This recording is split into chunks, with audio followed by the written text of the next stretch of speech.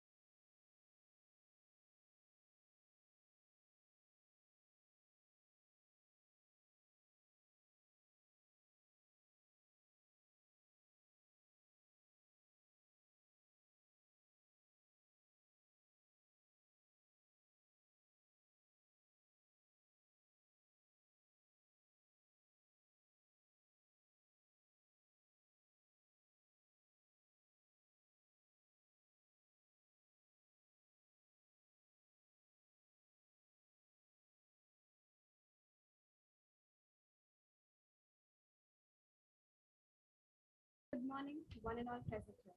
I extend my warm welcome to all. We will now start the event with a prayer sound by Madhumita from third year bioengineering.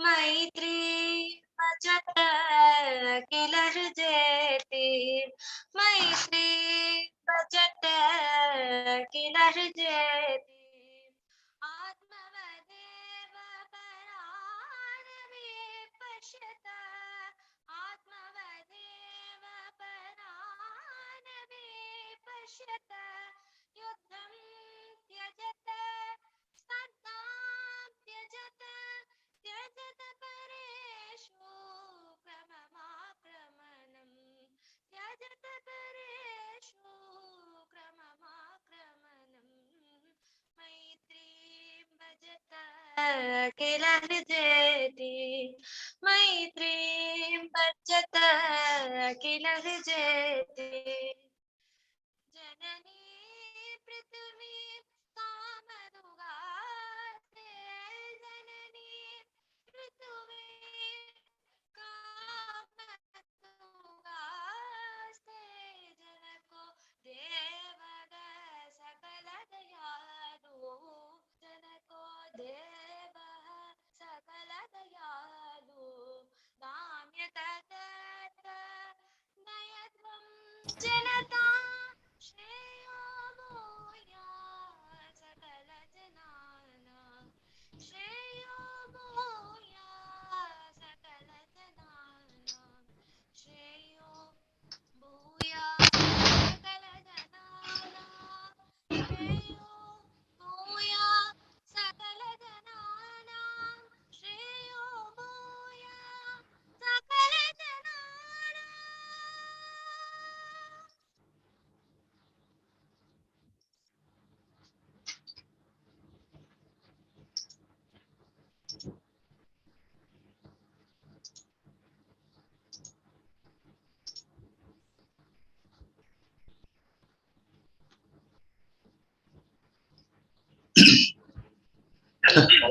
Hello. Thank you, Madhumita. This is a reminder for the ATRIUM concept.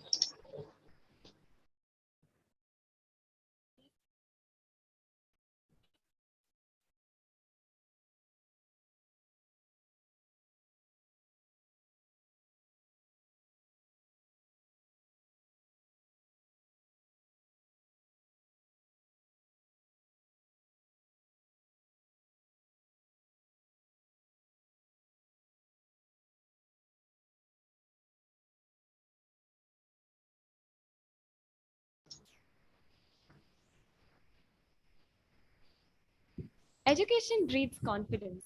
Confidence breeds hope. Hope breeds peace.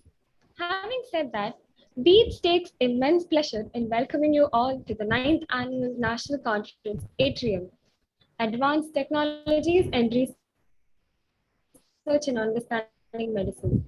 Beats, established in 2002, is the Student Association of BTech Bioengineering and Integrated of Shastra deemed to be University, Tanjavur.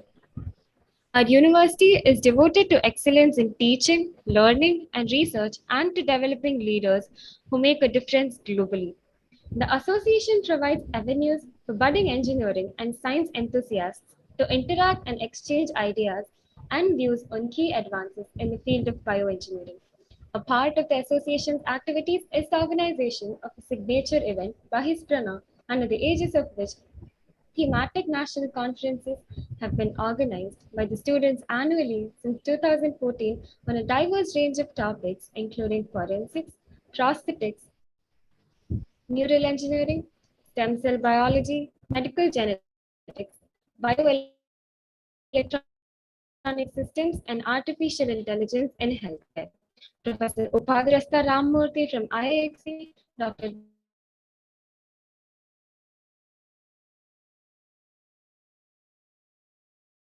Debulgan from University of Bangalore, Dr. Srinivas Rao from University of Hyderabad, Dr. Ramesh Chandra from University of Bangalore, Dr. Srinivas Rao from University of Hyderabad, Dr. Ramesh Chandra from University of Bangalore, and Dr. Srinivas Rao from University of Hyderabad are all present here today.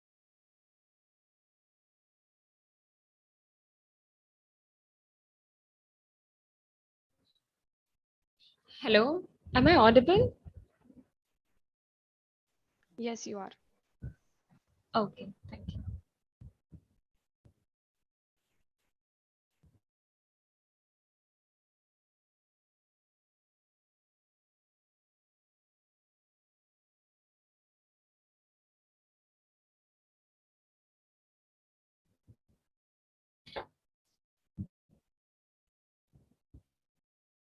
With this, we the bioengineers at Shastra extend a warm welcome to our esteemed guest speakers of the day, Dr. M. Raji Jaikumar, Mr. Vijay Vikram Samal, Ms. Abzar Shah, and Ms. Sangita S.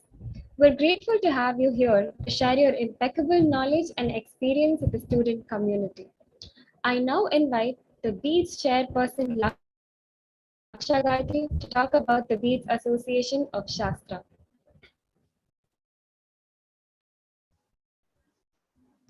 A very good morning to all of you here virtually. My warm welcome to the speakers and other delegates as well. I hope I'm audible.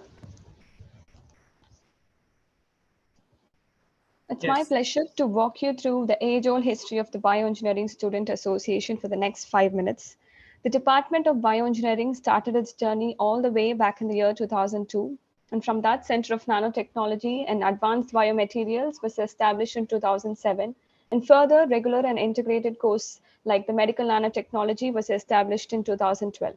So this is how it all began. The main aim of our department has always been to develop various skills beyond the one that we acquire within the four walls of our classroom.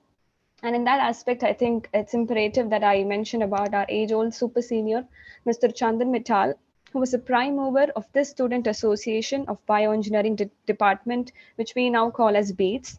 From having this association with just 10 members back in 2002, almost 20 years back, we have come a long way in making this event a huge success with almost more than 200 participants, active participants, of course, by surpassing various challenges and changes that have occurred over these years. Since then, our association has been very keen in actively organizing different technical forums or club activities, webinars, and conferences as part of our department activities. The national level conference has been conducted annually since 2014, wherein we invite speakers belonging to different domains to enlighten and stimulate different ideas of innovation in young minds, and also to shower in the importance of these fields in revolutionizing the healthcare industry. As mentioned earlier, we have been through different themes like the neural engineering, prosthetics, forensics, so on and so forth. And this time, our team came up with an interesting acronym called ATRIUM, which stands for Advanced Technologies and Research in Understanding Medicines.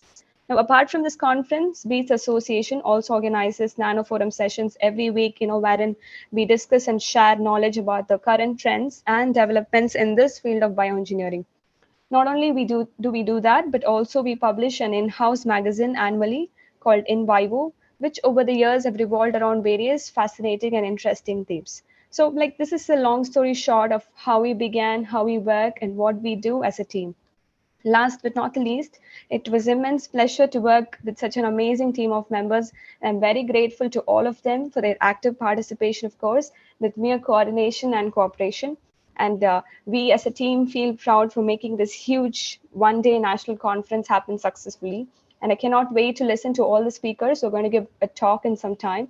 And with that happy note, here is my big warm welcome to all of you present here for this year's edition of our department's conference titled Atrium. Hope you all enjoyed. Thank you, everyone.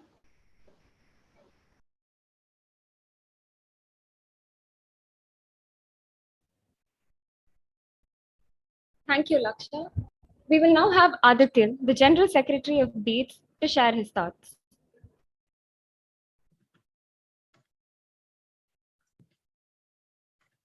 Good morning, everyone.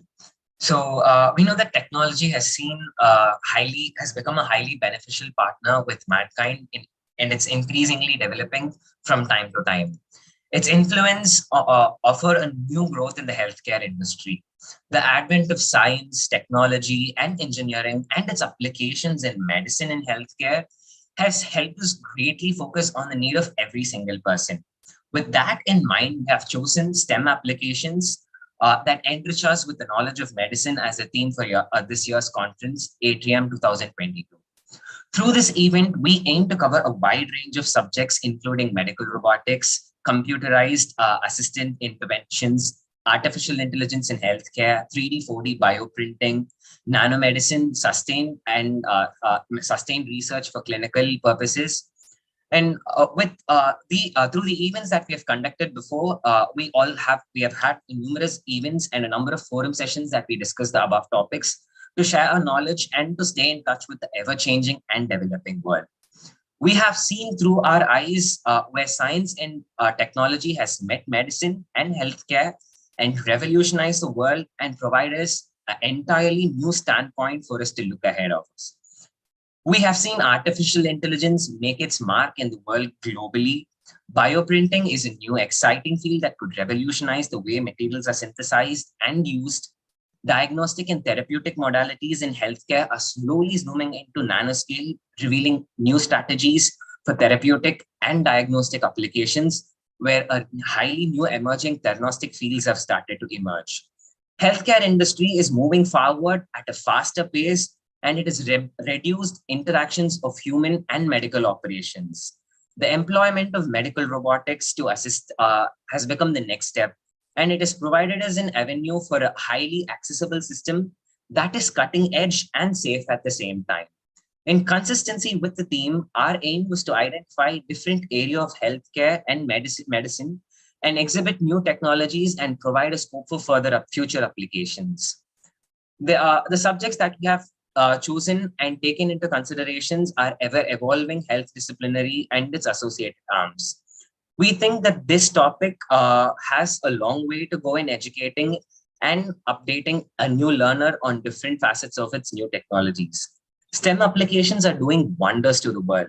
We have advanced tremendously from previous years, and researchers are still finding ways to improve the system.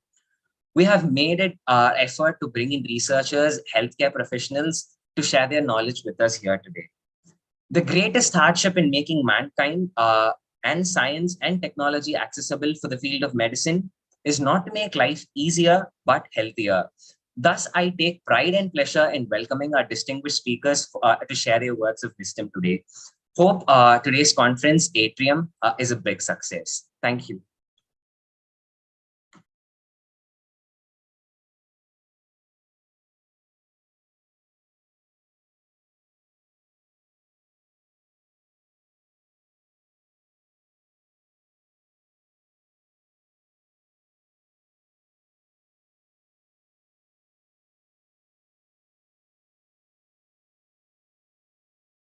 I now request Dr.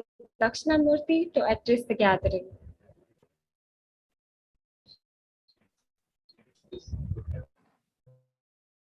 A very good morning to all of you.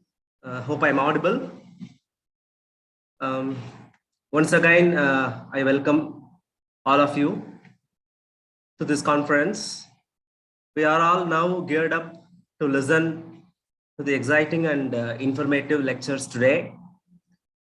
Advances in Technologies and Research in Understanding Medicine, ATRIUM.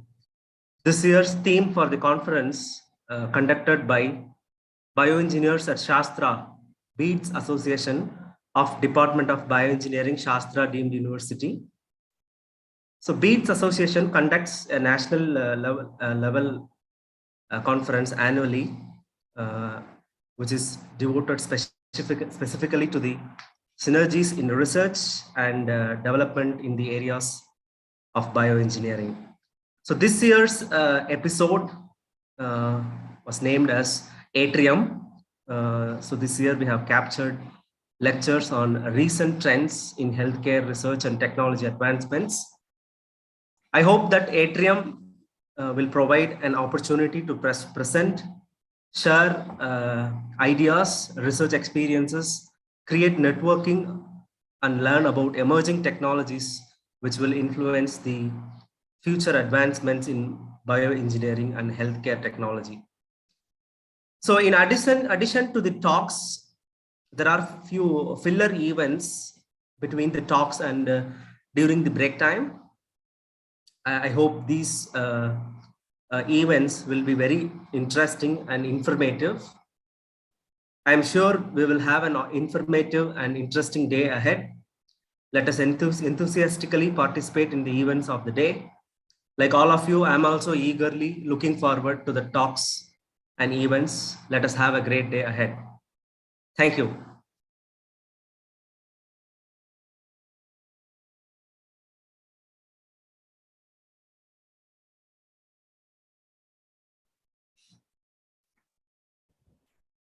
Thank you, sir. We will now have Dr. Chandramohan to share his thoughts.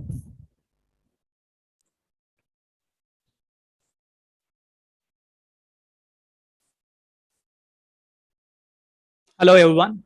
I hope I'm audible. Aishwarya, can you confirm, please?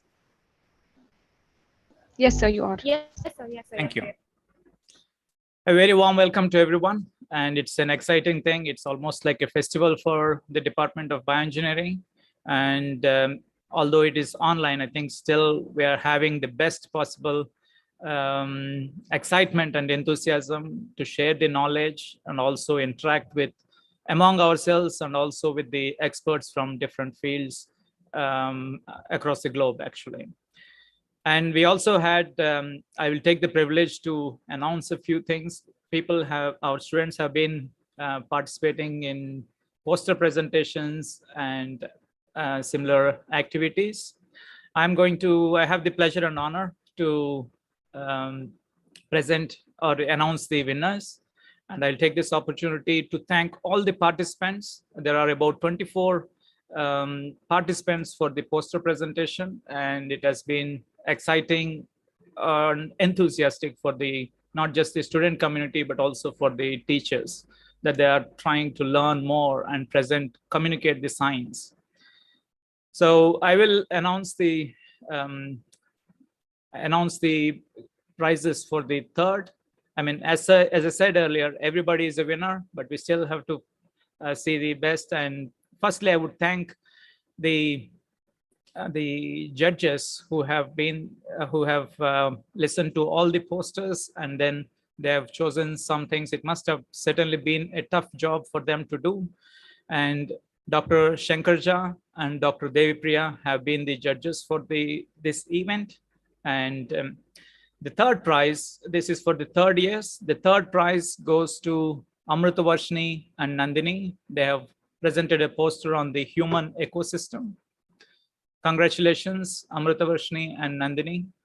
The second prize goes to Divina and Anita. This is on the 4D printing for therapeutic applications. I think we are also going to have a fantastic talk on 4D printing later. Congratulations, Divina and Anita. And the first prize goes to Manasi and Kiran for bio-inspired solution against locust swarm. Congratulations to all the winners, and congratulations to all the participants. The second year winners we will present later. Let's hold the excitement, and we'll continue with this conference enthusiastically. Thank you very much. Have a good day of knowledge and fun. Thank you.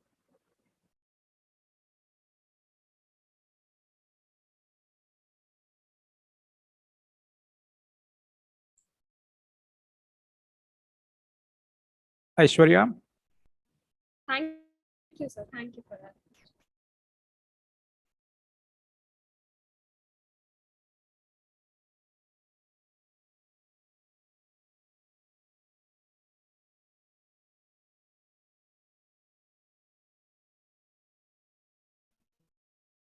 I now request Aditya Girish to take over the session.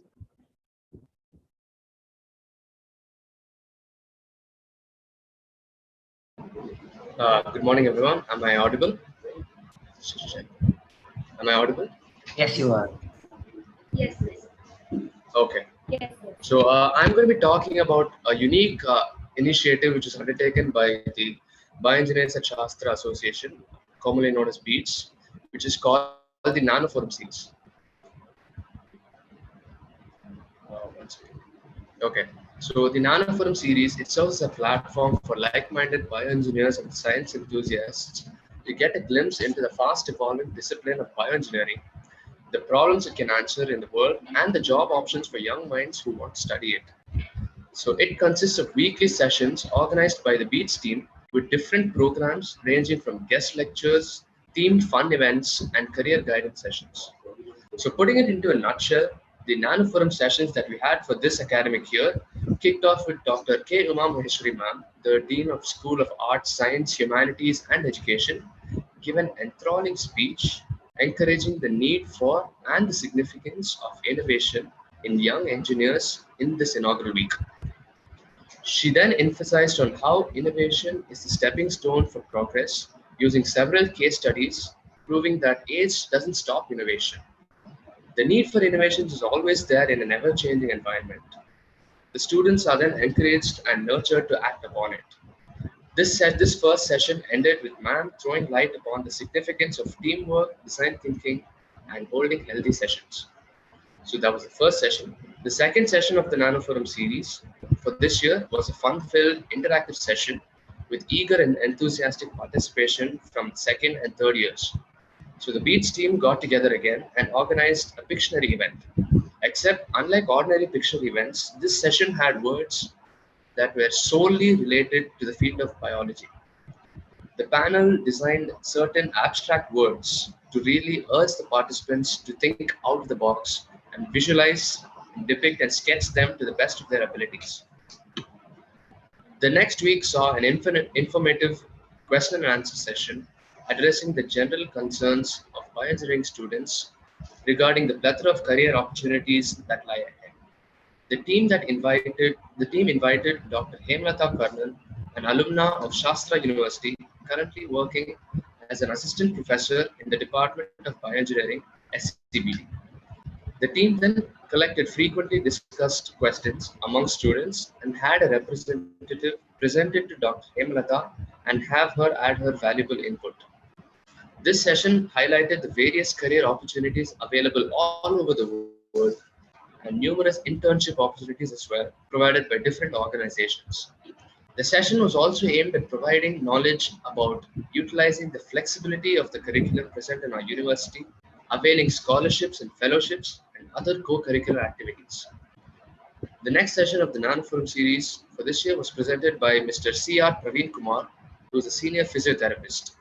He highlighted the importance and the need for biomedical instrumentation in physiotherapy for our engineers. The whole session emphasized on how engineers can contribute their idea and innovation towards physiotherapy. He also discussed some interesting techniques and future prospects on the field, which was inspirational for students to get to know that there is no end for innovation. The fifth session was conducted by Ms. Gopika, also an alumna of Shastra University. Ms. Gopika did her undergraduate in BTech in Bioengineering at Shastra and is currently pursuing an MS in Pharmaceutical Nanotechnology in the University of South Florida. This session had her share her experience and her journey, inspiring students to follow her example. It provided insights on how a university is chosen and how the desired course is applied for, especially for studying masters. The session gave a glimpse into the whole application process, writing SOPs and acquiring LORs on the road. It also provided and highlighted on how to give a solid profile as a student to the applying university. All in all, the Nanoforum session of the academic year 2021 to 22 can be highlighted as a deeply motivating, enlightening, and inspiring experience. We are sure that in the coming years, this initiative, which was started by the BEATS team, will reach newer and greater heights and continue to keep helping the students.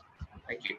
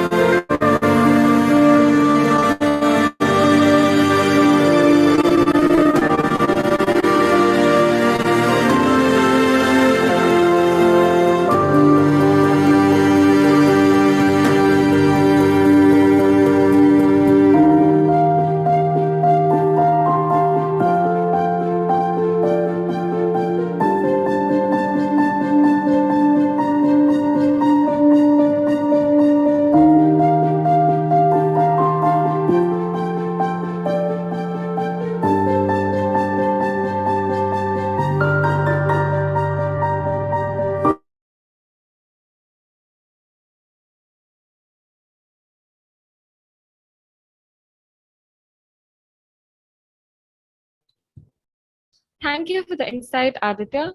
I now request Dr. Uma Maheshwari ma'am to address the gathering. Good morning, everyone. I welcome you on my humble behalf and also on behalf of the university to this ninth annual conference, which has been a tradition of the Bioengineering Association at Sastra.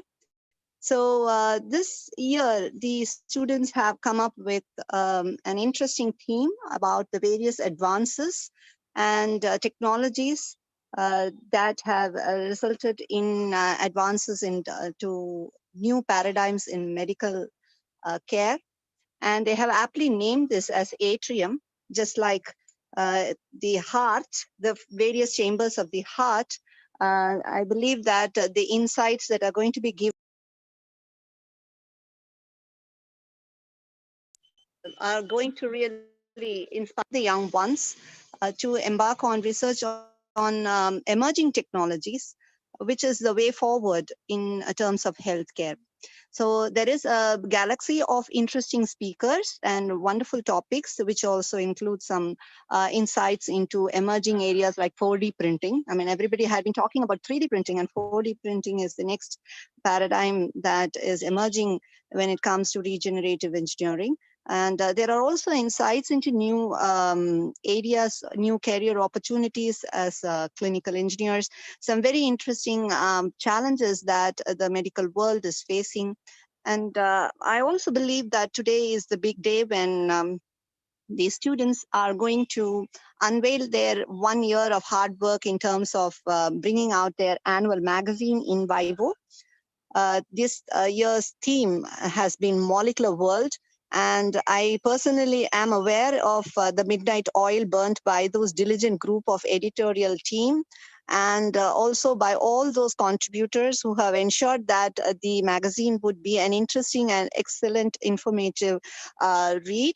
I'm positive that this is going to challenge us with new vistas where we would probably like to focus our attention in the next decade or so. The COVID pandemic had been a terrible time for the entire world, but one good thing that has emerged from COVID pandemic, which our students have aptly utilized, is the concept of online meetings, and they had successfully done the webinars, the entire virtual conference last year, which was amazing and very, very lauded and appreciated by everyone. And this year also, with the increasing number of cases, we felt that safety is paramount, and we decided that we will hold this conference on a virtual mode. Though virtual cannot be a substitute to one-to-one interactions, but we still would like to continue this tradition of having a forum, whether it is a virtual or whether it is in person, a forum for discussing latest advances. And that is why this year also this conference is being held on an online mode. But all credit to our young student organizers who have taken all the pains. They are some of them are doing their final semester projects. Some of them are actually involved in on face-to-face classes in the middle of all those examinations and a very tight academic schedule. They have actually done a sterling job, and my appreciation. As always, the bioengineers have shown what teamwork is all about and what single-minded focus and dedication is all about. Congratulations, team. And I look forward to a day filled with interactive discussions on various dimensions of advanced technologies and research in understanding medicine and in paving new venues for healthcare.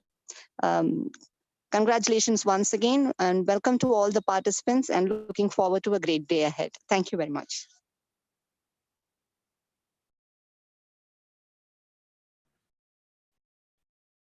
Thank you very much, ma'am.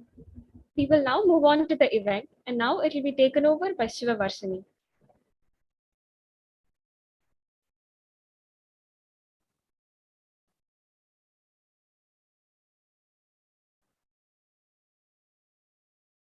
one and all present. I feel extremely privileged and honored. Welcome our first speaker, Dr. Radha Kumar, Assistant Professor, Department of Physiology, Andaman and Nicobar Islands Institute of Medical Sciences. Sir, I heartily welcome you to this session on behalf of the Beats Association. A respected speaker has been the advisory council member of Pure Action, which is a US-based yoga therapy company. He has made contributions in the medical field such as neurophysiology and cardiorespiratory physiology, to mention it. He has also received certificates from various organizations such as Christian Medical College, completing the advanced course in medical education, and from the Public Health Foundation of India for the certificate course in evidence-based diabetes management. He has won a Special Editorial Board Award from J. Psycho Psychotherapy, Child Psychology 2016, London, Bharat Vikas Award, Excellence in Yoga in 2017, National Award for Excellence in Medical Physiology, Yoga Indian Health Professional Award 2017, and National Award for Best Assistant Professor, Madurai.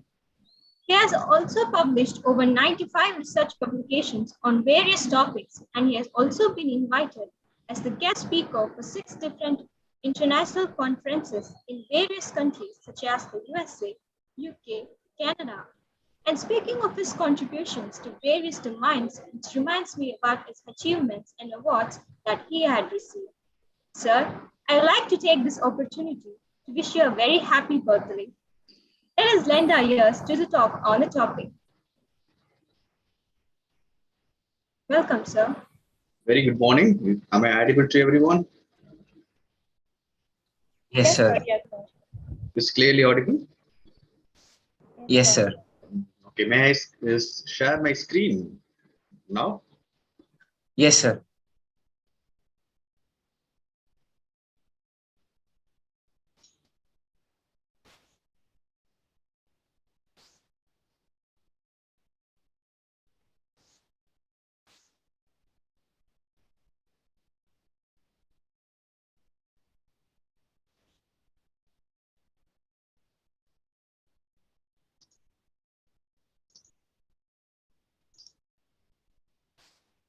Kindly check that everybody saw able to see my slides.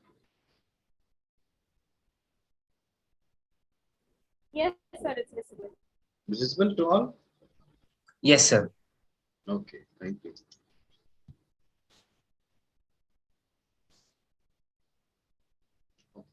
Shall we start? Is audible to everyone? Everyone is able to see my slides? Yes, sir. Everything. Any inconvenience, please type in chat box also. I will go through that. Okay. Fine. Yes, sir. Very good morning to one and all. I am very happy to be one part of this 9th annual national conference ATRIUM regarding advanced technologies research in understanding medicine. So first of all, I have to thank the organizing committee members for giving this great opportunity to deliver a lecture in this great day. For me, it's my birthday. Thank you for it. So we are going to the topic. So my topic is recent trends of healthcare research and technology advancement. This is my clinical neurophysiologist point of view.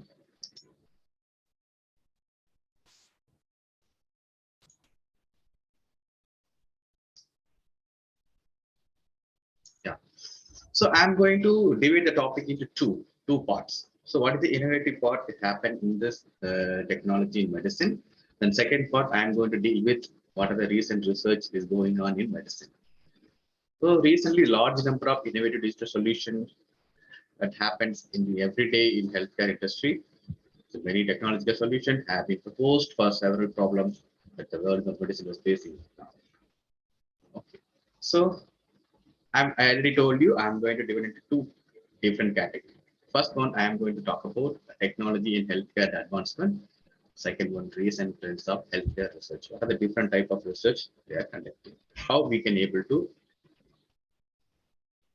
integrate with interdisciplinary and multidisciplinary research along with medicine and engineering.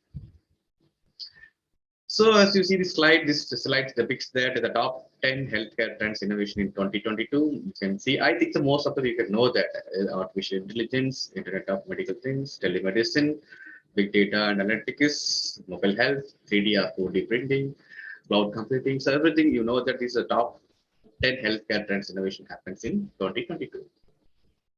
So apart from that, they given the weightage for some of the areas. You have seen this slide. Artificial intelligence, they got 18% importance. Then internet medical things 17. Telemedicine upcoming field is come 12%. The next one is big data analytics 11%. So apart from out of 10, these four are major category to increase their visibility. The first one I am going to talk about technology and healthcare advancement. So one more thing I will tell you, if you have any queries, please note down. At the end of the session, I am very happy to answer for your queries. Okay. Here the port player and the one frequently the power will go or come out. So that's why I'm a little bit go a little bit fast. In case if you're not able to understand, please let me know. Okay, fine. So first one, electronic health records and health information technology for economic and healthcare research. Mostly it depends on big data analytics. So we are having so huge number of data in healthcare industry, but we need to channelize how to study that, how to take the data and analyze it in proper way. So mostly we are having patient histories, complaints, treatments, then how we are going to diagnose, what are the modalities we are having, everything we have, but we need to analyze in proper way.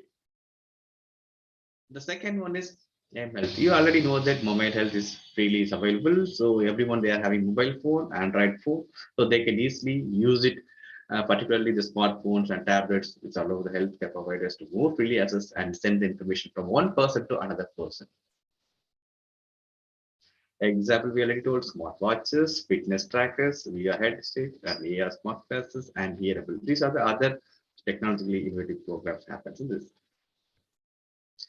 Now I am going to concentrate this particular one, this telemedicine and telehealth. So recently we are introducing this telemedicine and telehealth from our Andaman to other nearby islands. So we are having so many islands. So most of them they have less accessibility of internet and power supply. So that's why very remote areas, some patient they want to communicate or some junior doctors they want to communicate with a specialist. We are using telemedicine by WeChat, video chat. So I'm the in charge of telemedicine and IMSS Medical College, Port Player. So we are communicating with communication with the telemedicine, teleconsultation between Port Player and other medical institute in India like AIMS, JIPMER, and PG, Chandigarh, etc. The meanwhile, we are also communicating with the nearby islands, those who are having the difficulty to face the situation, how to treat, how to manage, that kind of things also we are managing.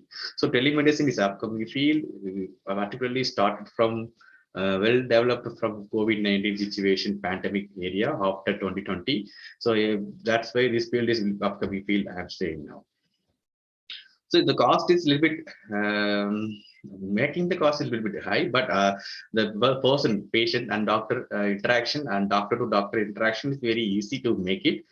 This is very important. Is going to apply in different areas. For example, you can consult with the doctors. You can make a teleconsultation with OPD patient. They can discuss with the particular doctor without coming to the hospital. Then so teleconsultation had that happen in the ICU also, intensive care unit. So any emergency problem, junior doctor they can able to communicate with others. Then mobile telemedicine also we can use it whenever you're going for remote area, villages. So that also you can able to make it.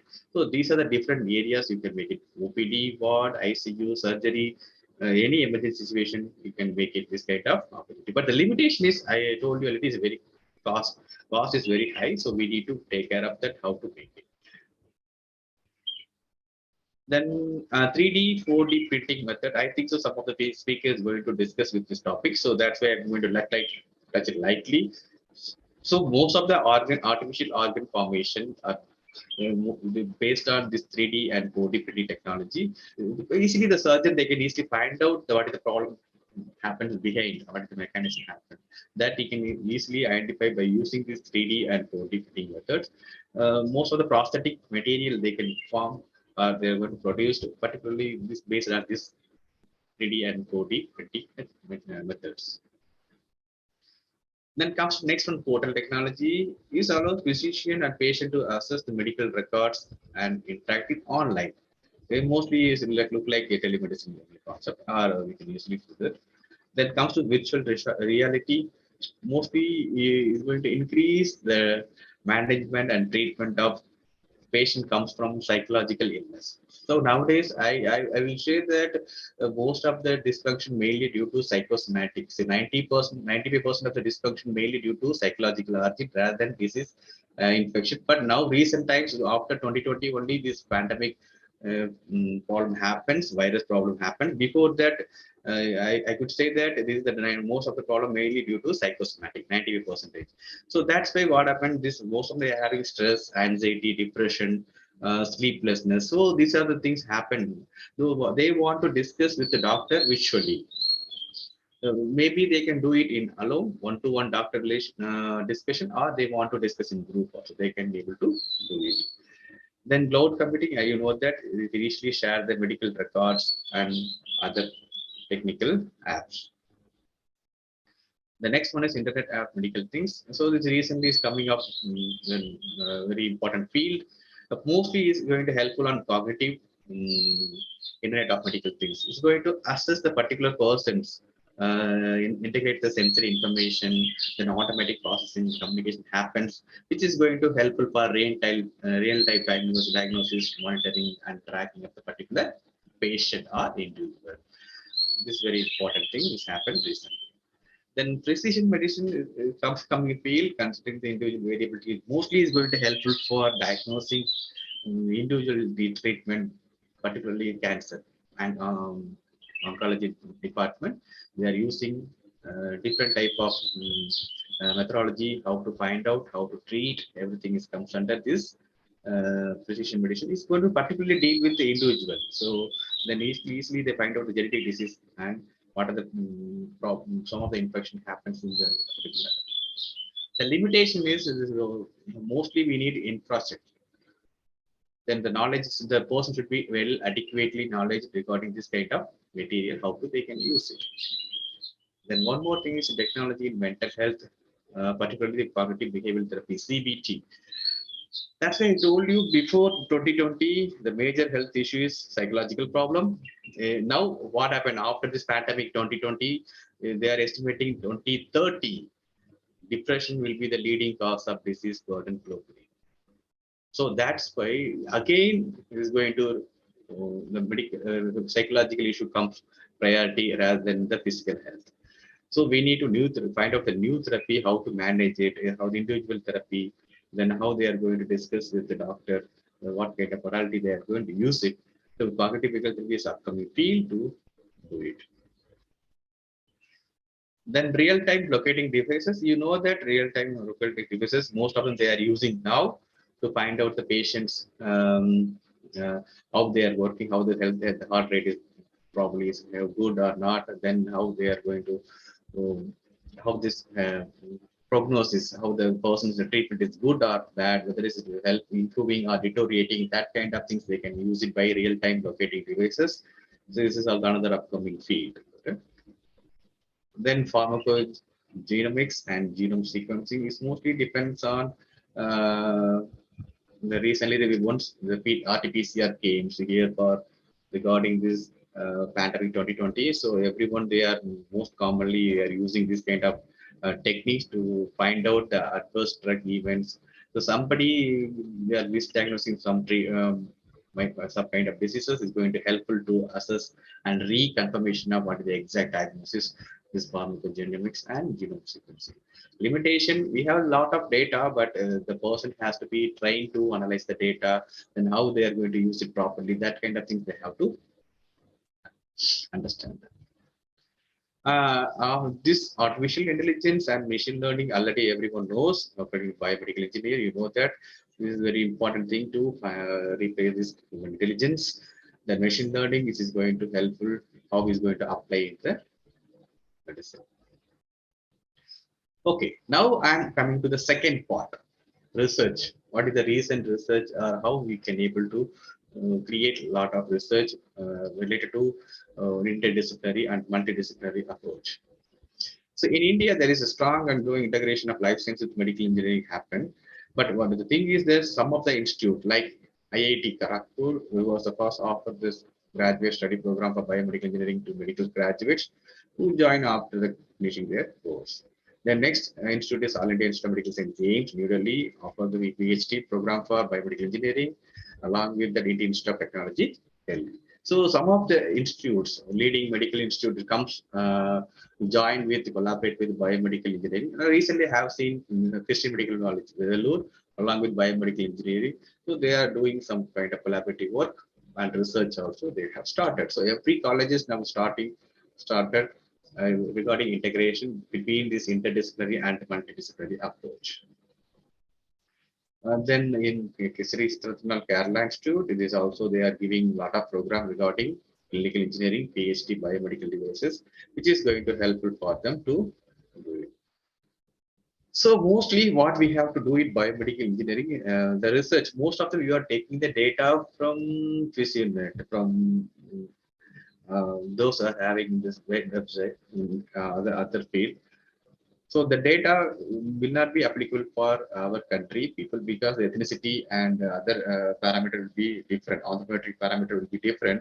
So whatever data you are acquiring from this VisionNet is not going to applicable for Indian population. Because Western country ethnicity and everything will be different, height, weight, BMI, everything will be different.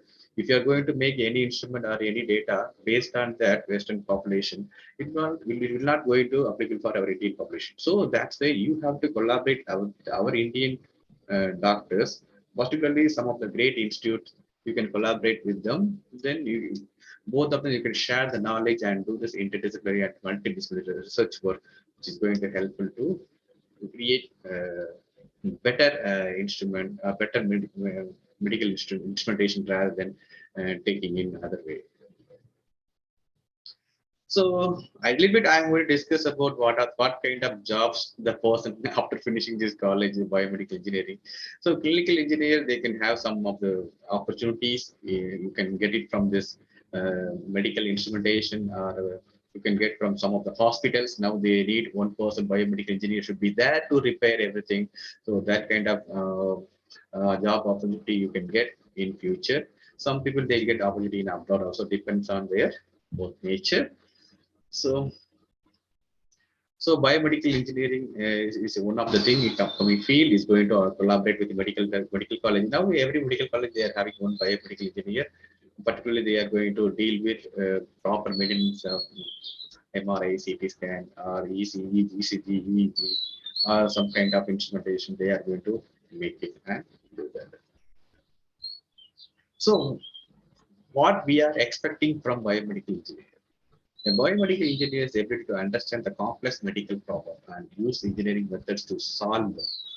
This often includes being the part of multidisciplinary team, which is include everyone in the part of the team.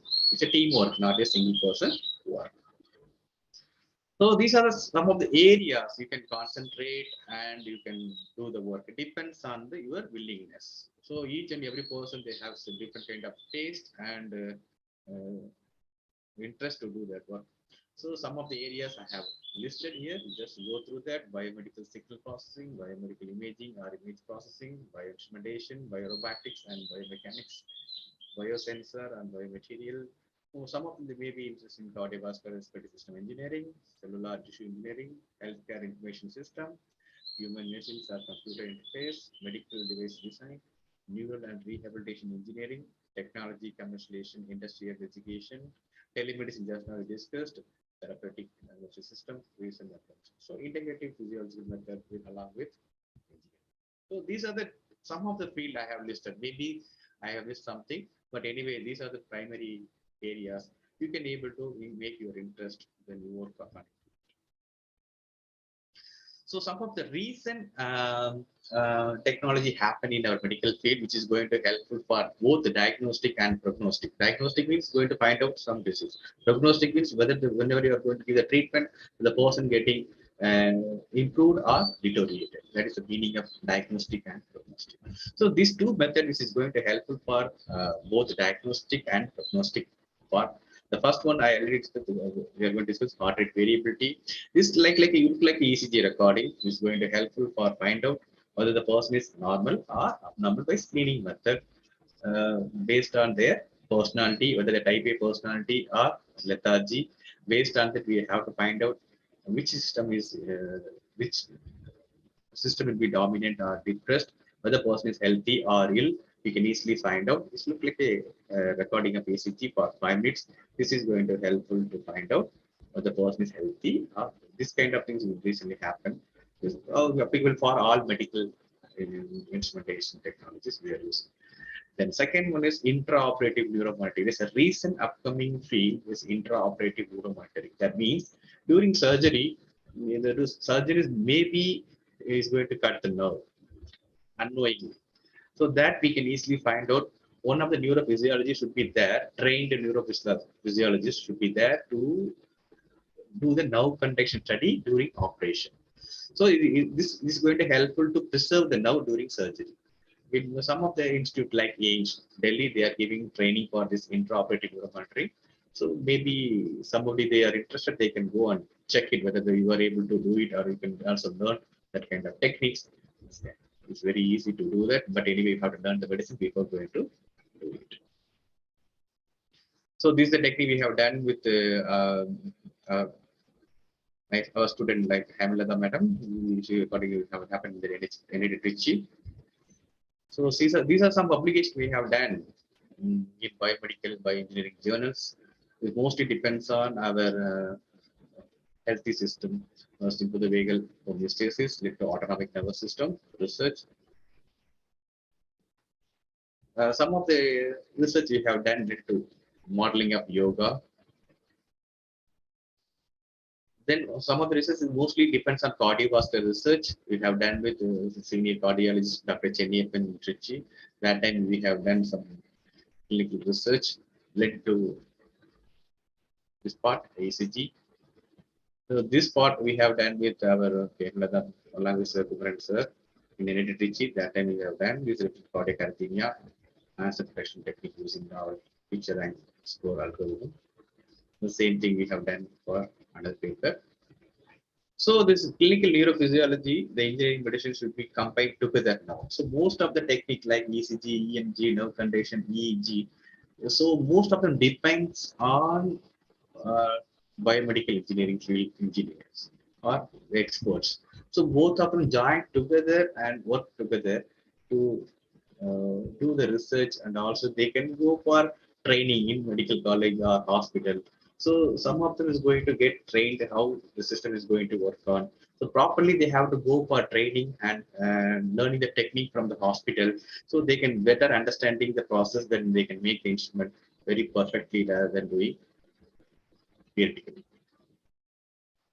So this is the one we have done along with CMC Vellore.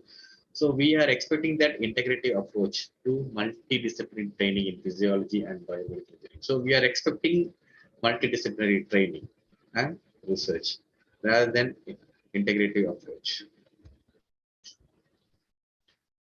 So mostly we are going to expecting from the biomedical engineers how to design, modeling, and analyze a biomedical innovation to develop creative solution for real world medical problems. So we are expecting that what is the thing is happen, what is the problem, how we are going to make the solution for that, along with doctors, along with biomedical engineer, how we are going to interact by doing interdisciplinary and multidisciplinary research to find out the solution for real world medical problem.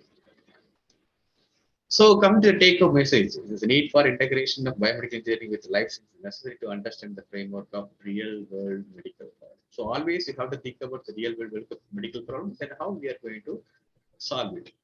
The focus the primary area which you like in biomedical. So they can choose it whichever they want.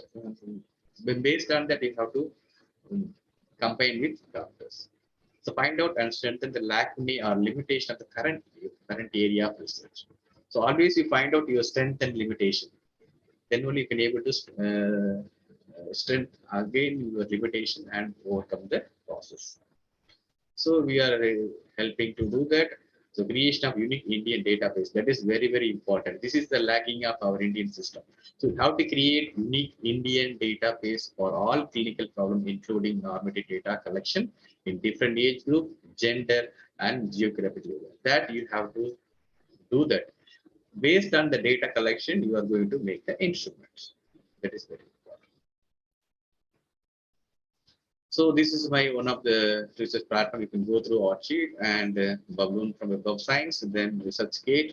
So if anybody you want to have any queries, any clarification, you feel free to contact me or email me to WhatsApp and also email. I'm very happy to help you everyone. Thank you for your opportunity. So if you have any queries and clarification, I'm very happy to answer for them. Thank you, Ananta.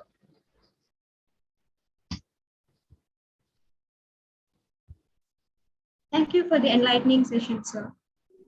Topics in technology in healthcare advancement, recent trends of healthcare research was enlightening. Your presence and wise words helped us magnify our cause in the best possible way, and I'm sure that inspired many people out there. We express our heartfelt gratitude for finding time for our conference in spite of your busy schedule. Thank you, sir. Welcome. Any queries, any clarifications to the participants? I'm very happy to answer for your queries. Friends, if there are any questions regarding this topic, please feel free to ask in the YouTube comments.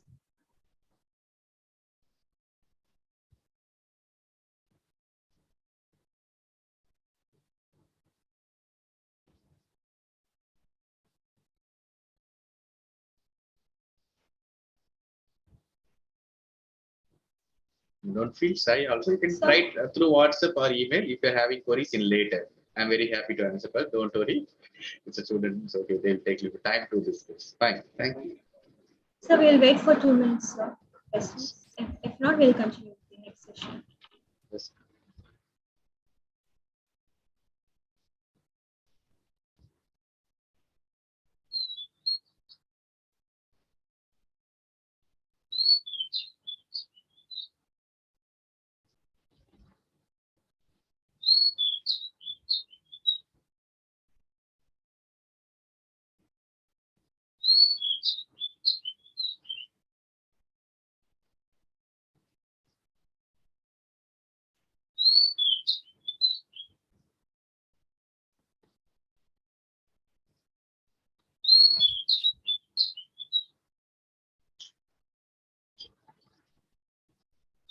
So don't worry, I will share these slides. You can have for future reference. If you need any queries, you can send to us. I will send this PowerPoint to the organizing committee. They can use it for future reference.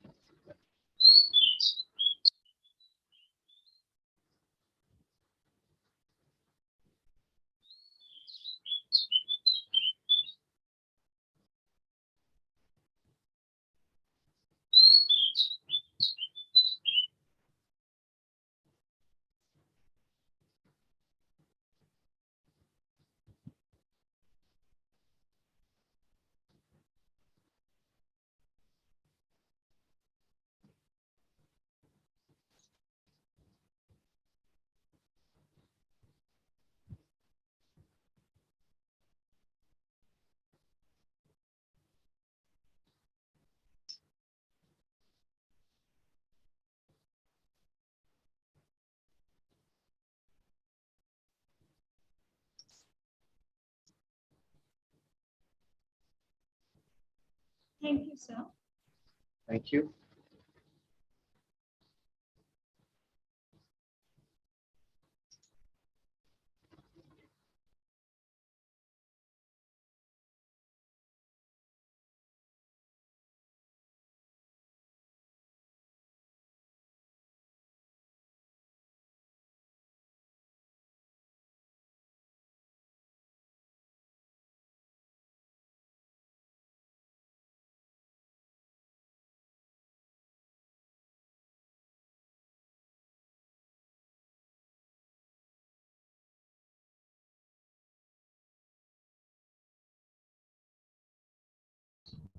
No. Okay, since we have no more questions, we will now move on with the session.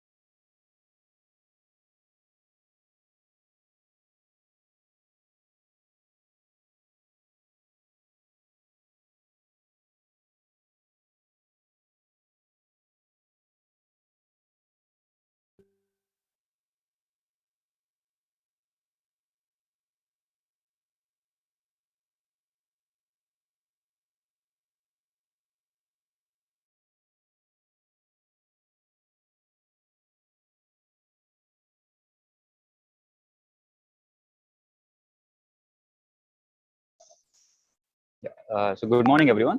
I hope all of you are safe and healthy, especially in these COVID times. Well, that reminds me, there are a lot of aspects in our lives which have been impacted hugely due to COVID lockdown period. And the most notable one among the list is obviously the reach of social media. It has gone up by a huge level. But you can ask why.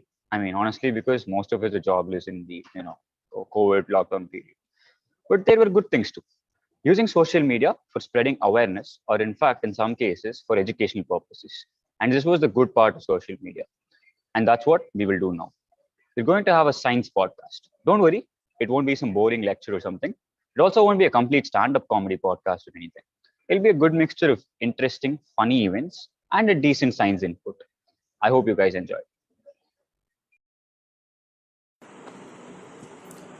Hello and welcome to the latest episode of the podcast series. I hope you're all doing well.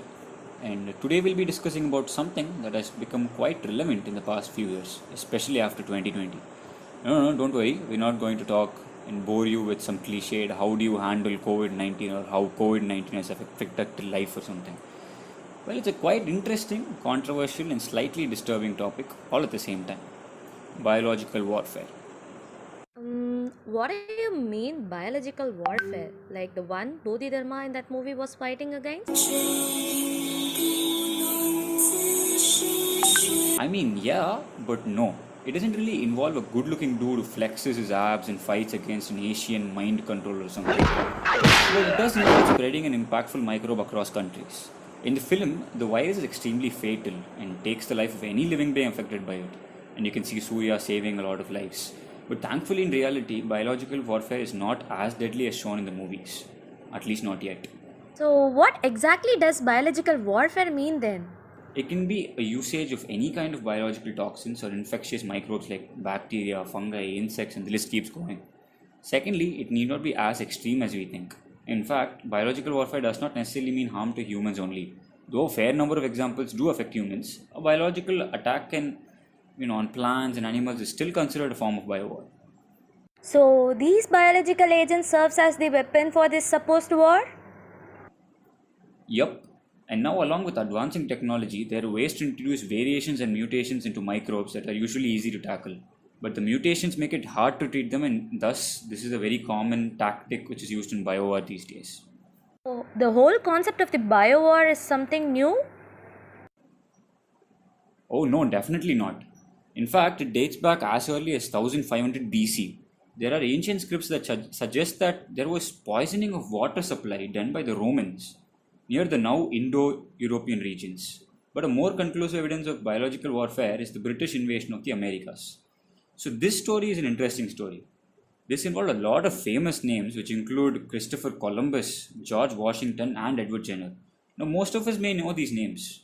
Christopher Columbus being the first to discover America, George Washington the first American president, and Edward Jenner the first person to find a proper vaccine.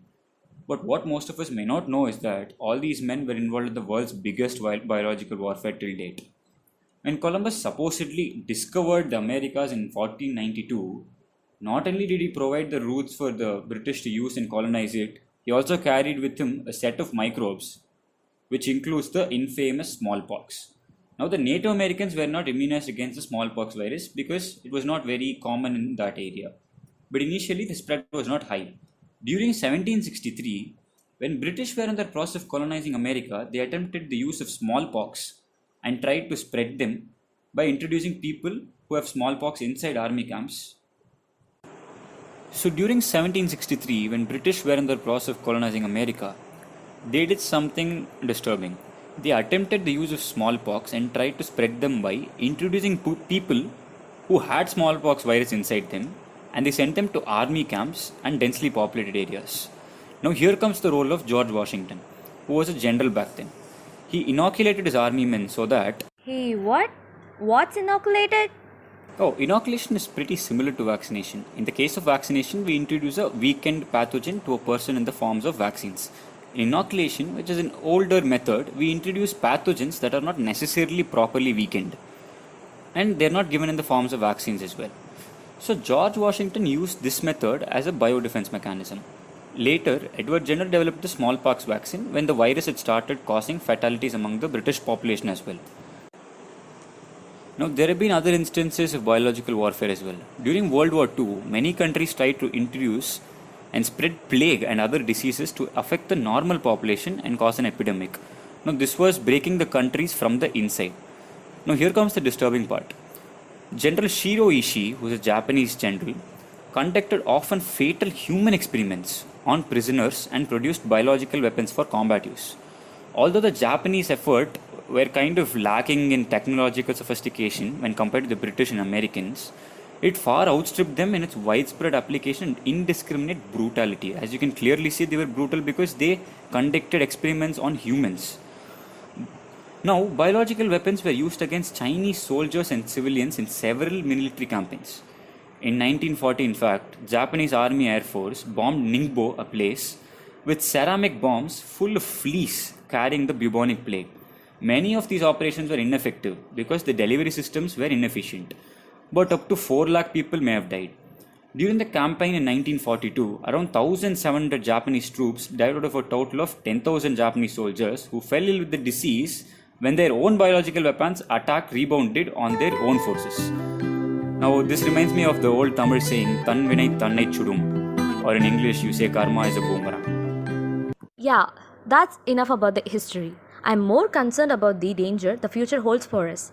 So, like you said, there are any advancements which actually make the whole biowar issue?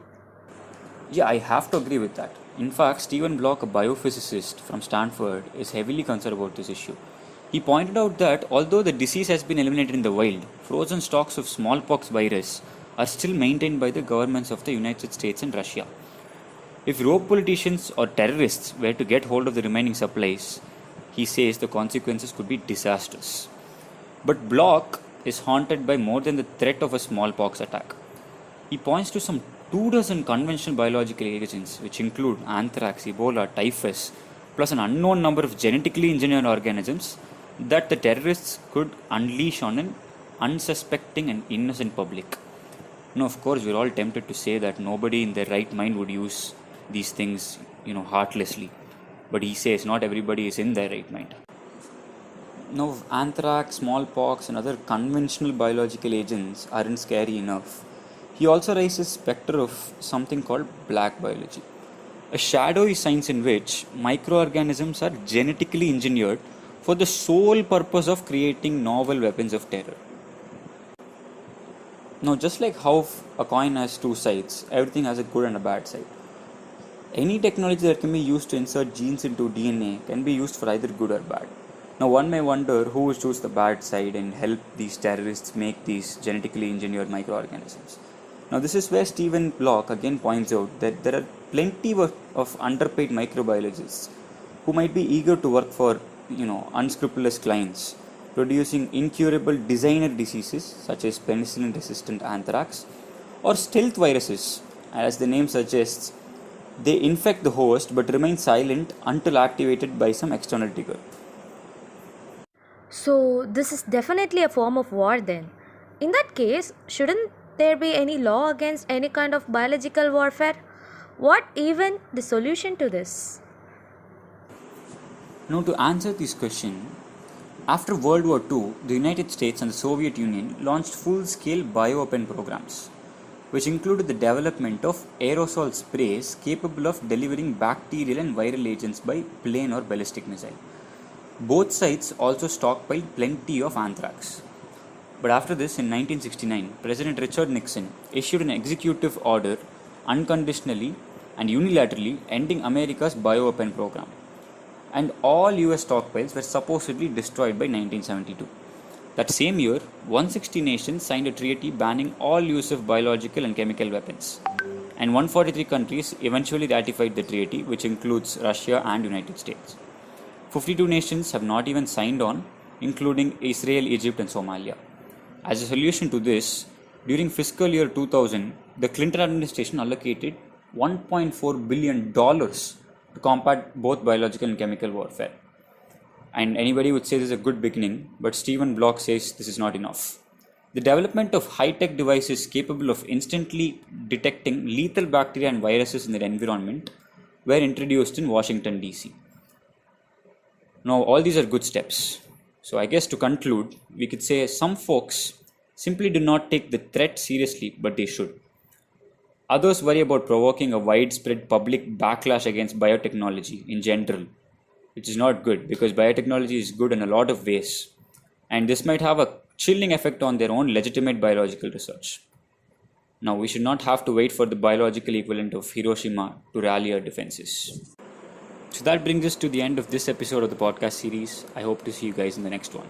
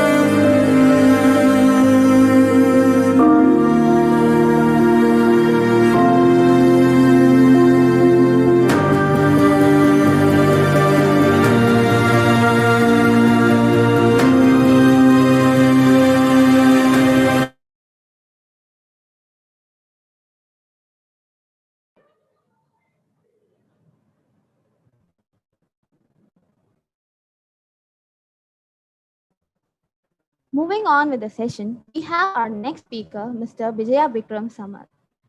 3D printing technology has existed for almost 30 years now. Yet another technology is arising. It is called 4D printing and it is coming straight from the future. How do we add fourth dimension to 3D printing? Yes, it is great pleasure for me to introduce our speaker, Mr. Vijaya Bikram Samal, who is going to talk to us about 4D printing technology. Mr. Vijaya Bikram Samal is presently a senior doctoral researcher at Direct Digital Manufacturing Lab, IIT Kharagpur. He has done his MTech in Manufacturing Systems Engineering from V. Surendra Sai University of Technology, Odisha. He has completed his BTech in Mechanical Engineering from Badrak Institute of Engineering and Technology under Biju Patnaik University of Technology, Odisha. He has been doing his research in this field for a field of 4D printing for the last 5 years, during which he has filed a patent, has got 4 publications, and has delivered a talk at an international conference. In 2018, he became the first person in the world to have created the strongest 4D printed part. He is considered the first person in India to have started research in the field of 4D printing technology. He received the Best Research Paper Award at an international conference in 2021. He was awarded by the Honorable Chief Minister of Odisha for his innovation in 2018. In the same year, he founded Freegen, which was a heat engine that can produce electricity from waste heat, which was selected as top startup idea by Startup India and got incubation award from IIT Bhubaneswar. Presently, he is developing a novel shape memory polymer composite for 4D printing, having applications in photonics and bone tissue engineering. It's an immense pleasure for me to invite you on behalf of Shastra University and BEATS for ATRIUM 2022. We welcome you, sir. Thank you. So I'll share my screen.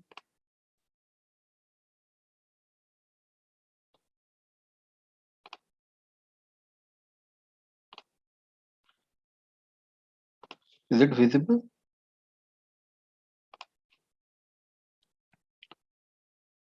Hello. Yes. Is my screen visible? Yes, sir. Yes, sir.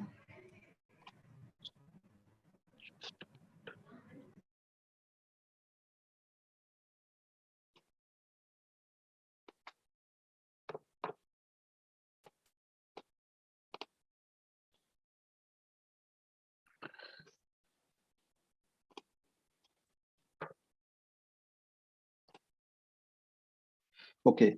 Good morning, everyone.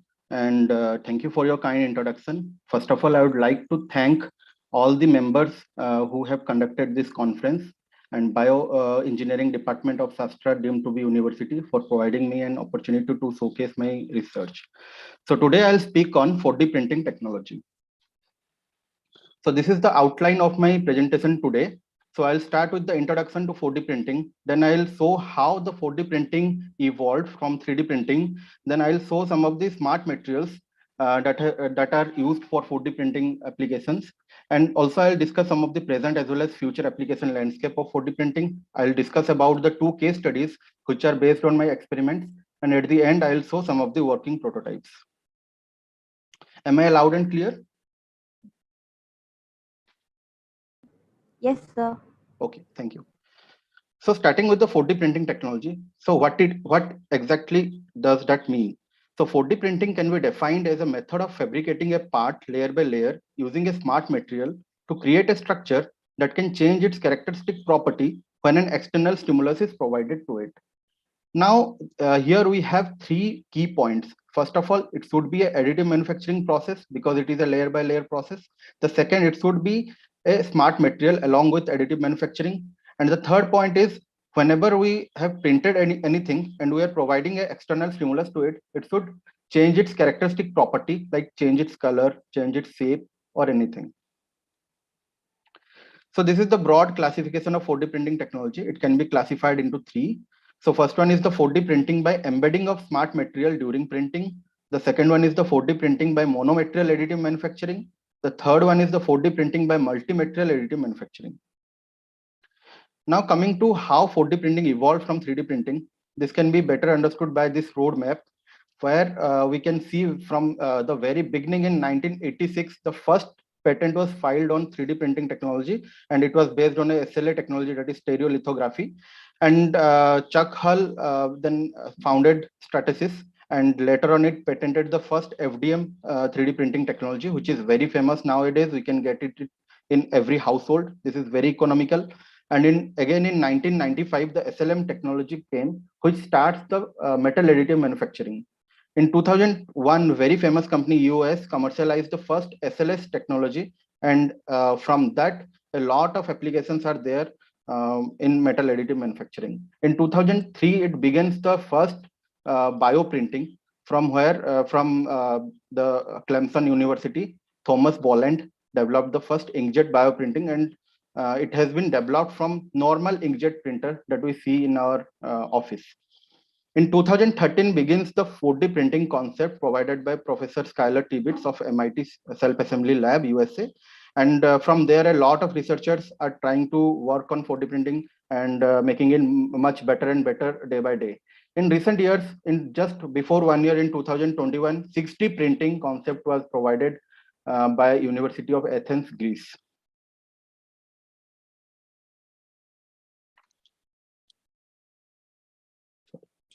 Just a minute.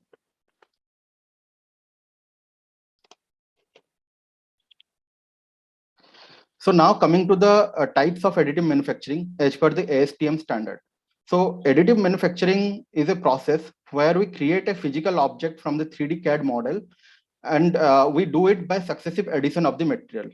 As per the ASTM standard, there are 7 types of additive manufacturing process. The first one is a wet photopolymerization. This is also called SLA, that is stereolithography. So here we have a liquid resin in a container, and we have the energy source that can be UV light or laser. And whenever the UV light or laser interacts with the liquid resin, there are photoinitiators, after which the chain reaction starts and it polymerizes one layer at a time. So when we combine it with many layers, then we get the final 3D printed part. Then comes the material extrusion. So sorry to interrupt, Yes. but a part of your screen is hidden because black. We can't really see the Okay. around the between the 4th and the 6th diagram. There is a black patch. 4th and 6th diagram. Okay. The direct energy deposition and the sheet lamination. There's a this it's still there. Though there is a black patch which is hiding a part of the screen. Just a minute.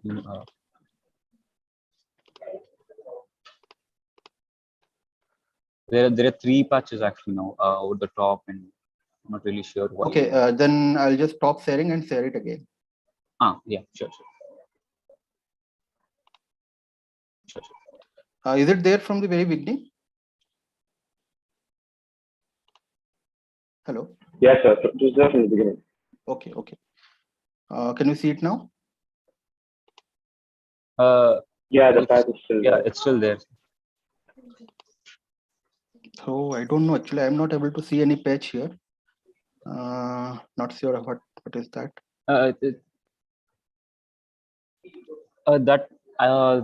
Is there any zoom widget or something that's present there? So could be that. No. That is not present. I have already done that. Okay, I'll just share the complete screen. Let's see. Yes, it's perfect. It works now. Okay. That's good. Yeah, thank you. So can I start from here or? Yes, sir. Yes, you can start from here. Okay. Yeah.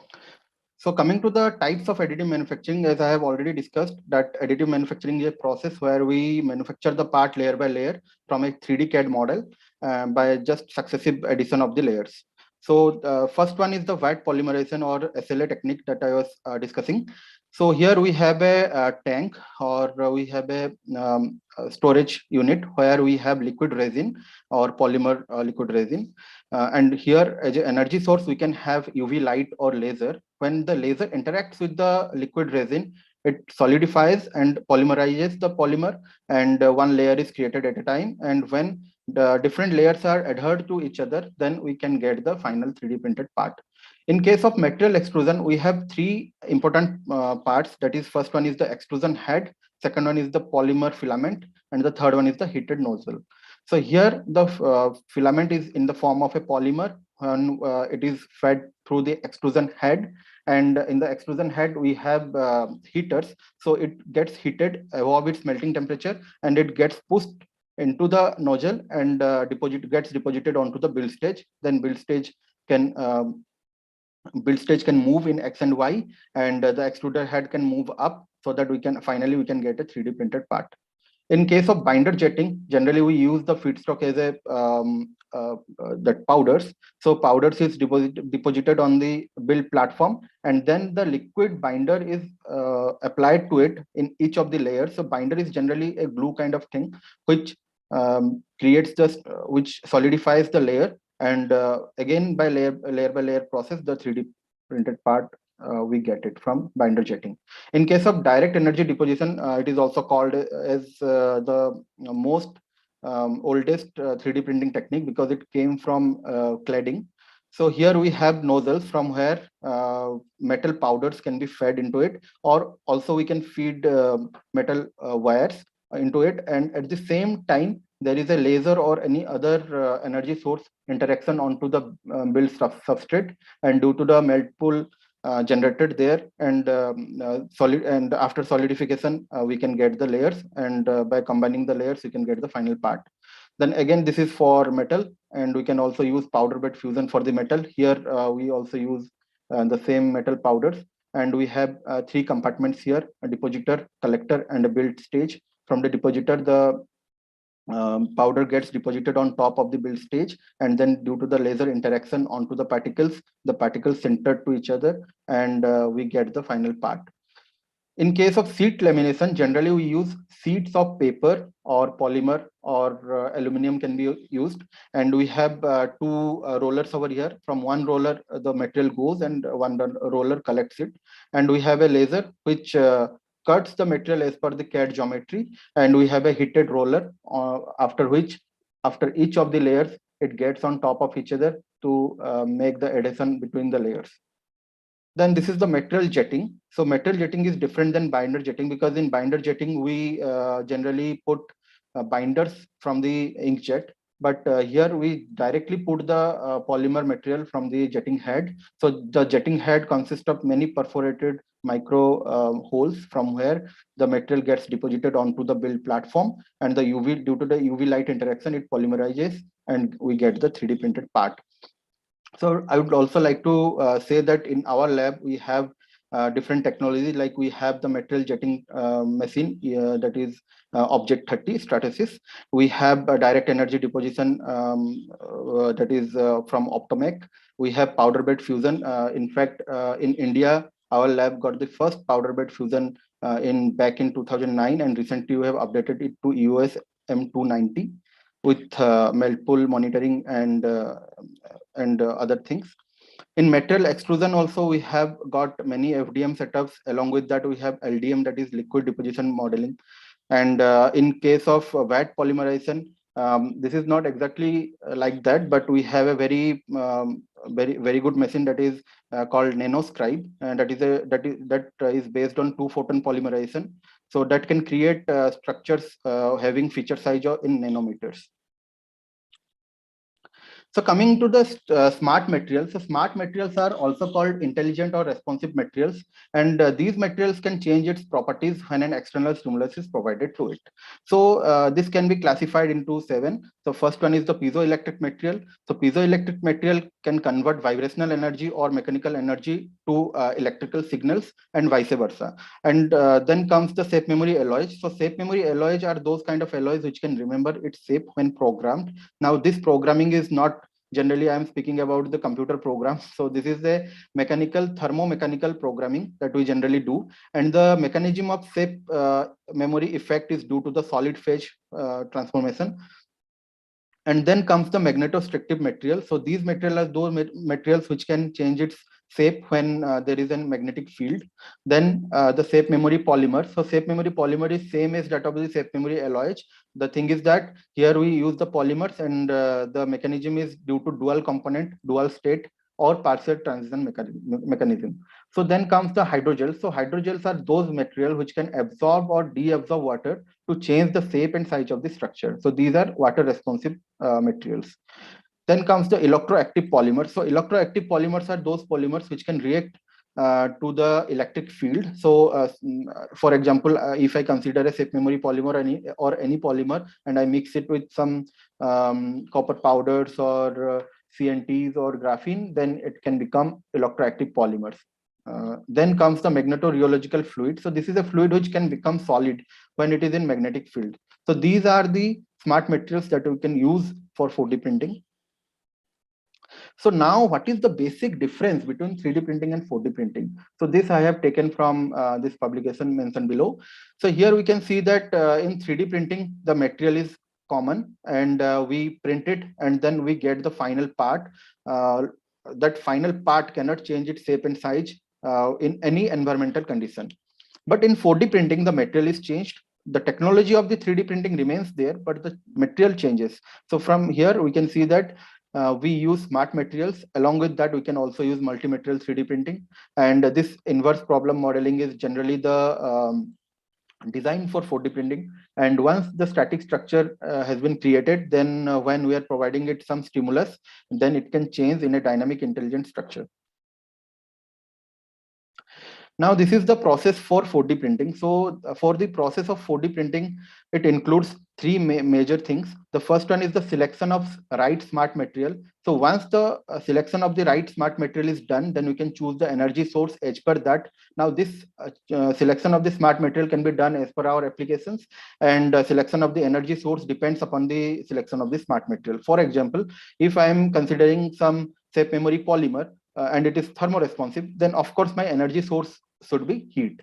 Now these energy sources, we generally use the passive energy sources like heat, pressure, temperature, pH change, anything like that. And the third major thing is the precise positioning. So this precise positioning is the design for 4D printing. So this design for 4D printing, we have to think what will be the shape after morphing or after changing, so that we can design it beforehand and we can create some hinges or we can create some angles, so that after the morphing can be after the morphing, the geometry can be changed. Now coming to the application landscape of 4D printing technology. So here we can see there is a lot of applications for this technology in all the fields of science, engineering, and technology.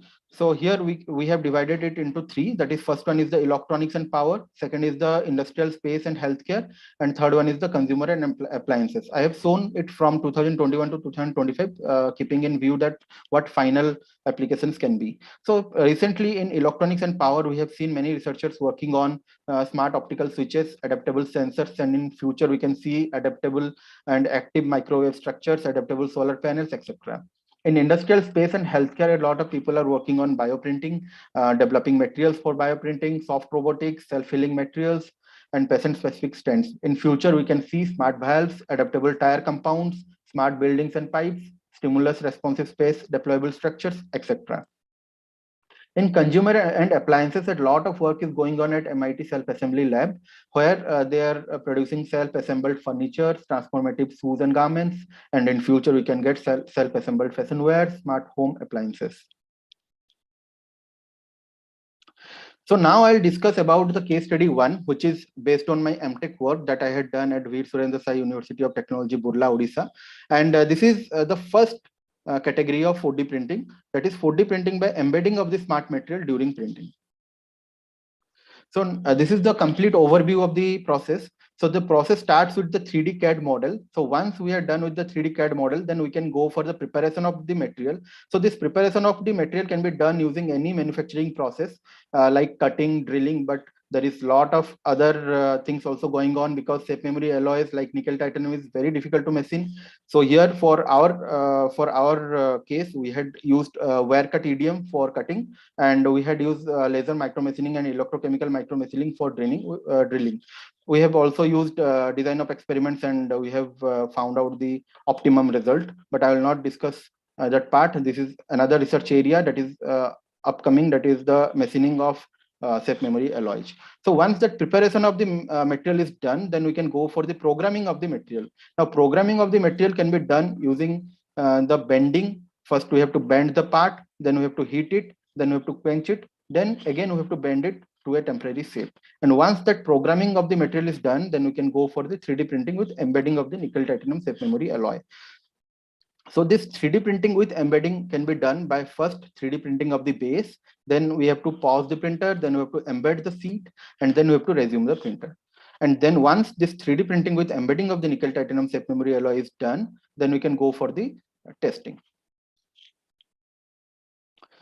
So for this part of the research, I have used nickel titanium alloy, and that is a smart metal. We had done a electrodispersive spectroscopy to find out the exact composition. So we have found out that it is nickel was around 43% and titanium 56%. So this is the design for 4D printing. So here I have focused my output prototype as two. The first one is a 3D model of an origami, and the second one is a 3-jaw gripper design. Keeping in mind that this origami cube I have printed and created to just show that what is the capability of the 4D printing with embedding of the safe memory alloy. And this 3-jaw gripper design I had created to so that we can use it to grab something from the hot water without using any motor or actuators. So here we can see we have considered a lot of design parameters. Like here we had considered a chamfering of 45 degree because keeping in mind that our output is to create a structure that is perfectly 90 degree. So this is the programming strategy for safe memory alloy. So programming is a process where we train the material to behave in a way that we want. Like we are training it to bend it whenever an actuation temperature is provided to it. So first of all, for that we have to bend the sheet, we have to fix it in a fixture, then we have to heat it above the transition temperature of the material, then we have to quench it in the room temperature water. And once that is done, now the material has remembered its shape, that it has to change to that programmed shape whenever I am providing a triggering temperature. This is the whole process of the embedding during printing. So first of all, we have to print the base. Then after that, we can pause the printer, and then we have to embed the safe memory material in between like this, and then we have to resume the printer. And then once it is completed, we can stop the printer. Here I have used a FDM setup, that is Ultimaker 3.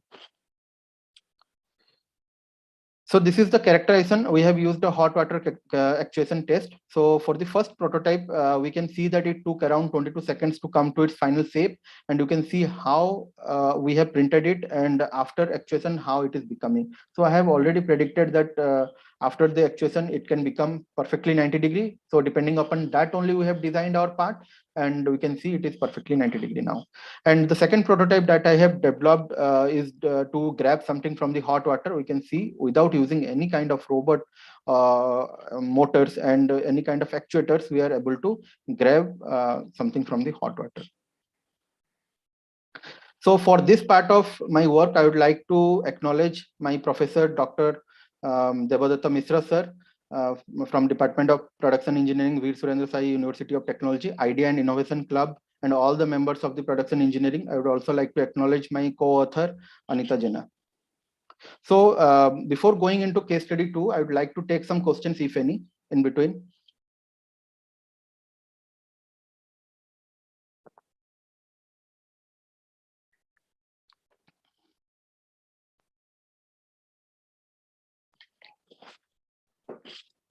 Sir, I have a question, sir.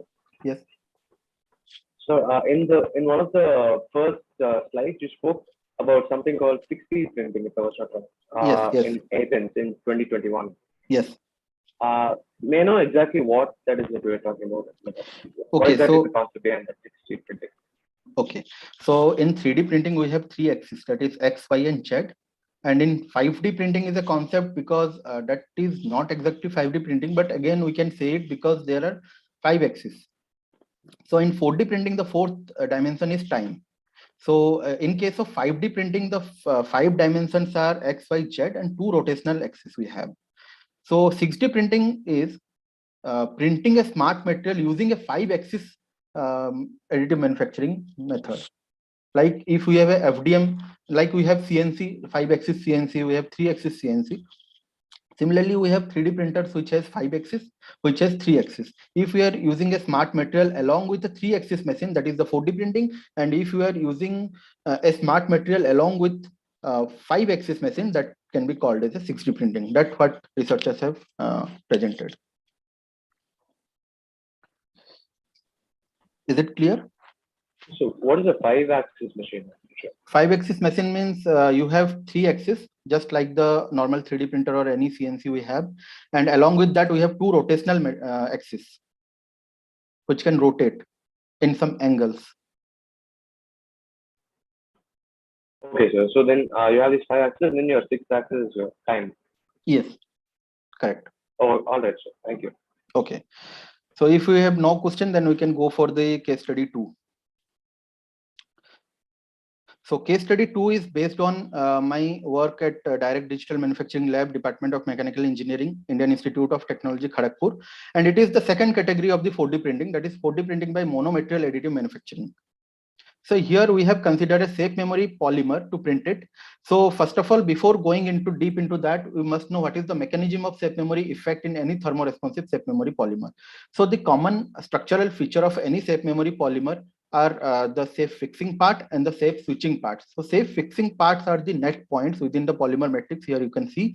So these are responsible for the dimensional stability of the material during deformation.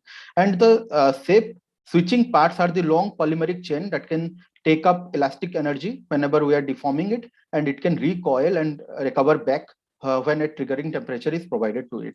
So that is the mechanism of safe memory effect in any thermoresponsive safe memory polymer.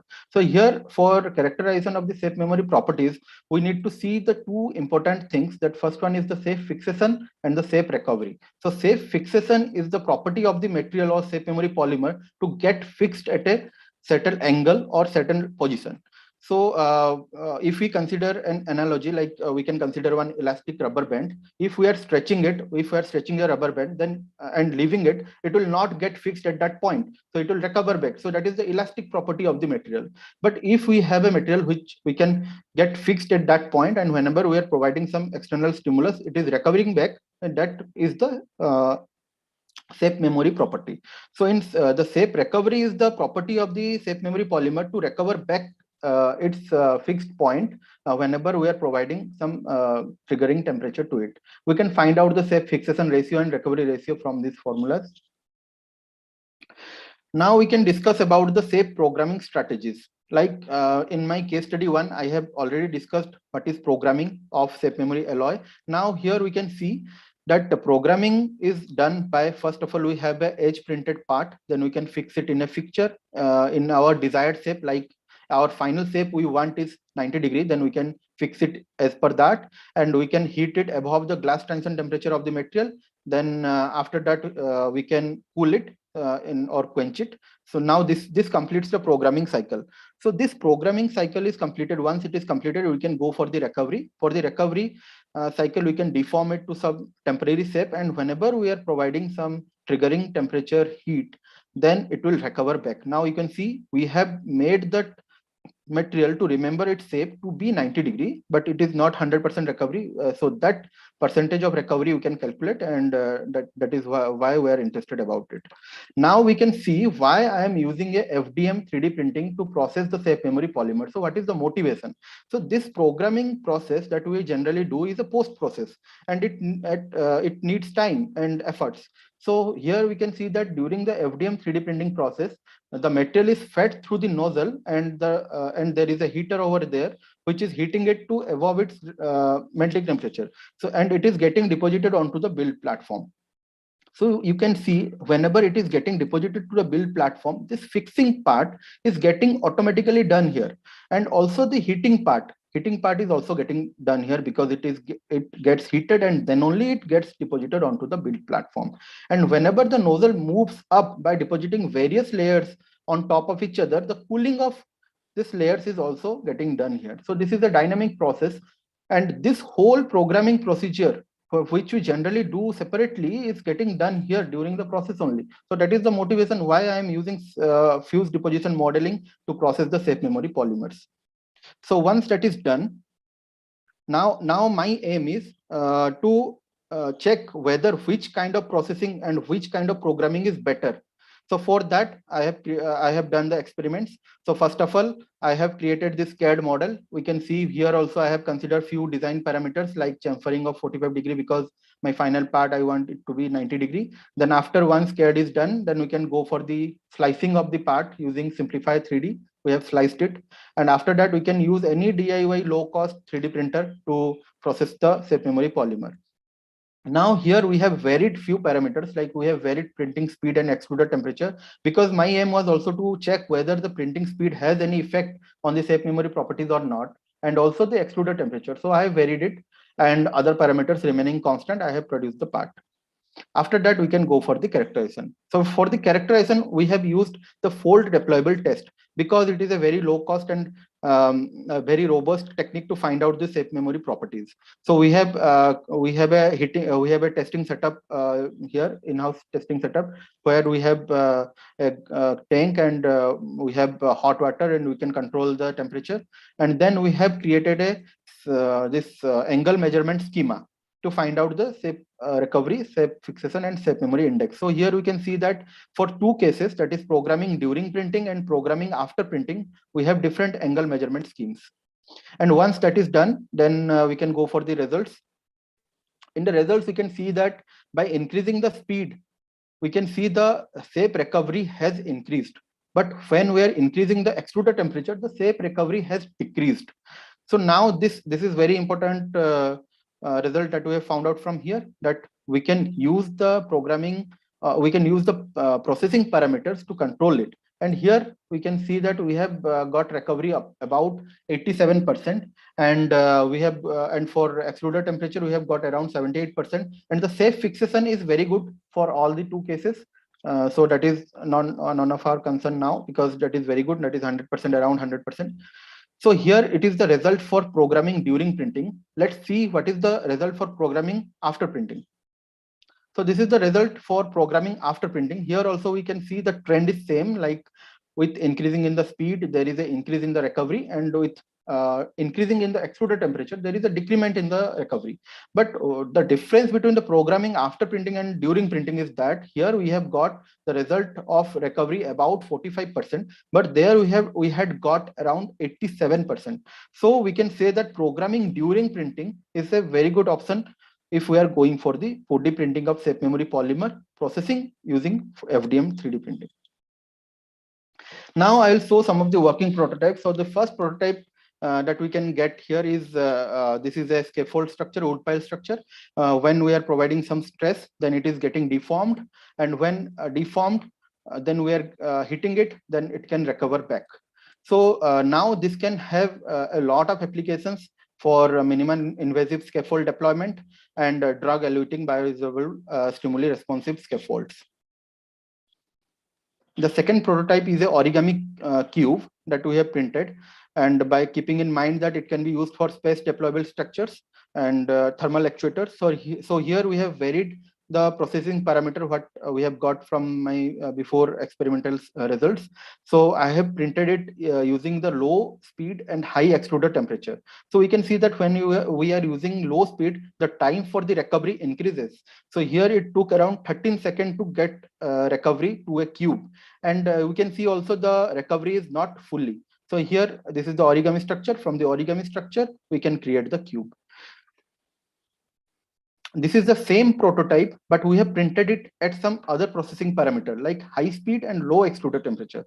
When we are printing it at high speed and low extruder temperature, we can see the same part has taken only 2 seconds to recover, and it is also fully recovery. So from this we can conclude that by using the FDM 3D printing process, we can create a lot of 4D printed structures, actuating joints. We can create a lot of structures we can create.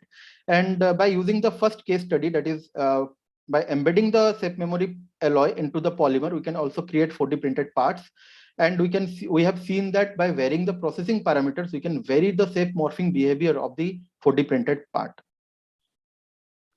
So I would like to acknowledge my present supervisor, Professor C.S. Kumar sir, from Department of Mechanical Engineering, Indian Institute of Technology, Kharagpur, and my co-supervisor, Dr. Sailendra Kumar Vasne sir, from Electronics and Electrical Communication Engineering. I would also like to thank all the members of Direct Digital Manufacturing Lab at Mechanical Department, Indian Institute of Technology.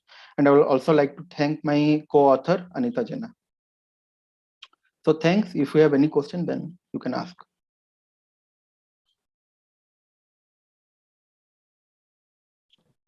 Guys, if you have any questions.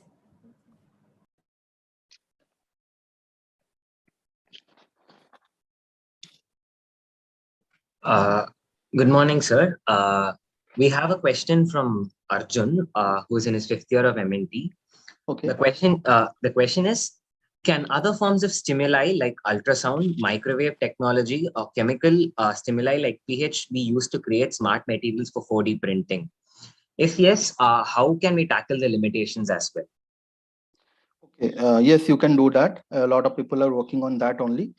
The limitations are controlling the morphing behavior. Presently, I am also facing the same challenges. So that is what I am trying to solve it. So the main challenge is how you can predict the morphing behavior beforehand and how you can control it during the process, so that you can get a controlled mechanism. If you are using for space deployment, if you are using for biomedical applications, you need to have the control on the safe morphing behavior. So that controlling is the recent challenge which a lot of people are working on it. Thank you, sir. If you have further questions, please send your questions to the student coordinator. The contact details are available in the poster.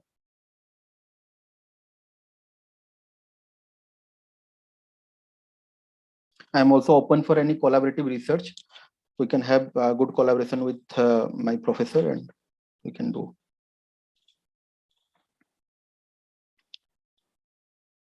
Hello.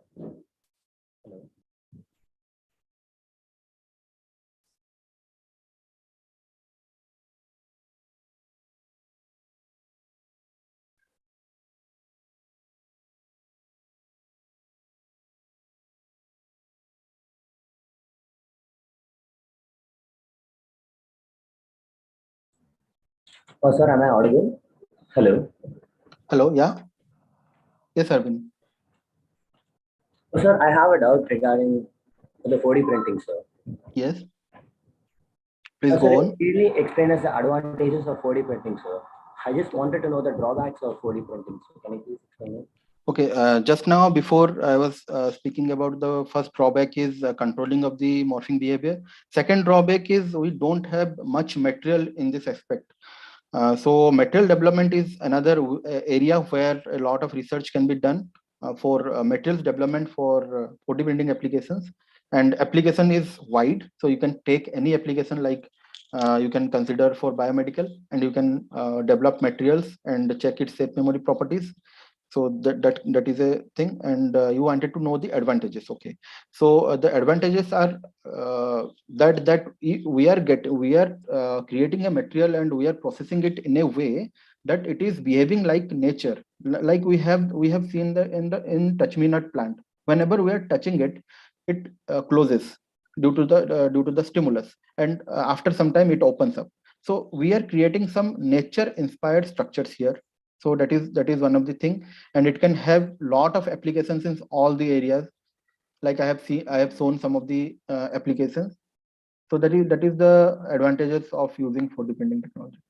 Easy to use, and it is also economical. If you are processing any safe memory polymer, thermoresponsive safe memory polymer using FDM, then I think cost is very less. Okay, thank you, sir. Thank you.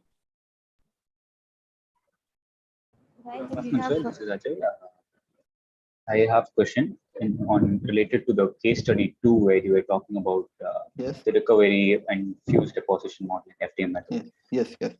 So in that, it was mentioned that so temperature, the extrude temperature, as it increases, the recovery actually becomes slower, right? Yes. And in the case of speed, as speed increases, the recovery in fact was faster.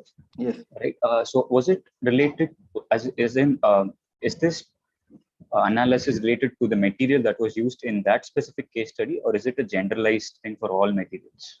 No, it is presently we have used only one material, so you can means different studies are there, but not much. But it is generally due to the pre-strain. It is generally due to the pre-strain that is getting stored during the processing of the material. So when we are increasing the extruder speed, so of course we are removing some of the thermal stresses out of it, and due to the thermal strain only the morphing behavior of the thermoplastic material is getting done here. So that is the pre-strain due to which it is getting done here. So if we are increasing the speed, of course the polymer material is getting stretched a lot. So the pre-strain value is more. So that is why the recovery is more. Okay, so this logic should work for most of the materials, right? It's not Thermoplastic specific to material, yes. Okay, okay. And it should be a safe memory polymer.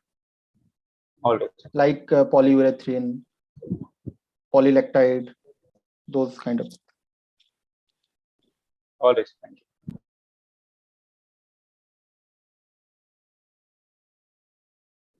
Sir, I have a question. Yes. Say we are using like temperature sensitive materials that changes their shape. Does a constant stimuli affect its morphology in a prolonged period of time?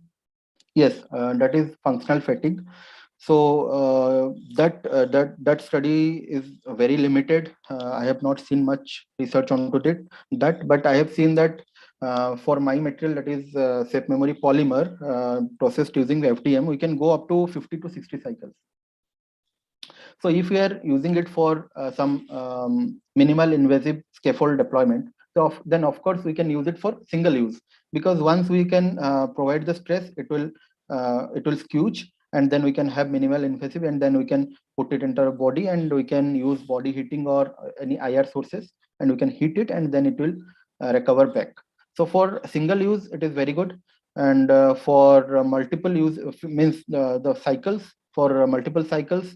That study is very limited. That is generally functional fatigue is there in all kind of safe memory material. Even in safe memory alloys, that is a problem, functional fatigue. Thank you, sir. Thank you.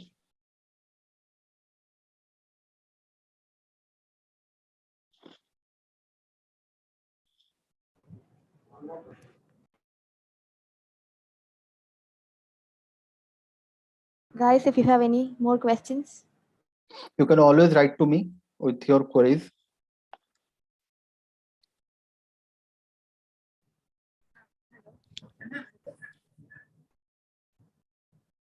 Hello. Actually, I have a doubt. Hello. Yeah, you are not audible. Hello. I had a small doubt.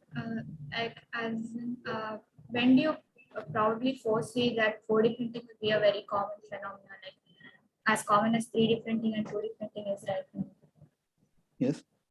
No, I'm not able to get your question.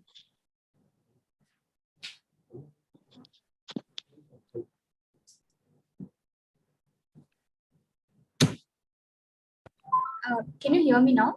Yes. Yes. Am I audible now? Yes, yes, yes, you are. Yeah, I just wanted to know in the future, when do you foresee 4D printing being as common as 3D and 2D printing is now? Yeah, actually 4D printing is not a new concept. It has came from 2013. A lot of works has been done, but because 4D printing is not, I will not say that it is a separate technology. It is a part of 3D printing only because the additive manufacturing processes that we are using, that is same. The only thing is that we are changing the way it is processed, and we are changing the material here.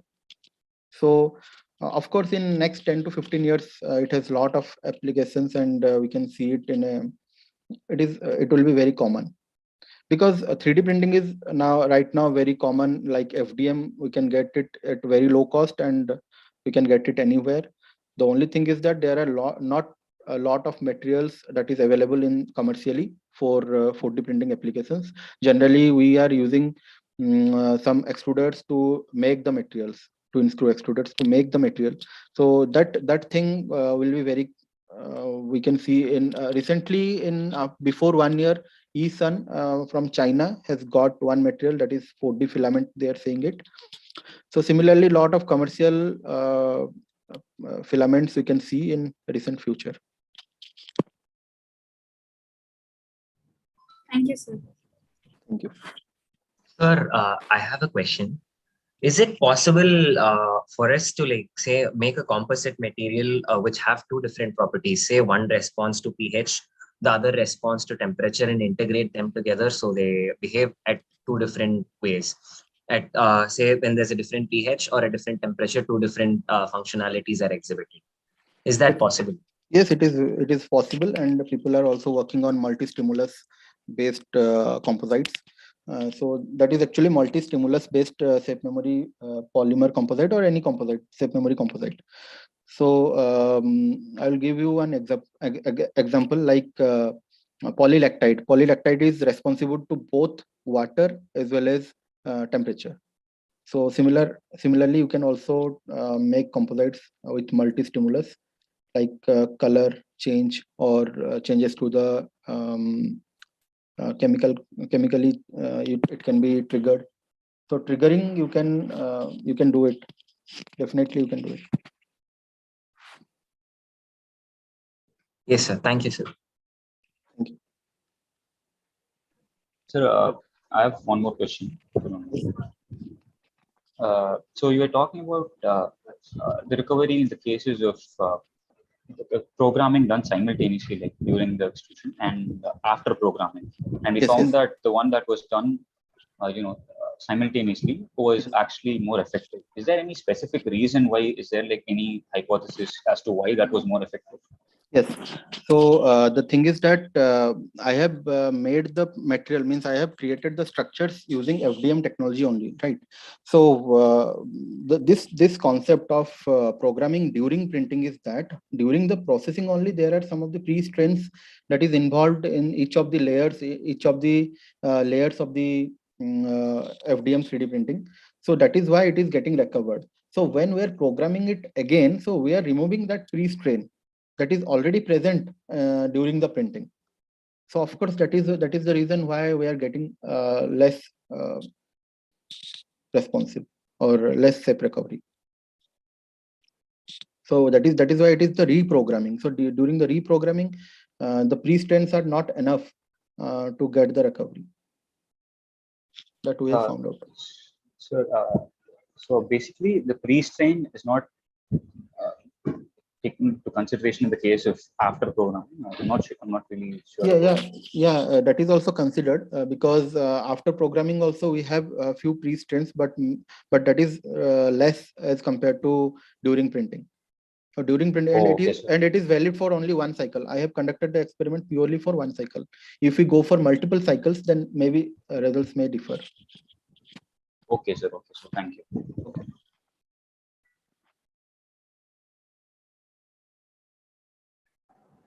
Thank you, sir.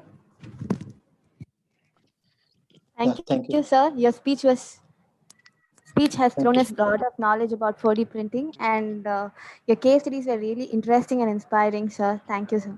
Thank you so much for giving me an opportunity to discuss my research here. Thanks for solving our doubts, sir. Thank you so much, sir. Okay, thank you.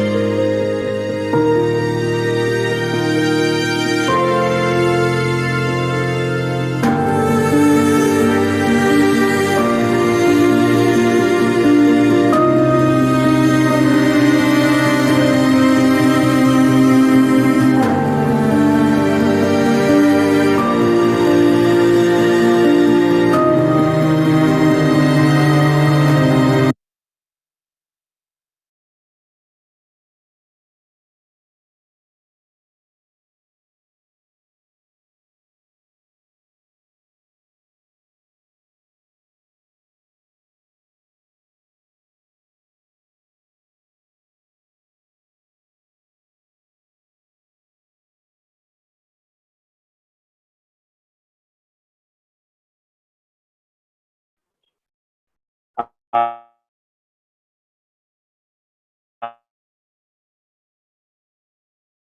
I audible? Yes, yes. Is my voice clear? Am I audible? Can I get a confirmation? Yes, yes, yes, you are. Okay, moving on with our event. We Beach are excited to introduce magazine for this year. It's going to be presented by Shringa. It's going to be presented by Swati, and we're going to have a few words about it from Shringa.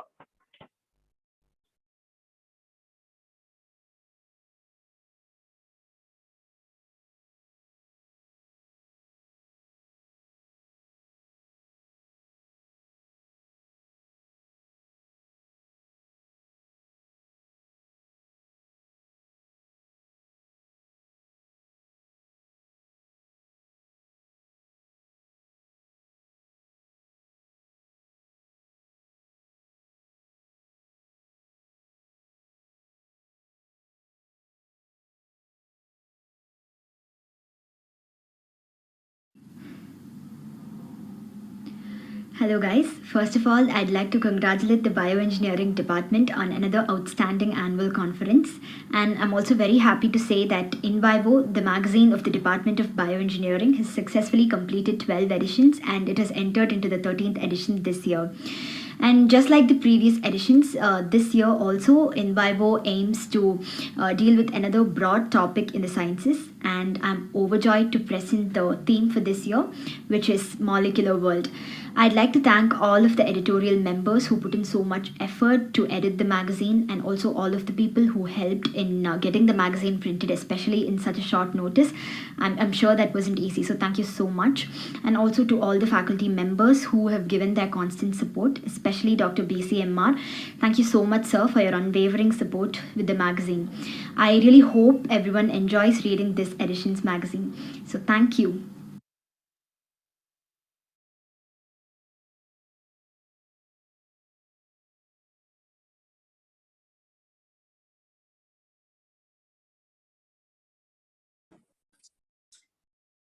So hi everyone, this is Swati here. I'm the associate editor of this year's magazine, and I'm very happy to unveil our this year's 13th edition In Vivo on the theme Molecular World.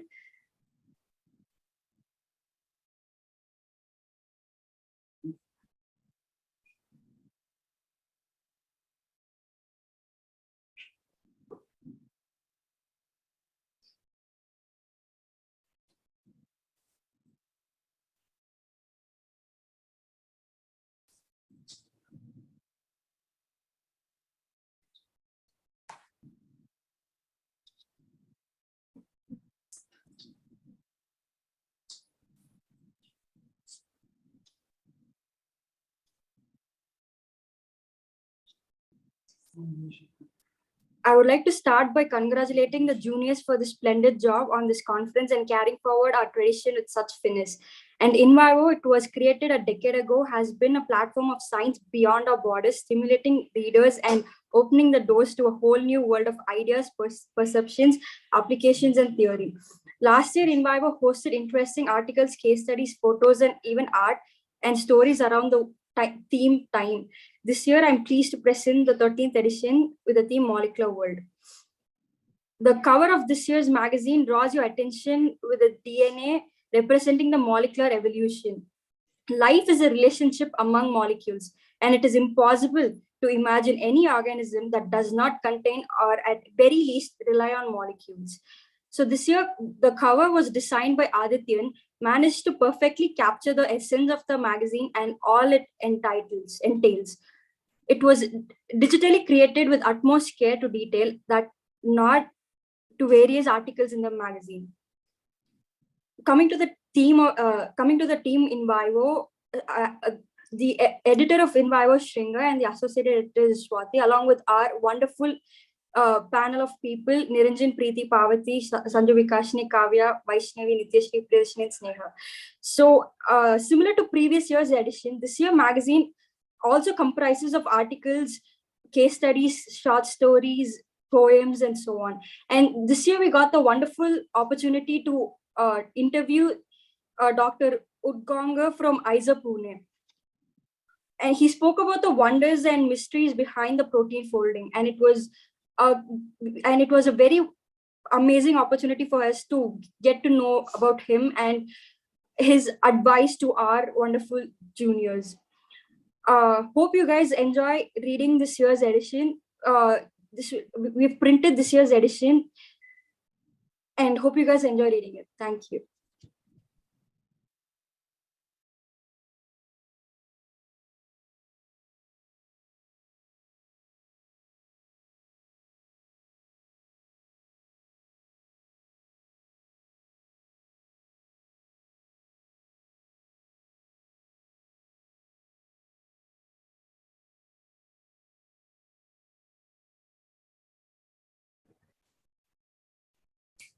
Okay, so yeah, that concludes the first half of our conference.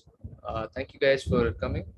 We'll now disperse for lunch, and in between, we have a few fun events that we have planned as part of the conference, which are going to be conducted and will start in, say, 2 to 5 minutes. Thank you.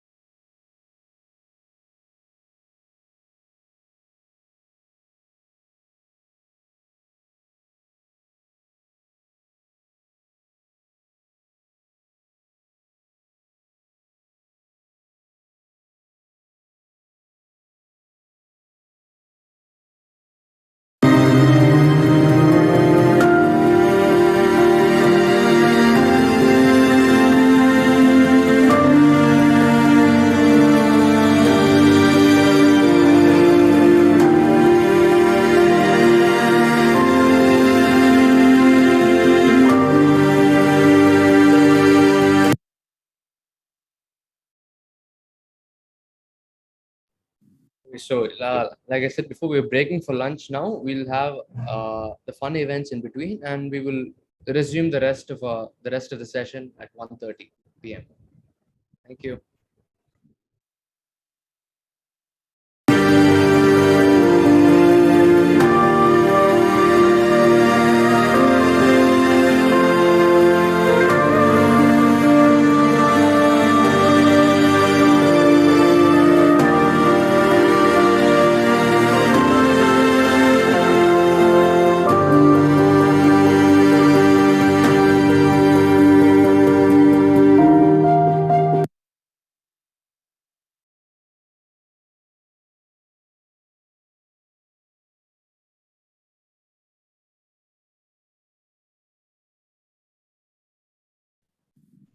So we're going to take a break for lunch, and in the meantime, we're going to be having some fun interactive sessions, and we'll resume with the talks and at 1:30.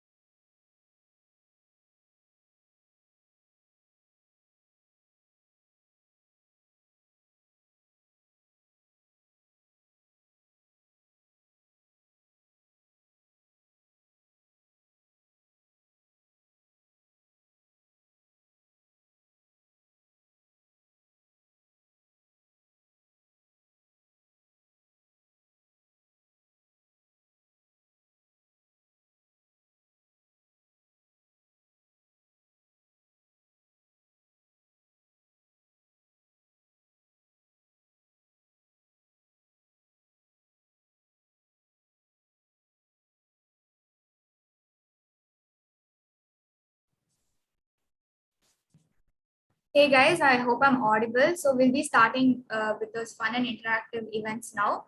So the first event that we have is connections.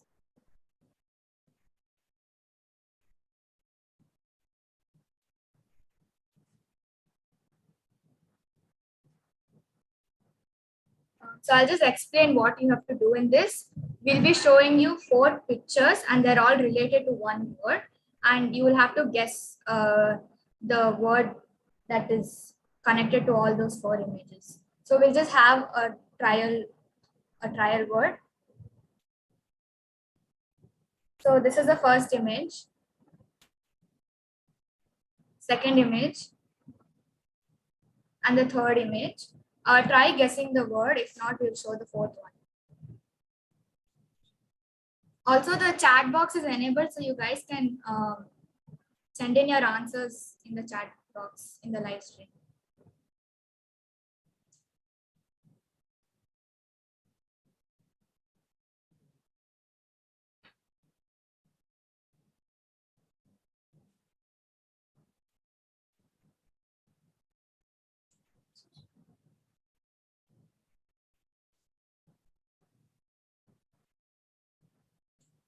So the word was center of gravity.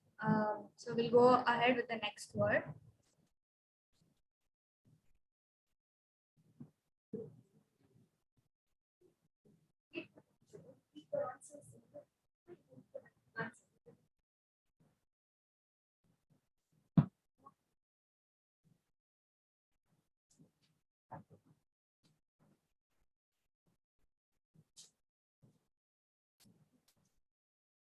What happened? Why?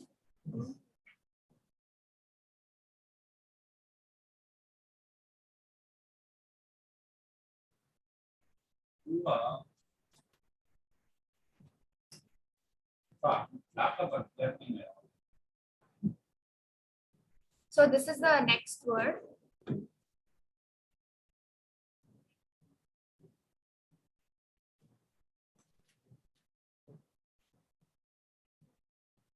If you guys have any guesses, please put it in the chat box.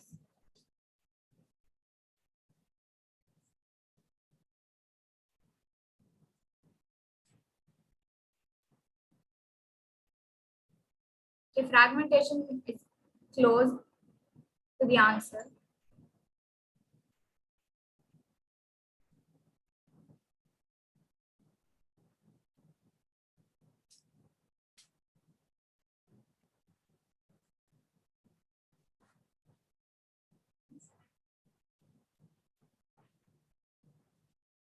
Yeah, I think we got the answer. It's binary fission.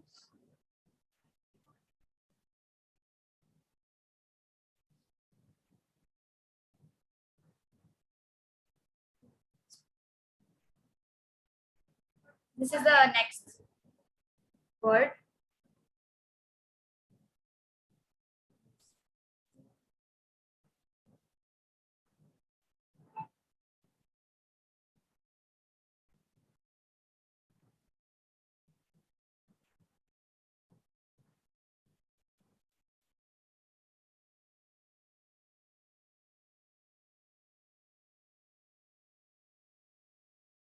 I'm not speaking.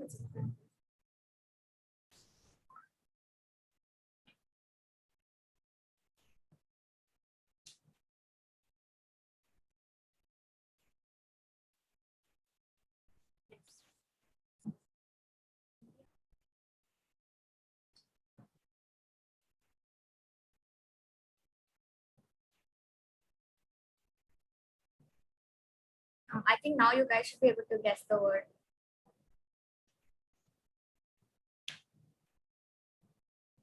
Yes, we got an answer. It's messenger RNA. Go with the next one.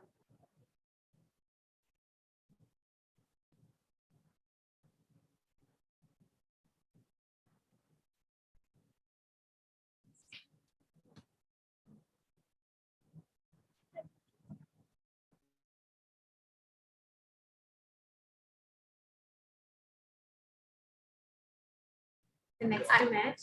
I think we're getting a couple of answers.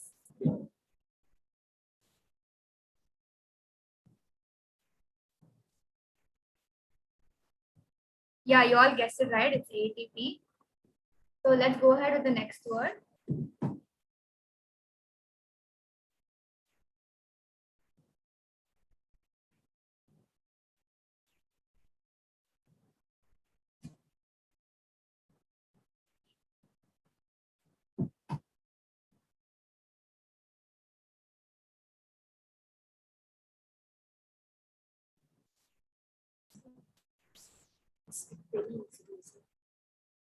I think we're getting a lot of answers and the correct answers.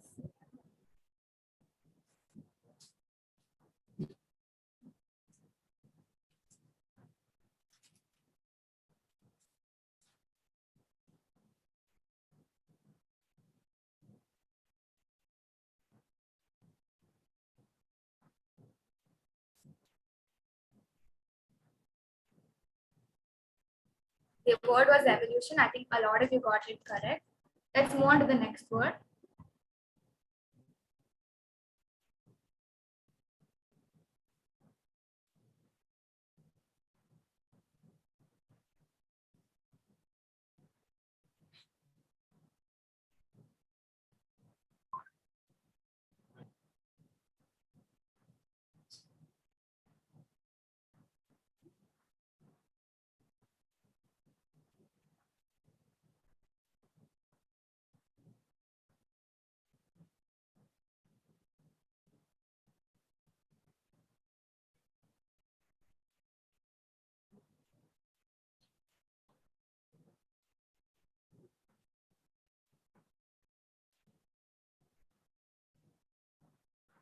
I think a lot of you have got the correct answer.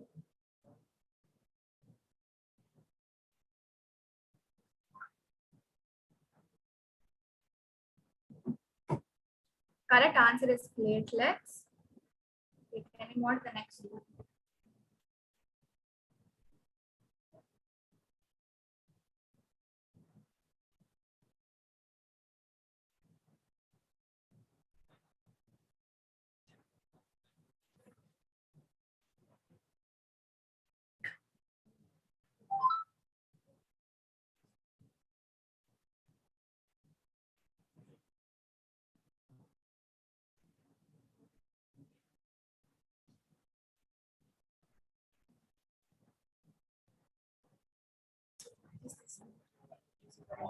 I think it's easy for now to guess. The third image will it's really the name of that.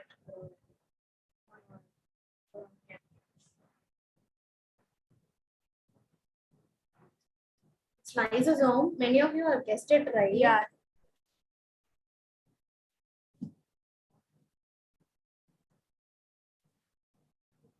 Okay, so the first picture shows transformation of liquid to solid.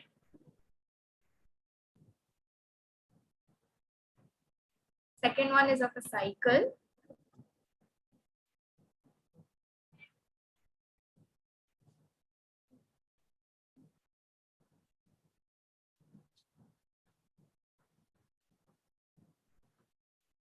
The third one is a life cycle of frog.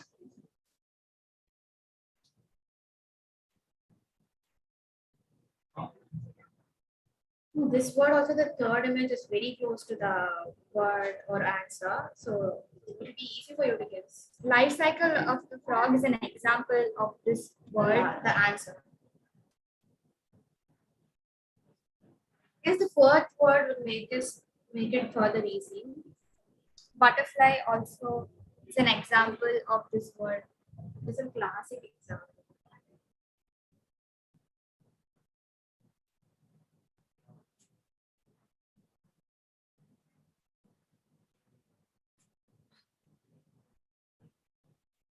Some are guessing it right. I display the answer. It's metamorphosis. Moving on.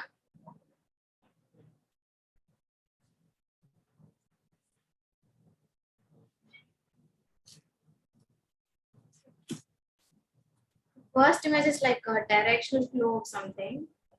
So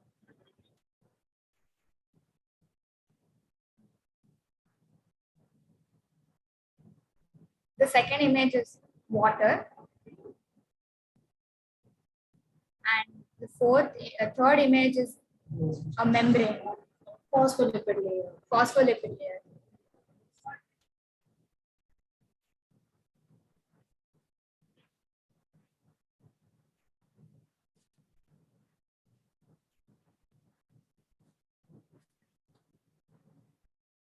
So it's direction, water, and membrane for now.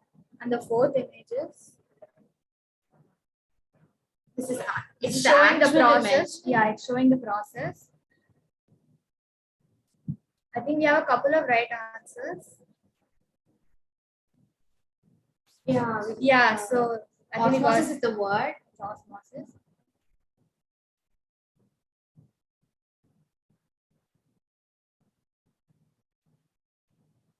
So the next one, the first picture is of a person eating.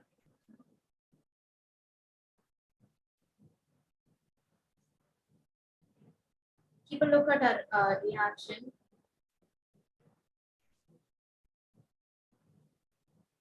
The next one is a picture of human body, so it's something related to that. For vital organs or something like this.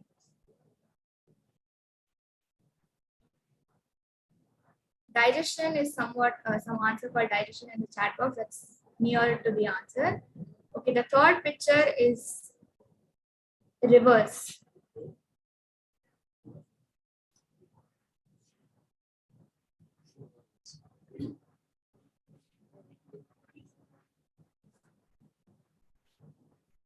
So I guess okay, I think the fourth picture is a giveaway of what.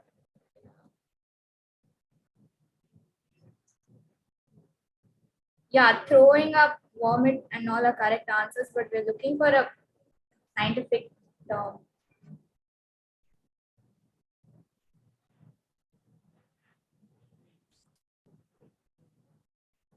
It's reverse peristalsis. I think throw up is actually a correct word, but scientifically it is called as reverse peristalsis. Okay, moving on to the next one. The picture of a timer.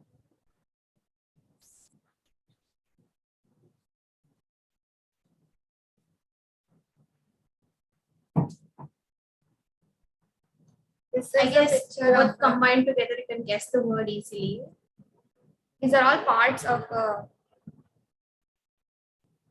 an equipment that is used very frequently. Yeah.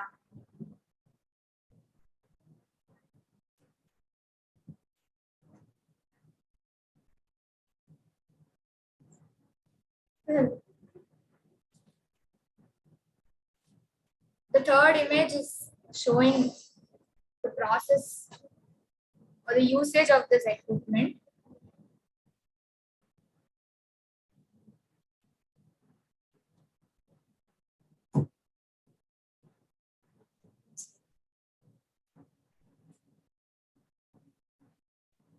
Our blood pressure is close, but we're looking for the instrument. Yeah.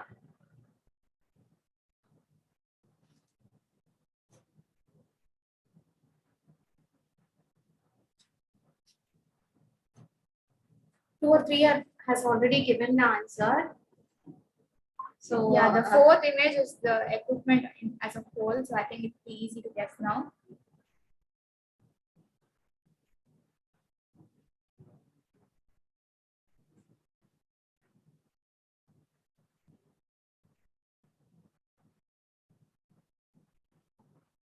Okay. Yeah, so BP monitor or sphygmomanometer was the word. Yeah. Going on to the next one. This picture depicts the cow or some herbivore grazing.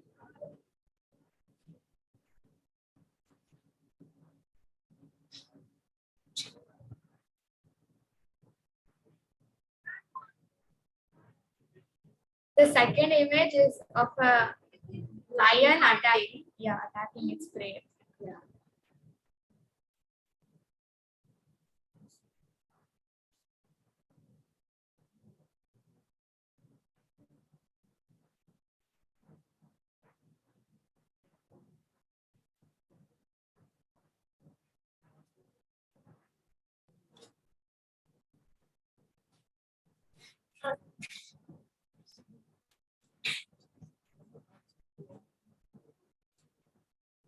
So this pick is related to a word in the answer.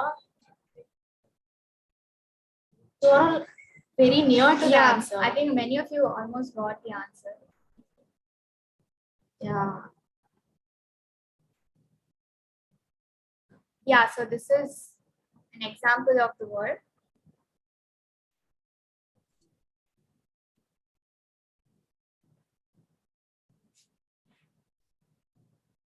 So yeah, the answer is food chain or food web. The next one. This picture is actually a photo of multiple DNA strands.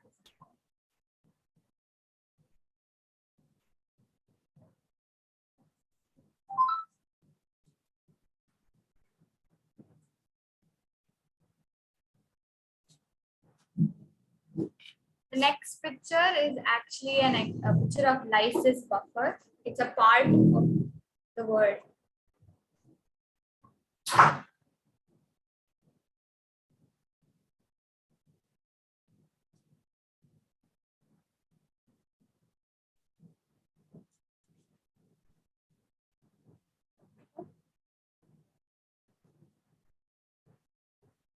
This is a picture of the equipment.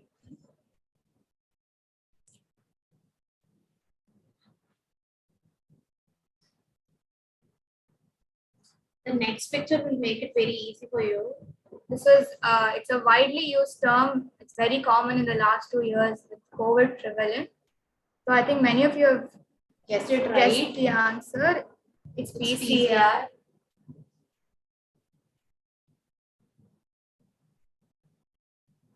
Moving on to the next word. It's a photo of a laptop.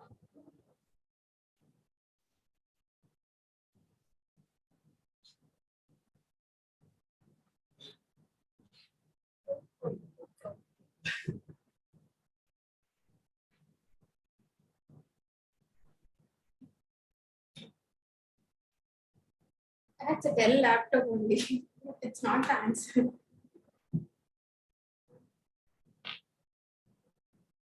Okay, I think this everyone has seen. It's the AutoCAD interface.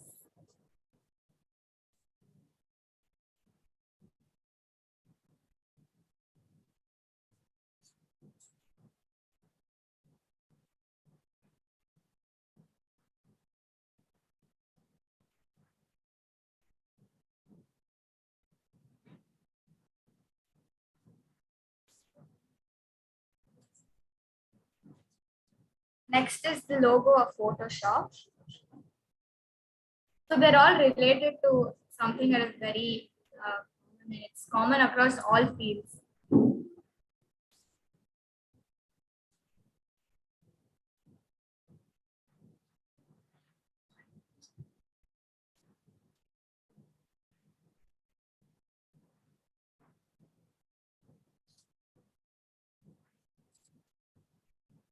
Okay, this is some a card, a graphics card.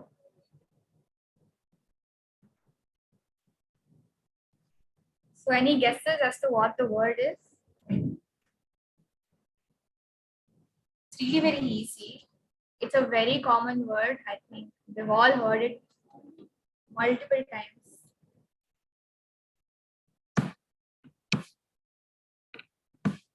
I think some of you have got the answer. It's So the word is graphics. Moving on to the next word. The first picture is of water flowing.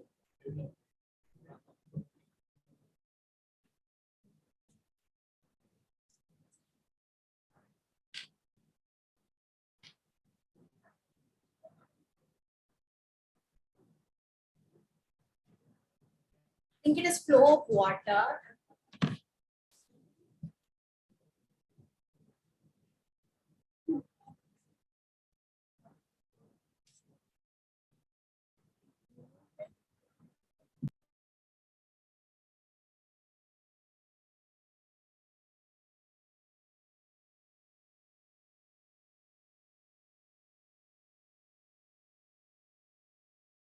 The next image is of pipes or pipeline connections.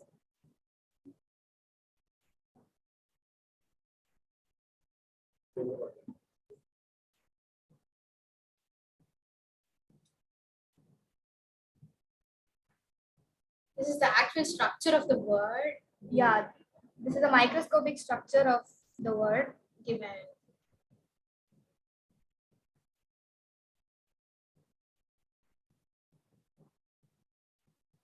You can consider the second image as the transport kind of thing.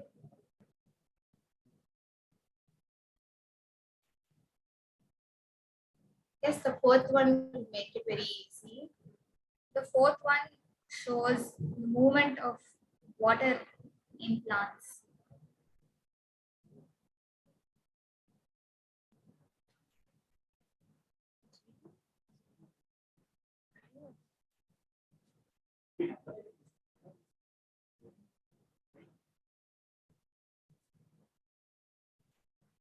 I think it's very easy to guess now. Some of you are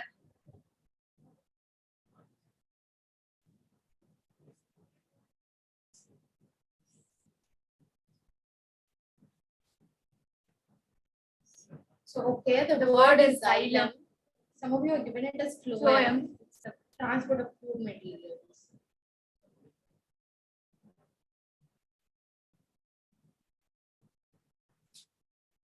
Okay, moving on to the next word. This is a pyramid at higher at different levels, showing pyramids at different levels.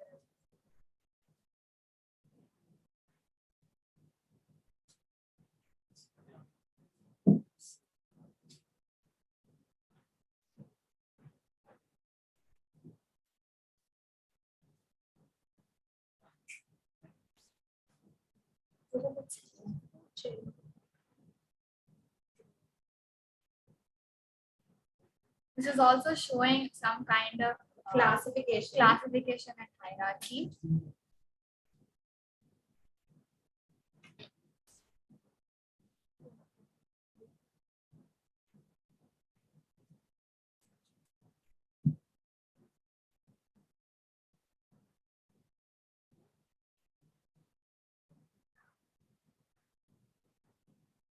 It's basically the classification of these organisms.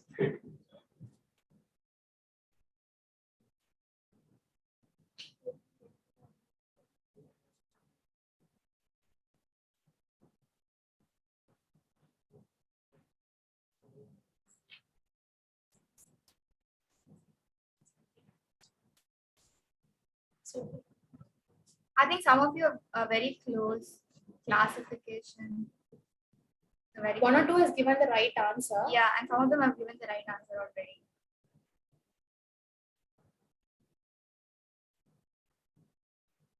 So I think now it will be very easy to guess it. This is showing the classification.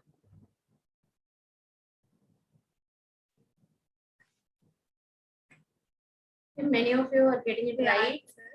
The word is taxonomy. So moving on with the next one.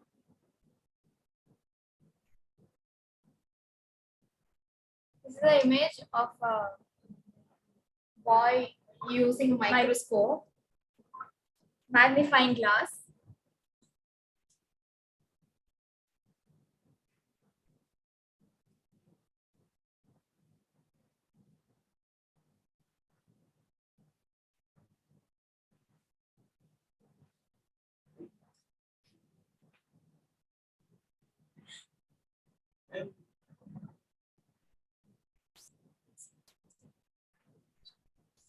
Second picture is of fingerprints.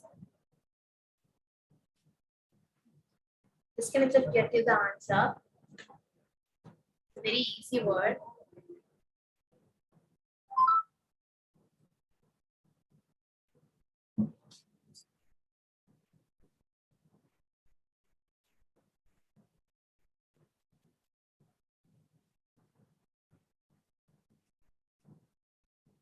Moving to the next picture. It's a picture of a hair strand. I think a few of you have already got the answer. Yeah.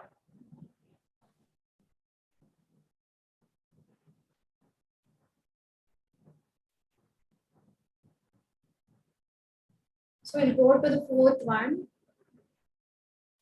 It's a picture of a crime scene.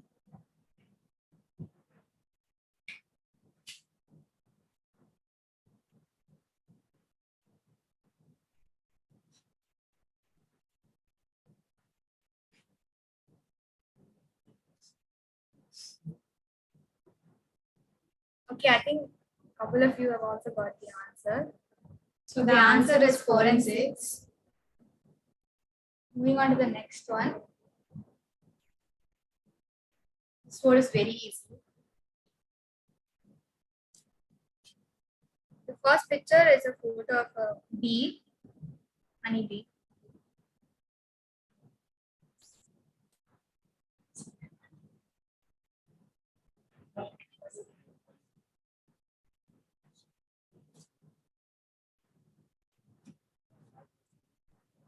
The next photo is a picture of a flower.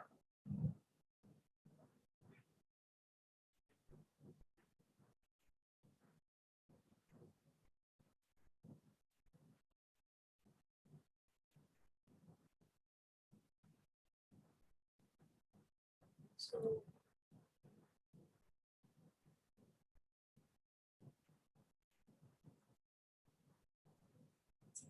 the third picture is of pollen grains.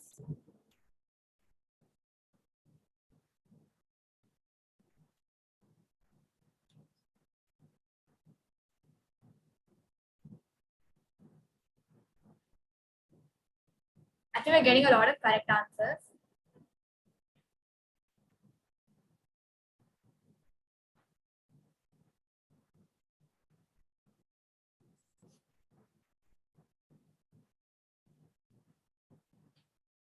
So, okay, the word is pollination. I think a lot of you got it correct. Moving on to the next word.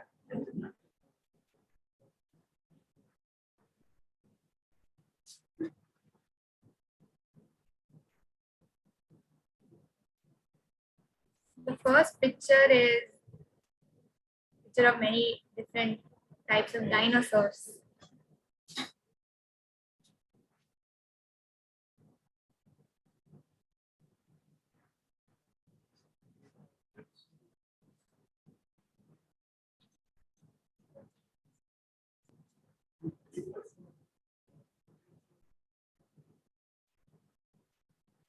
So the next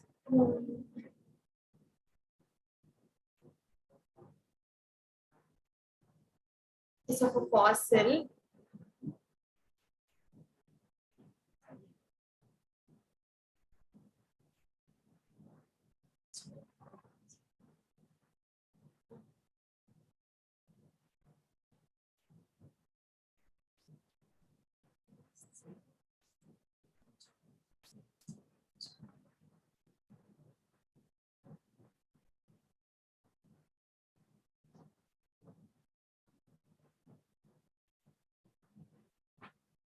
We'll go on with the third one.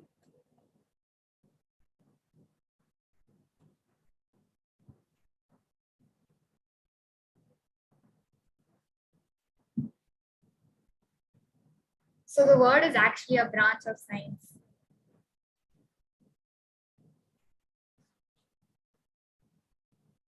Couple of friends, fans in the chat box.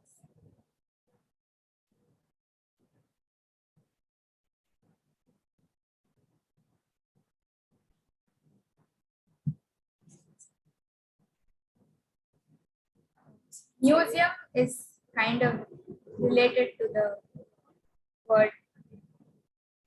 It's very close.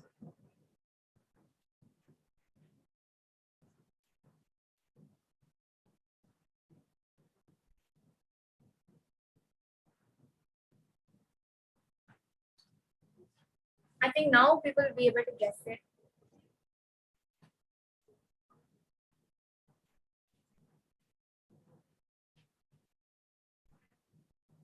One or two correct answers are there. branch of science related to fossils and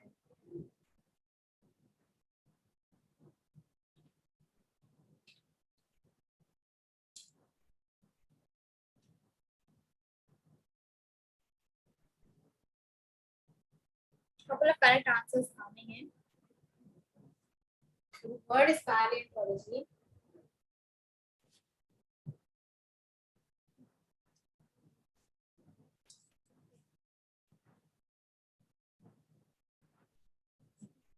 Let's move on to the next word.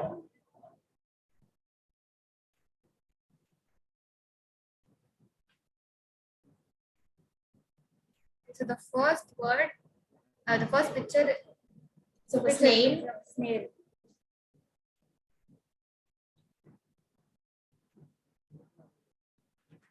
Okay, so snail is not directly related to the topic, but it sounds similar to the word that is related to this topic.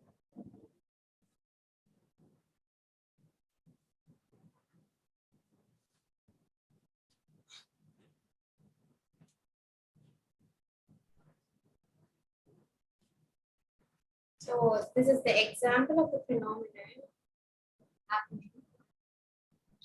Connect both first and second words in that manner.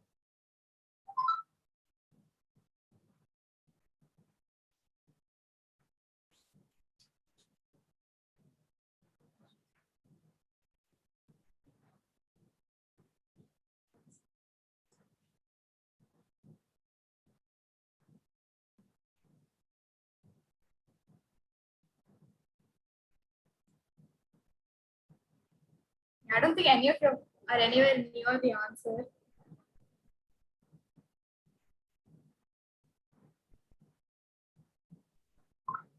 The third image also is a resultant of this phenomena.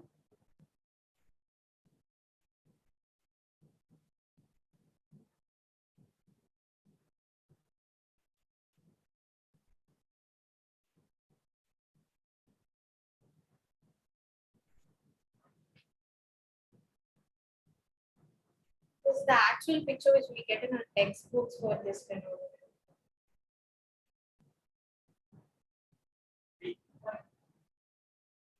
Yeah, it's Snell's law. Snell's law, the word is related to that law.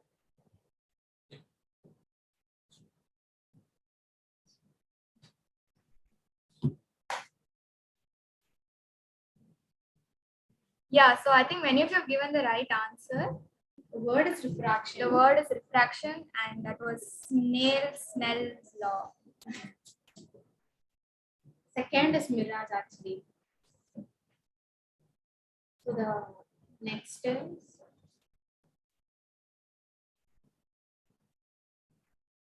so the first picture for the next word is deforestation.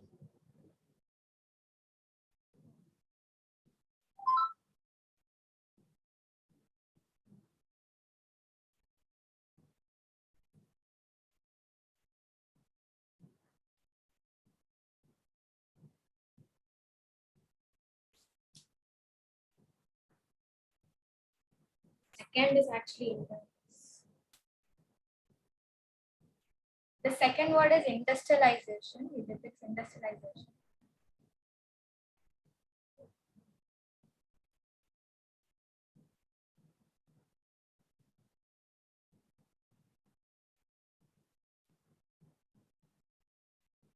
The word is actually the result or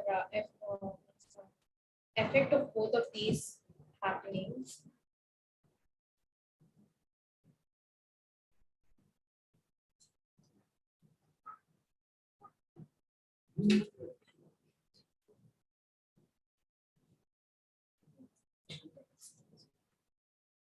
The third word is third picture is of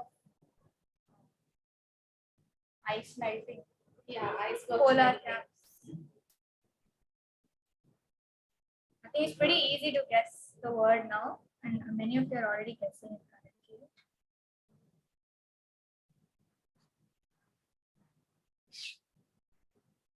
Yeah, the fourth picture makes it really easy to guess. I think all of you have given the right answer. It's global warming.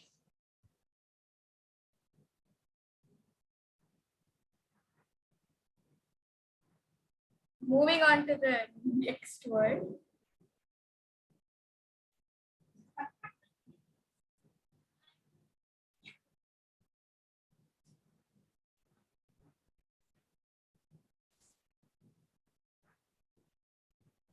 First picture is of a crime scene.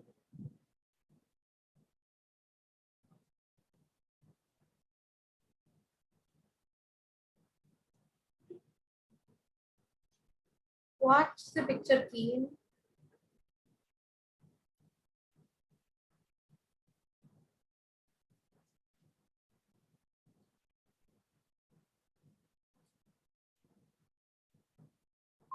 The second picture is actually the result of the process that is conducted.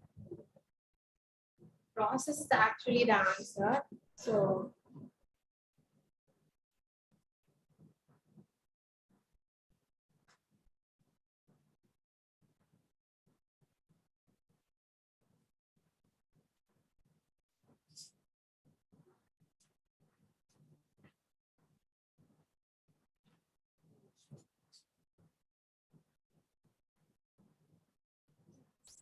the third picture is something that is related to the word on a molecular level.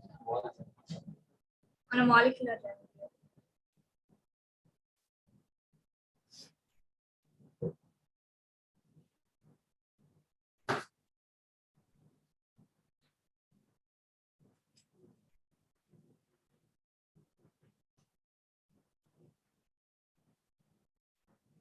The fourth picture, it's very easy to find the word.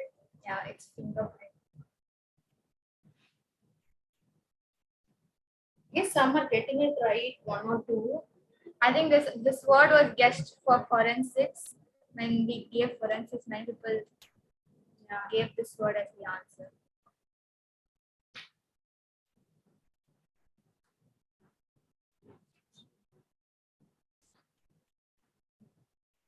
So the answer is DNA fingerprinting. Some of you got it correct. so we'll move on with the next one.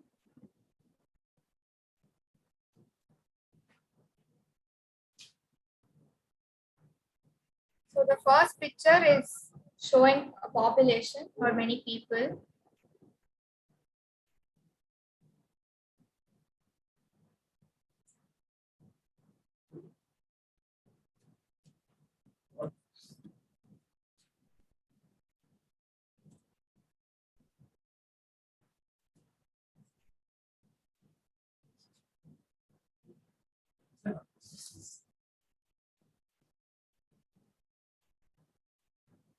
The second picture is showing the growth or the evolution of human beings.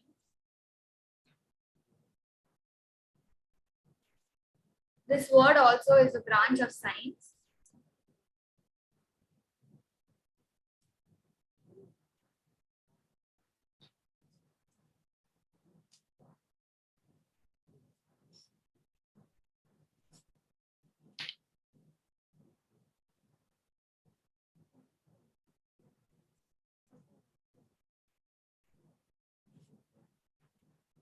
This branch also includes studying that is related to culture, religion, and people.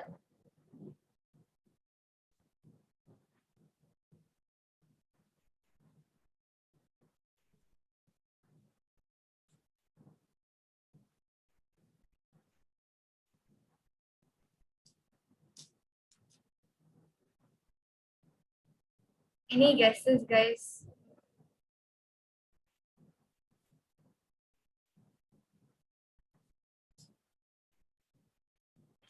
Let's go with the last picture.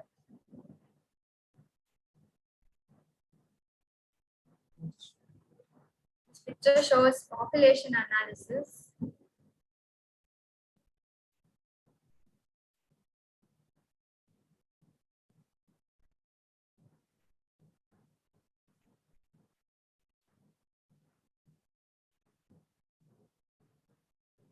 So I'll just go through the pictures again. It's people, culture, population analysis, and origin. So it's a branch of science that deals with the studies of all these.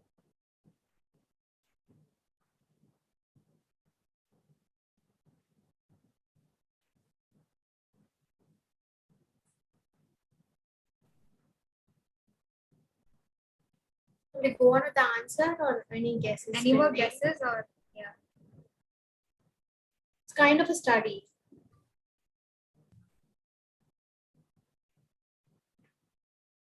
Okay, let's move on with the answer. I think only one person got it correct. It's anthropology. So the next.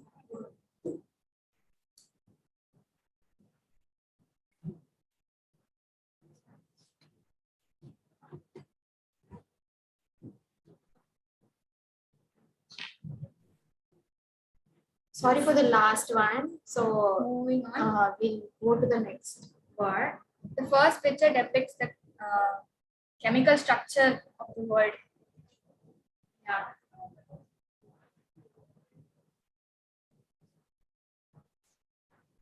I guess you can concentrate on one part of the structure to make it easy for you.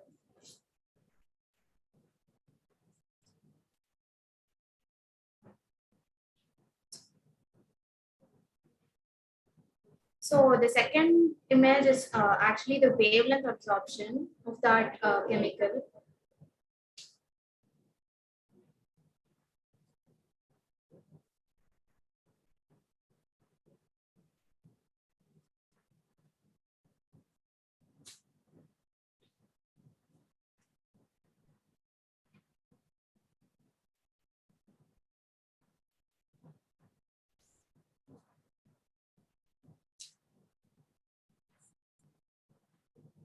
Okay, so the third picture is of leaves. I think it's very easy to guess now, and quite a few of you have given the right only use answer. this third image and guess the compound. So we'll go with the fourth one. This is the structure of that. Means where this compound is being present. Yeah, I think many of you have got the correct answer now. Yeah, the word is chlorophyll. Okay, moving on to the next word.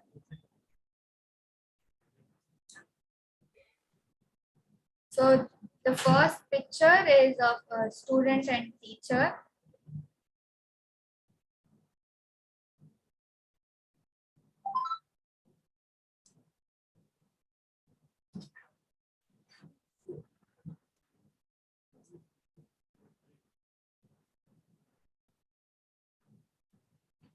The second picture is a group of students.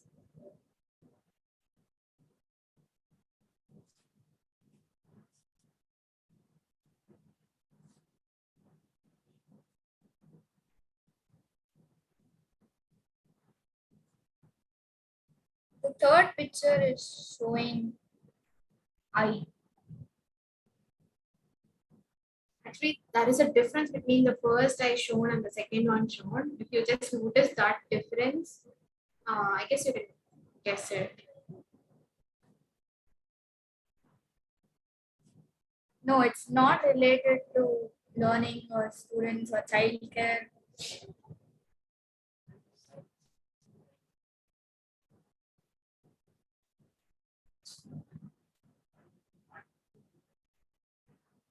Okay, I think the last picture is a giveaway.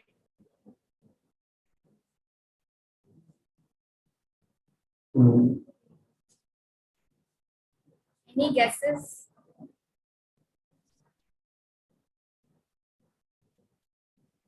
Actually, the fourth picture gives the answer itself. It's not accommodation. It's not very close to it. So the answer is pupil, and the third image is just the dilation of pupil.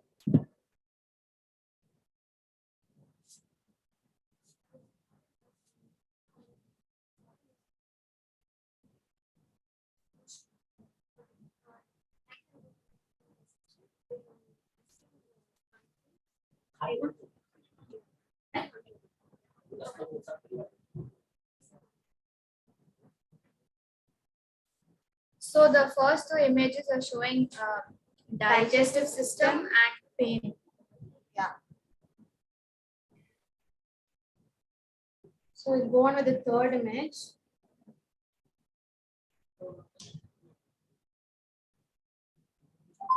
The third image is of stones.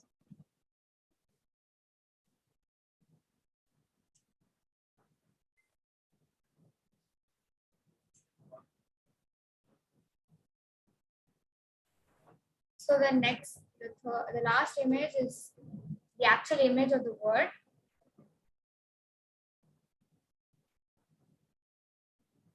I think a few of you have got the answer. So the word is gallstones. Yeah, it's gallstones.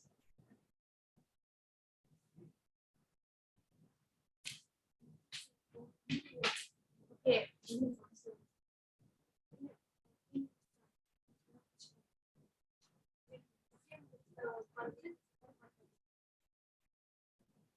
So that's it. I hope you guys had fun. We'll be resuming with the conference at 1:30. Thank you.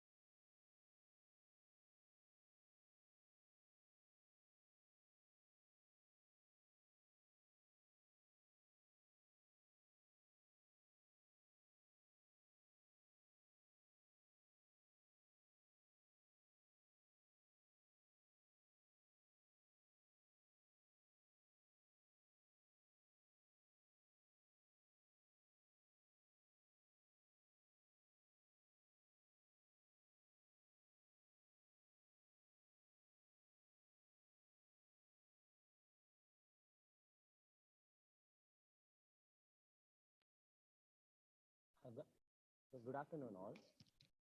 Hello. Yeah, hello. Am I audible? Yes, you are. Okay. Good afternoon, all. So, I hope you guys had.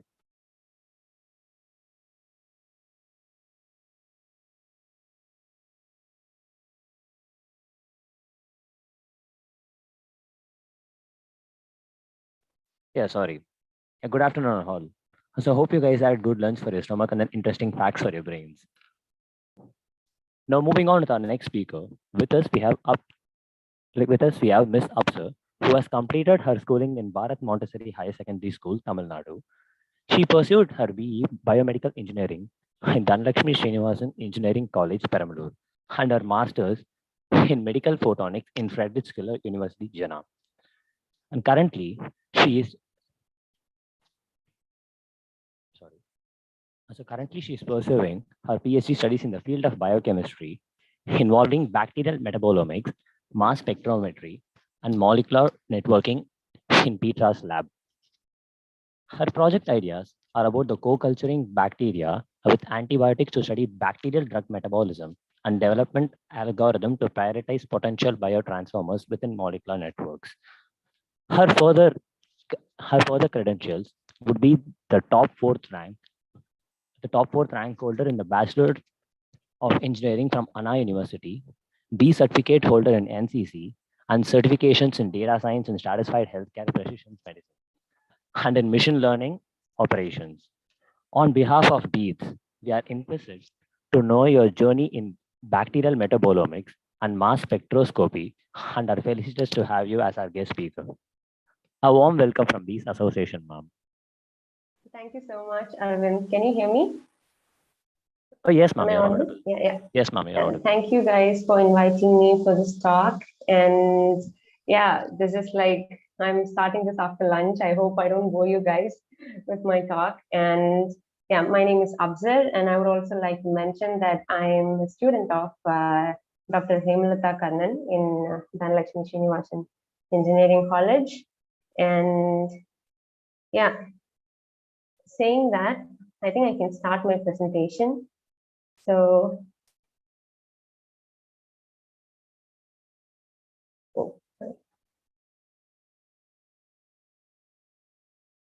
yeah, and you can see my screen, right? Yes. Yeah. So thank you, and I would also like to appreciate the fact that you guys have put this whole thing together on Sunday, and so many people have worked on it. And yeah, so my topic would be on applications of vibrational spectroscopy and mass spectrometry in clinical research. And before beginning the talk, I would like to mention a fact that while I was doing my bachelor's in biomedical engineering, I had no clue about vibrational spectroscopy or mass spectrometry. And I got to know about vibrational spectroscopy only when I was doing my master's as well as mass spectrometry. So I have designed the outline of my talk, like a simple introduction with vibrational spectroscopy and few applications, and then about my scientific project that I did for my master thesis, which is spectroscopic analysis of VAP, ventilator associated pneumonia samples. And then a little bit introduction about mass spectrometry, because even though I worked in clinical spectroscopy for my master's, I shifted to mass spectrometry, which is a pretty new field for me as well, and I took the shift. So for my PhD studies, and I'll give a short introduction about mass spectrometry, its applications, and a few final insights about my PhD project that I'm doing here. I hope I will not bore you guys to sleep. And beginning on with vibrational spectroscopy, it's basically based on the principle of a light matter interaction. And the two most important techniques of vibrational spectroscopy are Raman and IR, infrared. And the matter is, of course, the samples of our interest, which could be cells, tissues, body fluids, and the light is infrared in case of IR, and visible light in case of Raman. And one more important thing to notice, to tell here, is that like there are different transitions when it comes to molecules, like electronic transitions, vibrational transitions, rotational transitions that you could have heard of. And vibrational spectroscopy mainly focus on the vibrational transitions of molecules. And so I'll just simply explain the principle here. So Raman spectroscopy is based on the inelastic scattering process, whereas IR spectroscopy, it is based on the absorption. So yeah, basically it's when the frequency of the vibrational mode of your molecule matches with the incident radiation frequency, it gets absorbed and then finally get detected by your detector, and you end up with an absorption spectra, which basically gives information about your sample. So yeah, they provide unique molecular fingerprint, which is a cool thing, because yeah, you can know about your samples. And of some few interesting applications is that in hospitals, of course, it can be used in different sectors like histopathology, cytology, surgical targets. And one more important thing is like in terms of research, biomarker identification. When I say biomarker, it's basically any compound, gene, or anything that can be that can be a distinguishing feature between a disease or non-disease state. And so we're talking so much about vibrational spectroscopy, but why vibrational spectroscopy? So I would say that compared to many of the microbiological tests, which could be labor intensive and takes a longer time to get the result, vibrational spectroscopy are comparatively faster, cheaper method, and there's like really less sample preparation involved. You basically put your sample on the slide and then you put it on the instrument, set your scan, you it runs, it gives you the spectra, and then you analyze the spectra, you know what's in there in your sample. So one example of Raman spectroscopy is that in a recent study, they have shown that it could be potentially used as an assistance for the surgeons as a neuromonitoring tool in brain injury. So they have tried this test in rats, and yeah, this is like basically the idea that how it could be used. So what they were trying to say is that both in vivo and ex vivo samples can be used. Like ex vivo, like you get the tissue or biofluid sample from the injured site, and then you probe your laser like onto that, and then you get the spectra, or you directly view it like intracranial, because of course you're helping with while the surgery is happening. And then the idea is that you can differentiate between the different spectra, like at a normal site versus at an injured site, and then it gives you these kind of spectra with like the ratio shifts, which indicates the abnormalities, and with which the physicians could be able to identify the severity of the injury. So thereby providing like targeted therapy for the patient. Like, of course, like this is the important thing that we are moving towards in science, that one treatment doesn't fit all. We are trying to personalize it. So yeah. And one more thing, one more example is with FTIR spectroscopy. So what here they have tried to do is that basically they have taken few prostate tissue pores, like both cancer and normal, and then they've taken multiple FTIR spectra, pretty much like an imaging technique they have used, I guess. And they have built MATLAB, using MATLAB, they built a model feeding this FTIR spectra, trying to differentiate between the cancerous and normal tissue pores, and to a greater extent they were able to distinguish between it. As you can see, the red and orange colored ones, tissue pores, are cancerous one, and the purple green ones are like the normal ones. So this is an example that how it could be in future used as a tool in the clinics. So saying that, I would get into my master thesis topic, which is spectroscopic analysis of breath condensates from ICU patients with suspected ventilator-associated pneumonia. So the motivation is like basically to find a better diagnostic system for this disease, VAP.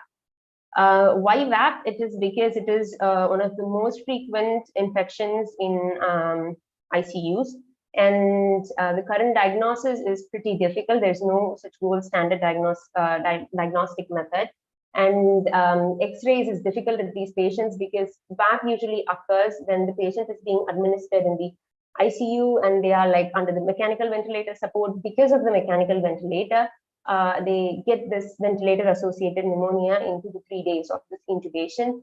And since they're already on the ventilator, it is really difficult to position these patients to get X-rays and invasive sampling. Like usually they take samples from the lungs for like clear identification, which is also difficult because most of the cases, these are elderly patients. So the current system that they use is CPIS, which is clinically pulmonary infection score, used by the physicians. They take a wide variety of tests, such as WBC count, if there is an equivalent tracheal secretion, so and so, and then they give you a score in 0 to 12 range. If the score is greater than or equal to 6, then it indicates presence of VAP.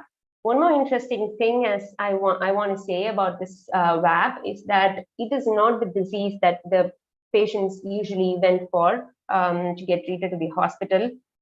So we all know about COVID and how much of a like deadly respiratory syndrome it was, and the problem with the mechanical ventilation support and everything. So the interesting fact about COVID and VAP is that in one study, they said like more than 90% of the COVID patients, even on the second day on their mechanical ventilator, they showed all the symptoms like VAP, because it pretty much had all the symptoms like VAP. The only way they could confirm that this is VAP was directly getting samples from the lungs and see just by the seeing of the fluid. So yeah. So the thing is that you get VAP, and then most of the time, what happens is that more than 50% of the antibiotics administered to these ICU patients in general is to not get VAP or to treat VAP, which in turn would result in antimicrobial resistance, because they are kind of providing like broad spectrum antibiotics. And I would like to talk about antimicrobial resistance later. So yeah, this is kind of a vicious circle. So the goal of the work was to see if vibrational spectroscopy could in any way be helpful for the early diagnosis of VAP, and then breath condensates, if they could serve as a non-invasive diagnosis for VAP, and also to differentiate between different disease stages. And for this project, the number of patient samples I used was 21, and then the sample volume accounted from 50 to 100 microliter, which is pretty less. And the samples were taken at 3 visits. So at visit 1, it was taken before, as soon as the patient were intubated, and with 2 to 3 days of intubation, and visit 3, like when they were like finally extubated from the mechanical ventilator. So yeah, once after I got the samples, so this is the workflow pretty much for all the spectroscopy and spectrometry experiments. You optimize the sample preparation, like how much volume of the sample you want to use, and what are the settings you want to use in your instrument. There could be so many settings, and once you perform few tests and optimize it, then you would basically use the same settings for all of your like measurements. And after you get all your results, you have to pre-process your raw spectra, and then you can look at your spectra and make sense of it, like if there are any important features. And then finally, you can also do some statistical analysis, which is pretty important to see if there could be any differentiating features. So I did it with FTIR spectroscopy, and this is how the sample looked under like the microscopy. So what I basically did was I took a slide, and then I put like multiple droplets one after another, let them dry, and then finally what happens is that like when they are drying, the larger particles, like they tend to move towards the edges, and they form kind of a thicker rim at the edge, and like of course the middle portion is slightly thinner. And yeah, this is how I set multiple scans, got an average spectra from each of the scan, also took few scans from the middle portion if I found them interesting. Like here I have some crystalline structures formed, so I took few scans from it. So yeah, then after I get my data, I did pre-processing, which involved few steps. I've shown you 2 steps, like baseline correction and vector normalization. So with baseline correction, as you can see here, there is like a baseline, and then we used a cutting algorithm to estimate the baseline and subtracted it. And then there's vector normalization that we do to pretty much bring the spectra under a common scale, and so that we can match up all the spectra. And also, as you can see here, we have cut some spectral region around like from 1700 to 1800 to 2700, I guess. So this is like a silent region which has no data, and you do not need that. So you basically chop it. So this is how the data would look like. Example, I've shown here the original dimension of one sample, where I have like taken, as I showed in the droplets, I took like, for example, 27 spectra. Then initially I had 1,600 some like dimensions. So each of these row indicates one spectra, and all these columns indicate these wave numbers, like 1,000, 1,001, so and so. And then in each cell, you have the absorbance or intensity level for each of these wave numbers for each of the spectra. So after we do the pre-processing, we greatly reduce these dimensions because we remove these unwanted peaks.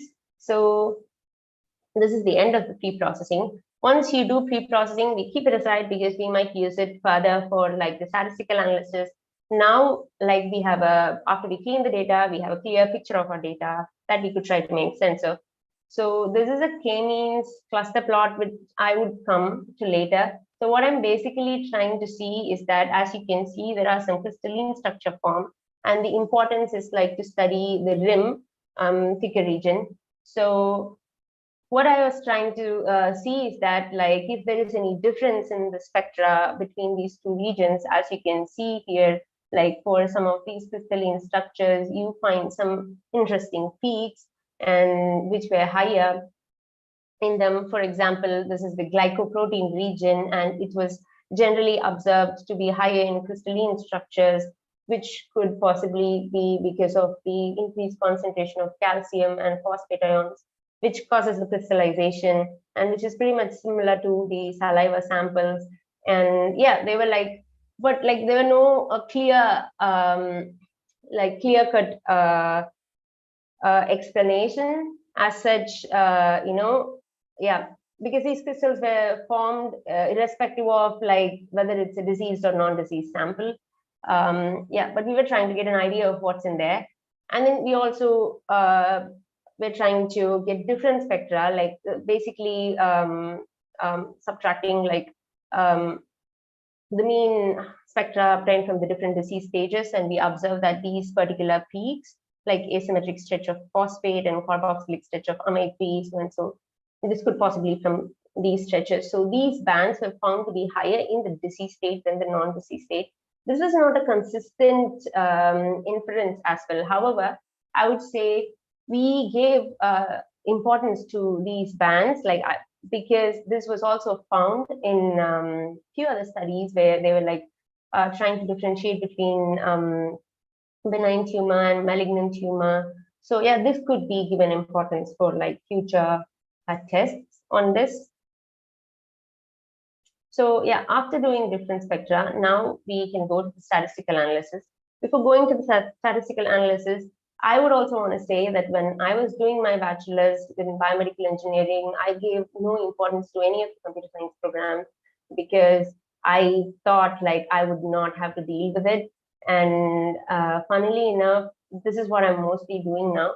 And with my master's and my like PhD, I understood the importance that, of course, you get your data, and you definitely need data science to understand what's in your data. And yeah, so for statistical analysis, I would like to explain you guys a little bit about the different techniques that I used. And here, basically, I performed some unsupervised and supervised classification tests. Unsupervised classification is basically like, so the model doesn't have any idea about your data. It doesn't know anything about your data. You don't feed in any information. It doesn't know if there are 3 visits or 4 visits. So it just tries to find it by itself, like if there is any difference in it. For that, I used PCA and k-means. PCA, it is known as principal component analysis, which is one of the most important and most common tests people use as the first step to understand about their data. So what you do here is like you basically have multiple dimensions of your data, as I showed, like 1,600 like wave numbers or more than that. Sometimes you cannot possibly visualize all of them. So what PCA helps us is that, like, if X and Y is your variable, PCA tries to find the linear combinations using your original variable. So it basically finds a line that best fits your data and take it as principal component 1, which is now your primary axis. And then the axis orthogonal to it would be taken as PC2. And then, yeah, each axis are orthogonal to each other. So basically, with the first few PCs, you can explain your data better because they contain the most important information about your data. So it's basically to see the data distribution, to see if there is any correlation in your data, and to confine it to a 2D plot for easy visualization. So as you can see here, this is a scores plot of a sample. As I was telling earlier, these are like the spectral numbers, multiple spectra that I took. PC1 explained 41 variants, PC2 explained 35% information or variance in the data. As you can see here, like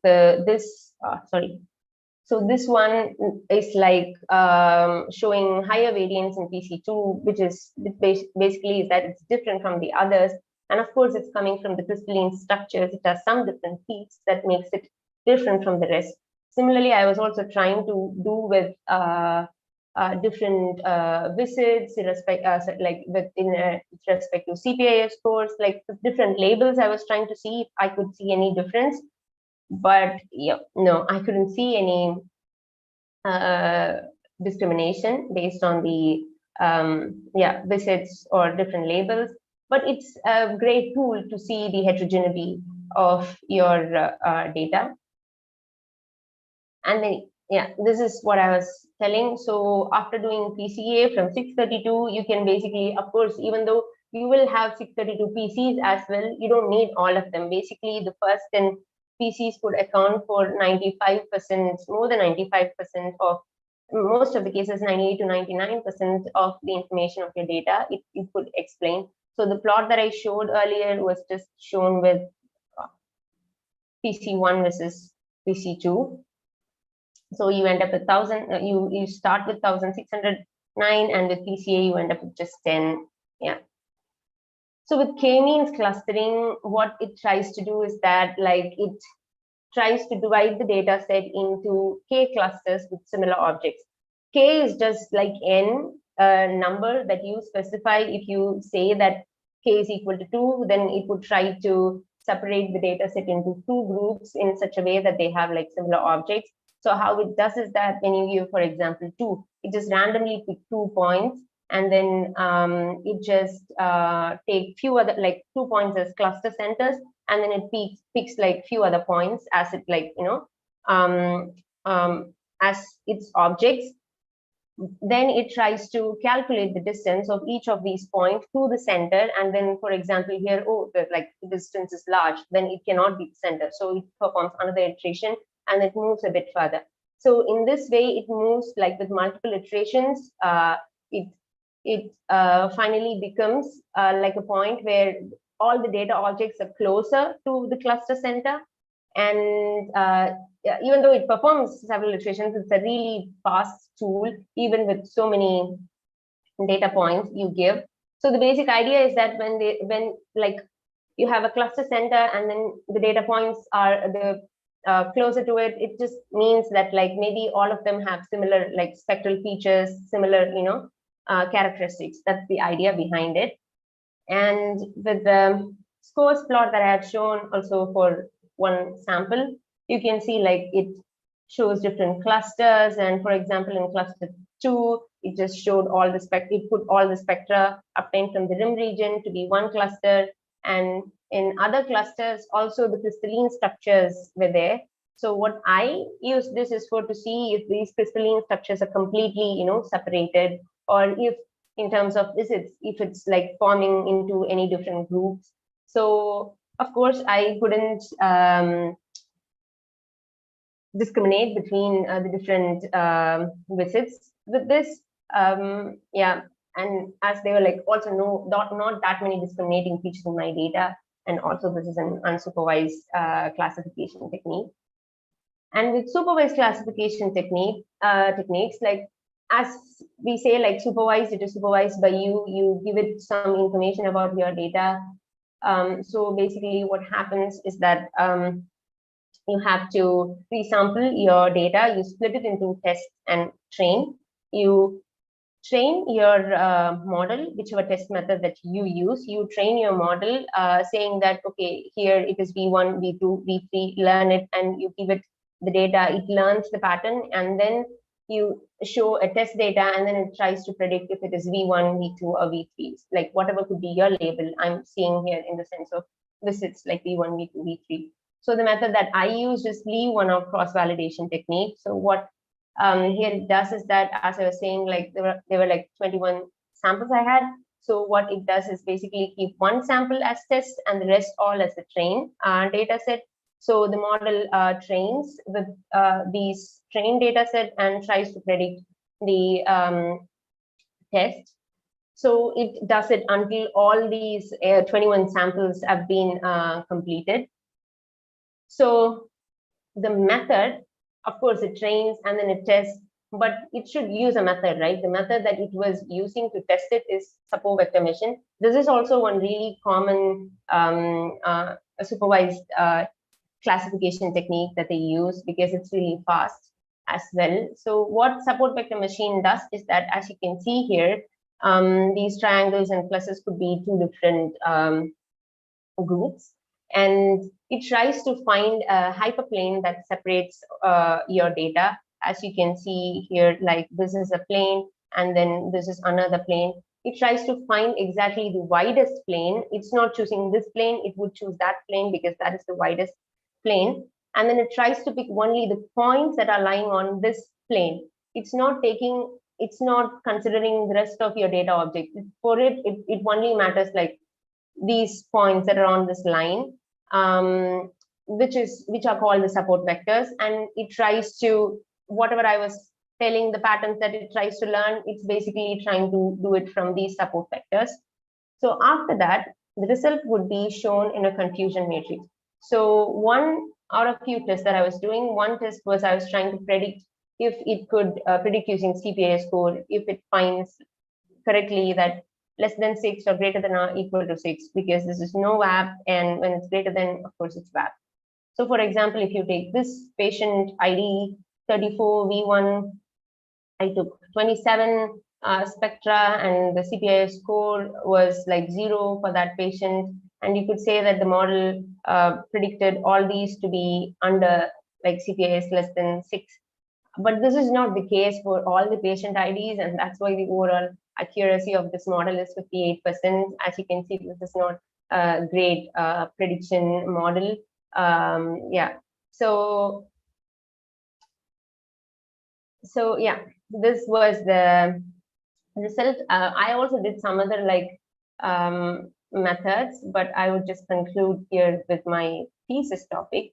So the conclusion is that for my master thesis topic was like, yeah, we did observe some important features, but we couldn't confirmly say that, you know, these are the features, like groundbreaking features. I couldn't say it like that.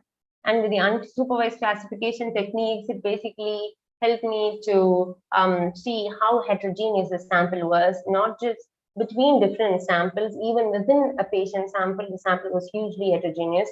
And I couldn't like discriminate between, as I was saying, between V1, V2, V3. As you might know, it's not that straightforward. And also with supervised classification, I didn't have that many patient samples with V2 state, which is a disease state, and also with higher CPIS range scores, because 6 to 12 is the disease range, but I just had like the highest CPIS score that I had was 6 or 7, I guess. So if I had more discriminating features, of course, the model could have been better. And yeah, you generally try to observe the pattern that the dry drop makes and what's in there. So this is what basically I was doing, because what I was doing with breath condensate samples, breathomics, studying breath samples, it's a new, relatively new field and not so much data about it. So it was a bit difficult, but it has scope. And from clinical spectroscopy or spectroscopy, I moved to mass spectrometry for my PhD, which is a new thing for me as well, as I said. So mass spectrometry has so many advantages, like it has higher specificity, sensitivity, and I would just give guys, you could stop me if I'm exceeding the time. Just let me know. but I think I can continue now. So yeah, with mass spectrometer, what it basically does is that it tries to measure the mass MZ ratio, like mass to charge ratio. Basically tries to measure the mass of the compounds that's in your sample. So how you does it is like you introduce your sample and then you ionize your sample. You make them produce ions or fragment them into ions, and then you accelerate the ions, and the ions are being separated based on the different masses, mass to Z MZ ratio, and then finally you detect them. This is what happens in a mass spectrometer. So as you can see here, you have your sample, you basically weigh using this mass spectrometer, and you say that, okay, the exact mass is found to be 312. And there are so many high resolution mass spectrometry data available, so many libraries available nowadays that you could pretty much with this exact mass try to find out the different combinations, like the exact different combinations that you could have, and you could pretty much find what that compound could be. So yeah, and this is an animation for the mass spectrometry. So you have your sample is a combination of different things, and then so what happens in the mass spectrometer is like after it becomes ions, as I was saying.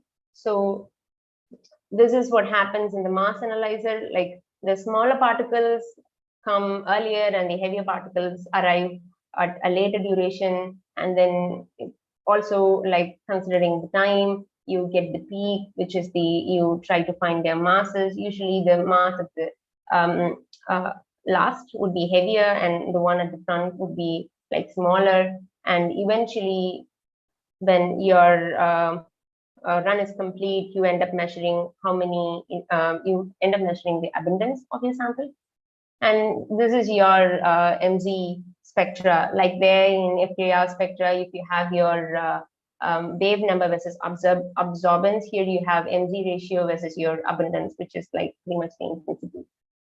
So some of the applications here is like these techniques are like kind of cool mass spectrometry in general, because few techniques are being approved by the FDA and they're already being used in the clinics. For example, newborn screening, where they screen the newborn babies if they have any inborn metabolic disorders. So these all come under the study of metabolomics.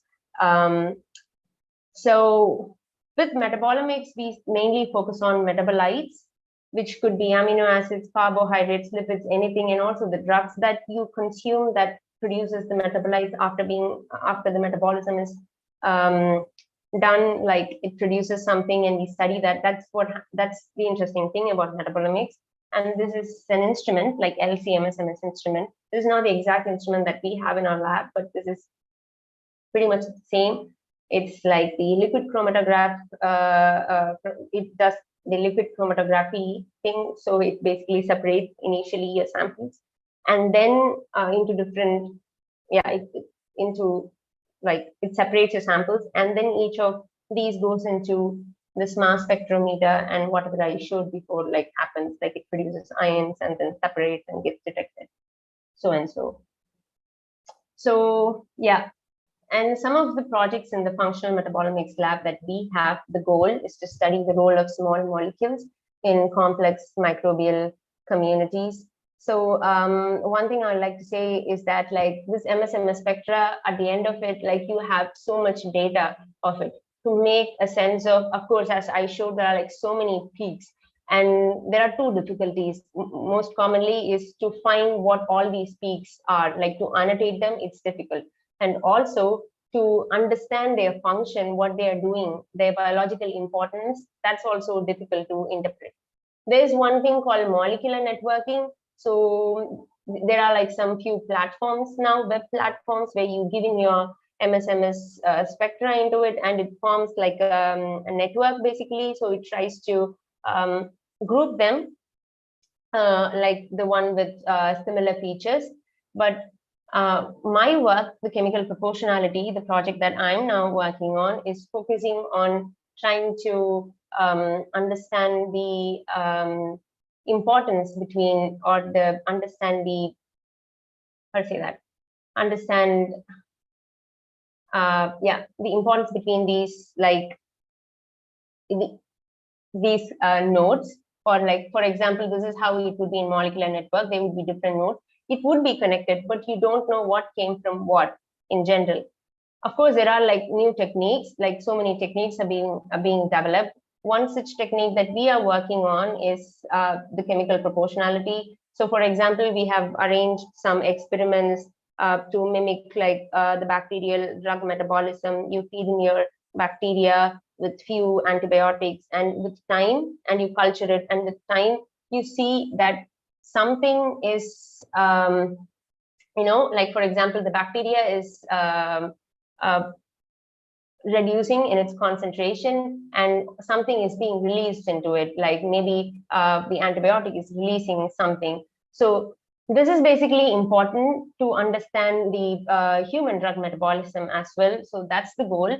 And with that, for example, we try to predict the correlation. We are developing algorithm to try to understand the correlation between two time points, and we basically add an arrow at the end which says that, okay, this could have come from this, possibly because for example, here the MZ difference is 42.01, which is acetylation. So maybe acetylation reaction happened, and this turned into this thing. And so yeah, this is the biological transformation. So basically we are trying to understand and prioritize the biological transformation, because not everything is important. We are just trying to based on the score, like the ChemProp score, when it's like higher, it means like this is an important transformation that needs to be noticed. This is the work that I'm now a part of. And also I would like to say that in the University of Tübingen, our lab is a part of CMFI. It's like a cluster, and there are so many research labs which belong to that. And the main aim of them is controlling microbes to fight against infection, which is basically we're all working against antimicrobial resistance as the end goal. As you guys know, when bacteria change and become resistant to the antibiotics used, that's what antimicrobial resistance or antibiotic resistance means. So this is actually much more deadlier than COVID. We are not noticing it, like as you see, like by the end of 2050, there could be like 10 million deaths it could account for. And as you can see, like in the last 30 years, there are not many new antibiotics being developed. And whatever work we are trying to do, and also I understand that SASTA is one of the interesting research is also, I guess, antimicrobial resistance. And yeah, so all the work like clinical spectroscopy or whatever we are trying to do in the clinics, it's basically like to improve improve the medicine, like improve the treatments for the patients. So giving them personalized therapy or whatever is mainly focused on antimicrobial resistance as well. And this is what I would give as a takeaway for you people. And thank you all for your attention. And yeah, I would like to thank my team members, both in Yen and in Tübingen, and a few of my friends who listened to my demo talk. And yeah, I would end my presentation here. Thank you all. Well, thank you, ma'am, for enlightening us with your speech and knowledge. Thank you. So the doubt forum session will be open right now. So any doubts? Yeah, if you guys can ask anything.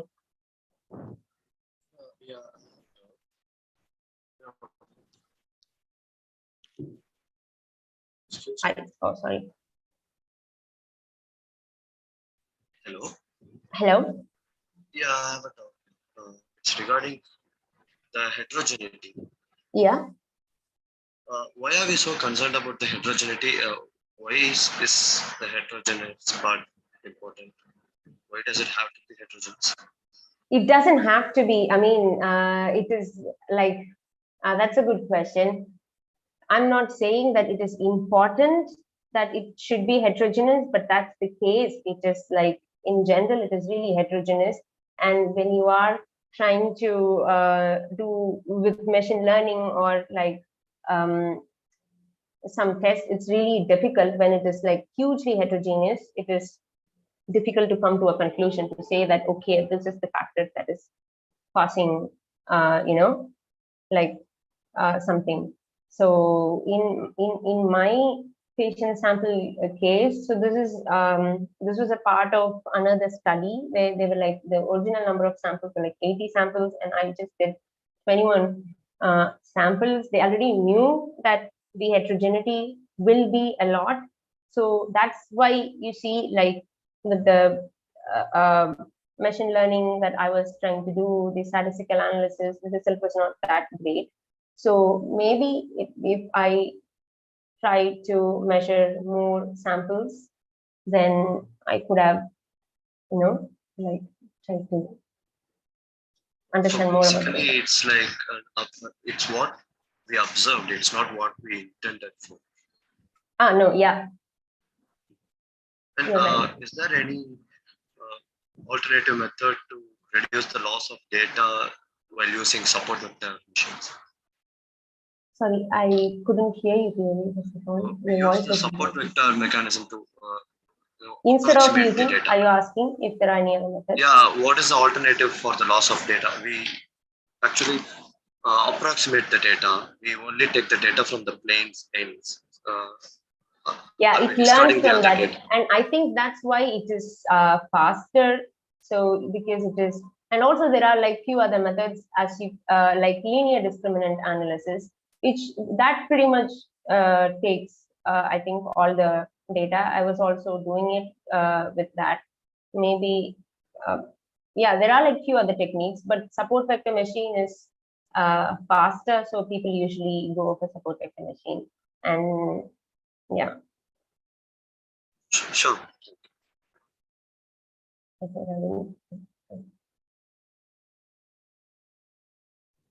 Mom, I have a doubt too. Yeah. So the first place you're talking about spectrometric analysis, right? The diagnostic of all the diseases. Yeah. So how efficient is that in day-to-day life? Yeah, that's a good question.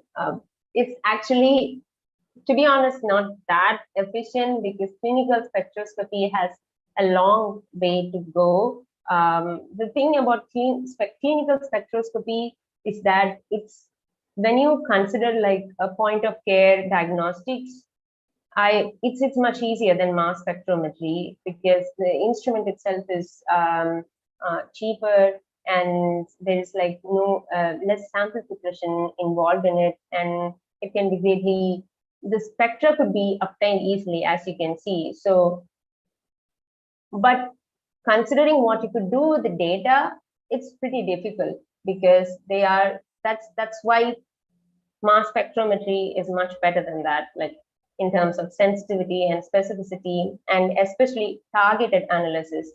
Like you know something and you want to look for that. You can't do that with spectroscopy, I think. And yeah, in that sense, it still has a long way to go, clinical spectroscopy. But people are like, there are a lot of research going in that direction as well, like to bring it into clinical diagnostics. Okay, thank you, ma'am. Thanks for addressing the doubts. Okay.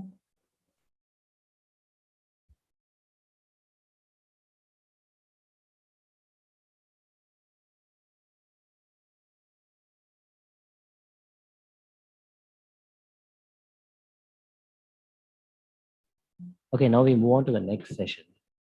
Okay. Thank you, ma'am. Thank you once again. Okay. Thank you, guys. Bye.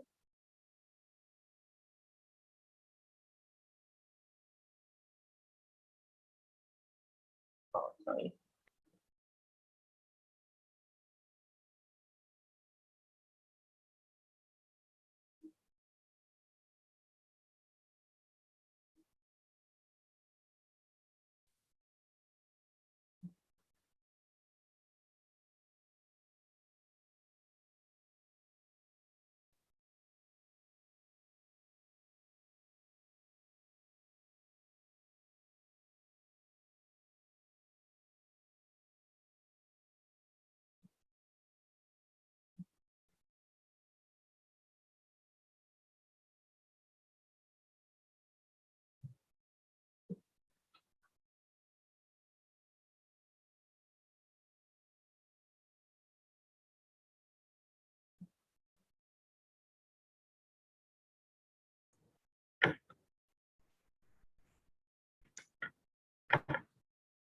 Humans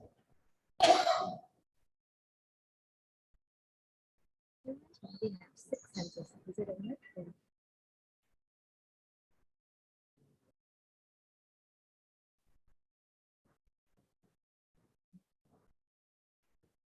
can share your answer.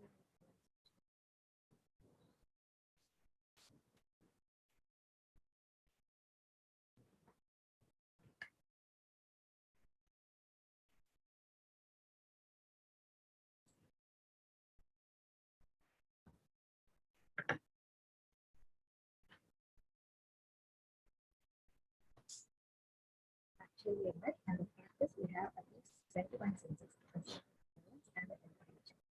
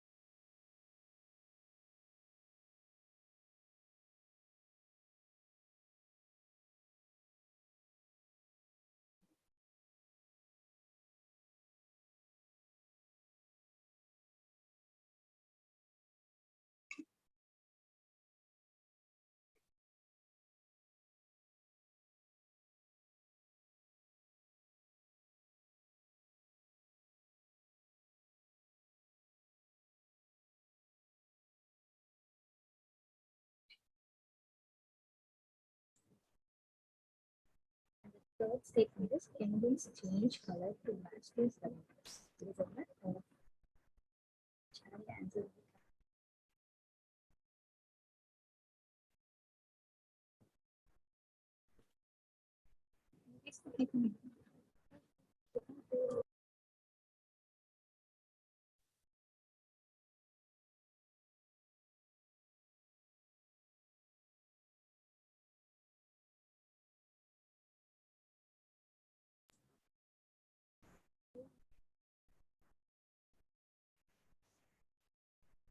Actually, a myth, the neuron can change only color depending on mood or temperature.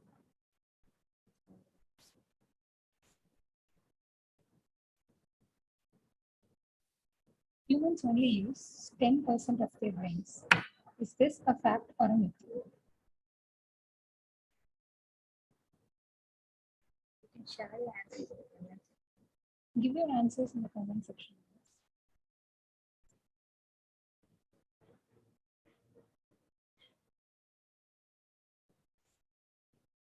It is actually a myth. fMRI scans show that even simple activities require almost all of the brain to be active.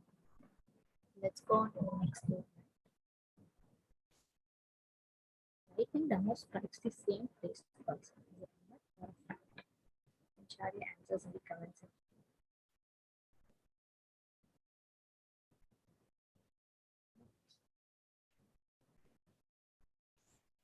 That's actually a myth. The fact is lightning can and often does not the same place repeatedly. Let's go on to the next statement. Bats have black and white vision. Is it a fact or a myth?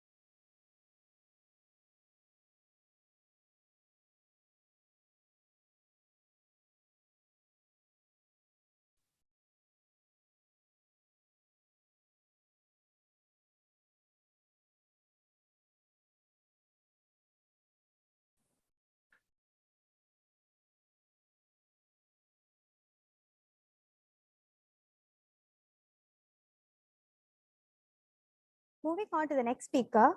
Good afternoon, everyone. It's my pride and privilege to introduce to our energetic guest of the day, Ms. Sankita. Being a proud student of Verbala Girls Higher Secondary School, Ariyallur, she has completed her schooling in 2005. Ms. Sankita graduated from Dhanalakshmi Srinivasan Engineering College, Peramallur, came out with flying colors in a Bachelor of Engineering in Biomedicals in 2009 with a distinction. She started her career as a biomedical engineer in Sri Krishna Medical System, Trichy from 2009. After a year, she shifted her career to G. Kuppasamy Naidu Memorial Hospital, Coimbatore, and rendered her service from 2010 July to 2012 July. Being a diligent and a sincere worker, she always loves in improving her skills and abilities. She reached the great heights and was placed as a biomedical officer at Fortius Hospital, Bangalore from September 2012 to September 2013. Her passion and energy seems to know no bounds. She is the proud senior medical engineer at Dennett Alamirate Women's and Children's Hospital from November 2013 till present. She ensures that the department follows the essentials. She is the member of purchasing committee. She manages the activities of all procurements, contract, renewals, initiations, registration, vendor negotiation, and contract life science. She also supervises and coordinates all the activities engaged in formulating contracts, bid proposals. She is also involved in planning projects and disciplining assets. It's my great honor and privilege to introduce you to a young and energetic speaker of today, Ms. Sankita. On behalf of Shastra University, it's my pleasure to welcome you for the 9th Annual National Conference. Presenting before you our honorable guest of the day, Ms. Sankita, to share her knowledge and wisdom. Welcome you, ma'am. Good afternoon, everyone. Thank you, Aaron. Thank you for the good introduction for me.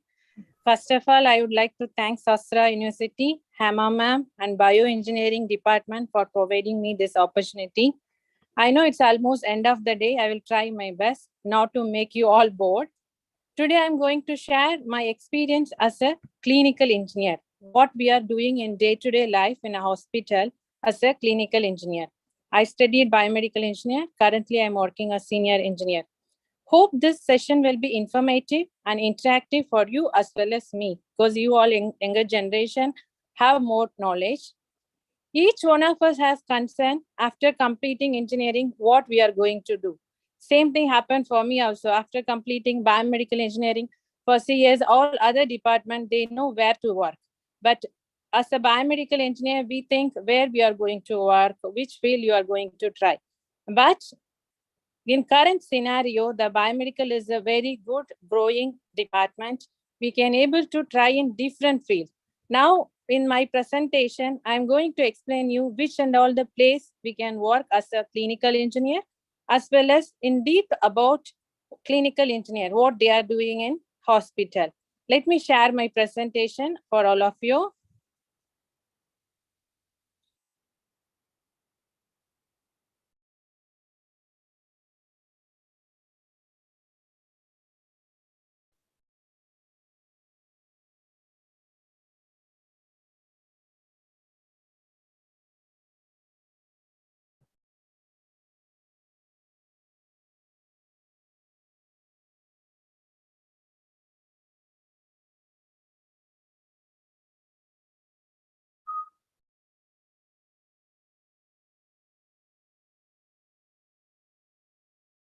Just a second.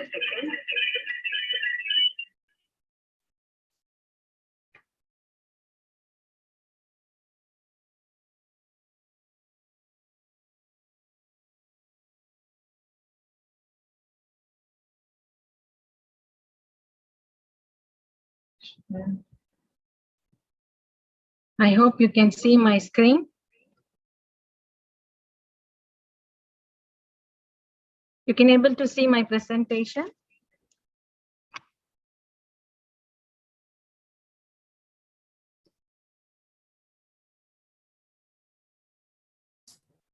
Yes, ma'am, it is visible. Okay, let me proceed it.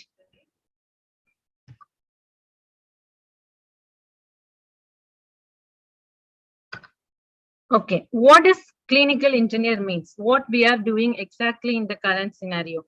Clinical engineer is nothing but we are implementing our engineering techniques to develop the medical field. That's why clinical engineer is otherwise called as doctors for medical equipment in hospital fields. Here I'm just showing what and all the field we can work as biomedical engineering. Hospital engineer, clinical application specialist, you can work as sales engineer, field service engineer, project engineer, research engineer, artificial intelligence, biomaterial, prosthetics. You have various number of fields. Here I will explain you about the clinical engineer. Next is clinical application specialist. What does it mean, clinical application specialist? What they are doing exactly? For example, in a hospital, you will having multiple equipments from BP apparatus until CT scan, MRI, ventilator. All equipment, once the installation completed, how they know the end user how to use the machine.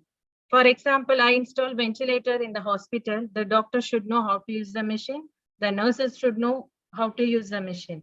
The clinical engineer as well as the application specialist plays a vital role to train the doctors and end user.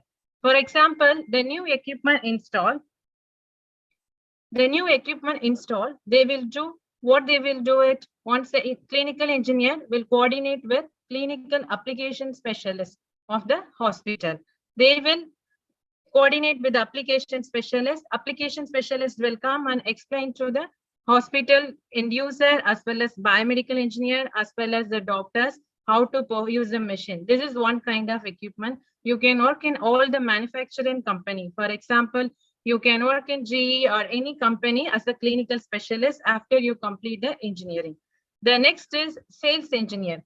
Who is sales engineer? For the medical equipment, what and all the equipment available in the market, you need to show to the end user to understand this equipment is available and you need to do the sales of the equipment. Currently, if someone is working as medical field in company, they need to show the end user what equipment available. They will sell the equipment. As a biomedical engineer, we can work as the sales engineer also. The next is field service engineer. During the equipment warranty time, the equipment will be maintained by the company engineer. For example, I work in hospital, still I won't touch the equipment during the warranty period. After the equipment installed, during the warranty, we will call always the company engineer to do the service during the warranty period. Project engineer, what does mean project engineer? Project engineer is the engineer who involved in the site preparedness, site readiness. For example, I'm going to develop some hospital or I'm going to open some department in hospital. For sure, you need to have some project. Each department, for example, I consider OR department, operation theater. In operation theater, you will be having multiple equipments. Some equipment in medical gas supply, ventilator need gas supply, anesthesia machine need gas supply, as well as MRI, CT scan. If you go, you need the 3-phase supply, the single phase won't work. This all designing and the maintenance will be done by the project engineer who completed the biomedical engineering. Then you can go as research. For example, from morning you have seen so many sessions. I have seen Upsal the previous session. She is in the research. You can go on the research field also, artificial and biomaterial. Then you can work in the vaccination field also. Let me go to the next one. One second.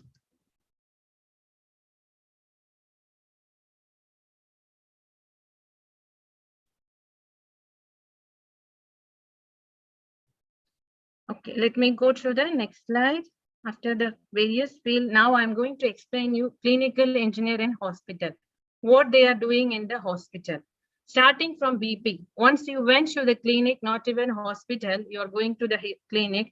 Nowadays, all the doctors mandatory, they will check your BP and you will check sugar, whatever equipment involved in the diagnostic and therapeutic for the clinical performance of the doctors. All equipment, maintenance, design, and manufacturing, we need clinical engineer. More like doctor and nurse, clinical engineer plays vital role in hospital.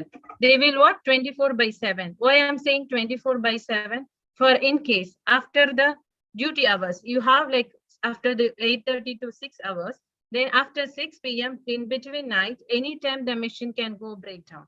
What will happen? The doctor cannot fix the machine immediately, or nurse cannot. They need biomedical engineer support. We work as in doctors for medical equipment. We immediately go as on-call engineer. We will respond to the particular machine breakdown and fix it.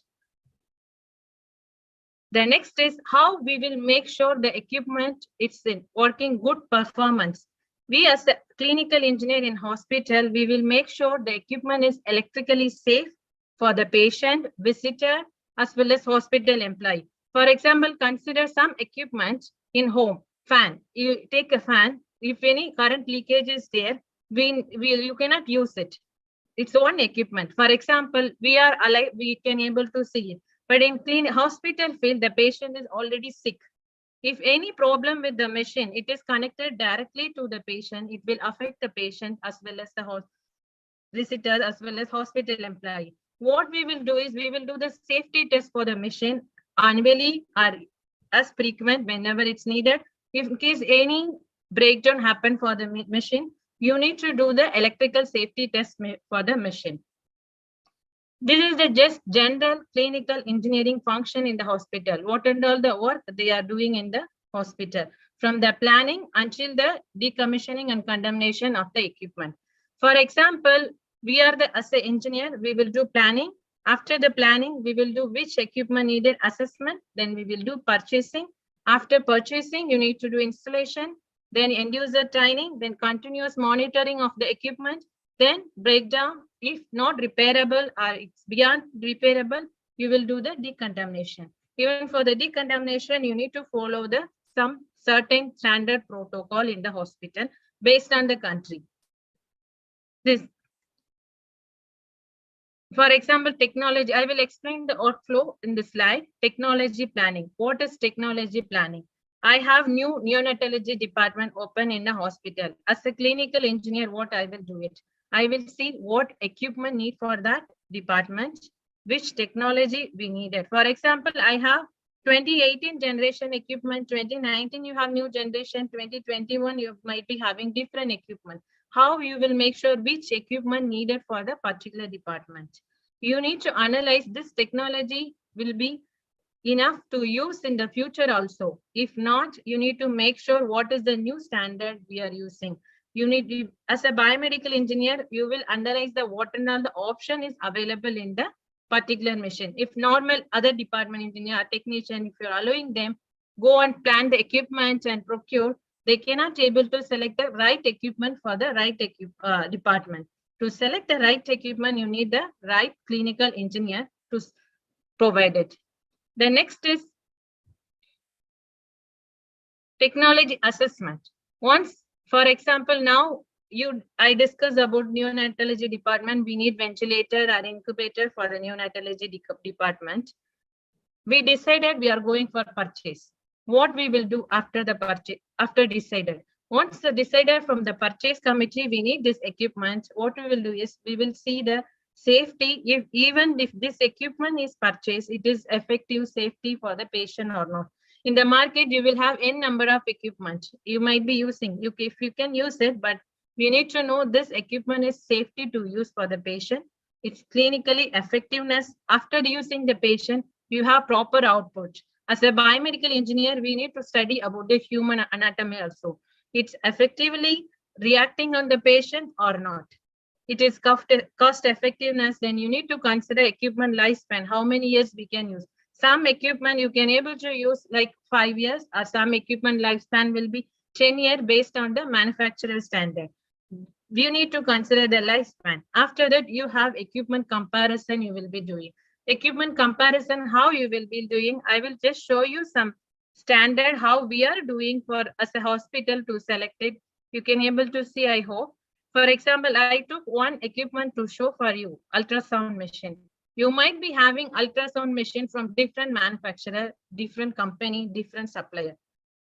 How you will select the equipment? For example, for this equipment. Ma'am, I'm sorry to interrupt. I think there's a black patch on your screen as well, and it's covering most of the screen. Let me just open it. Is it okay now?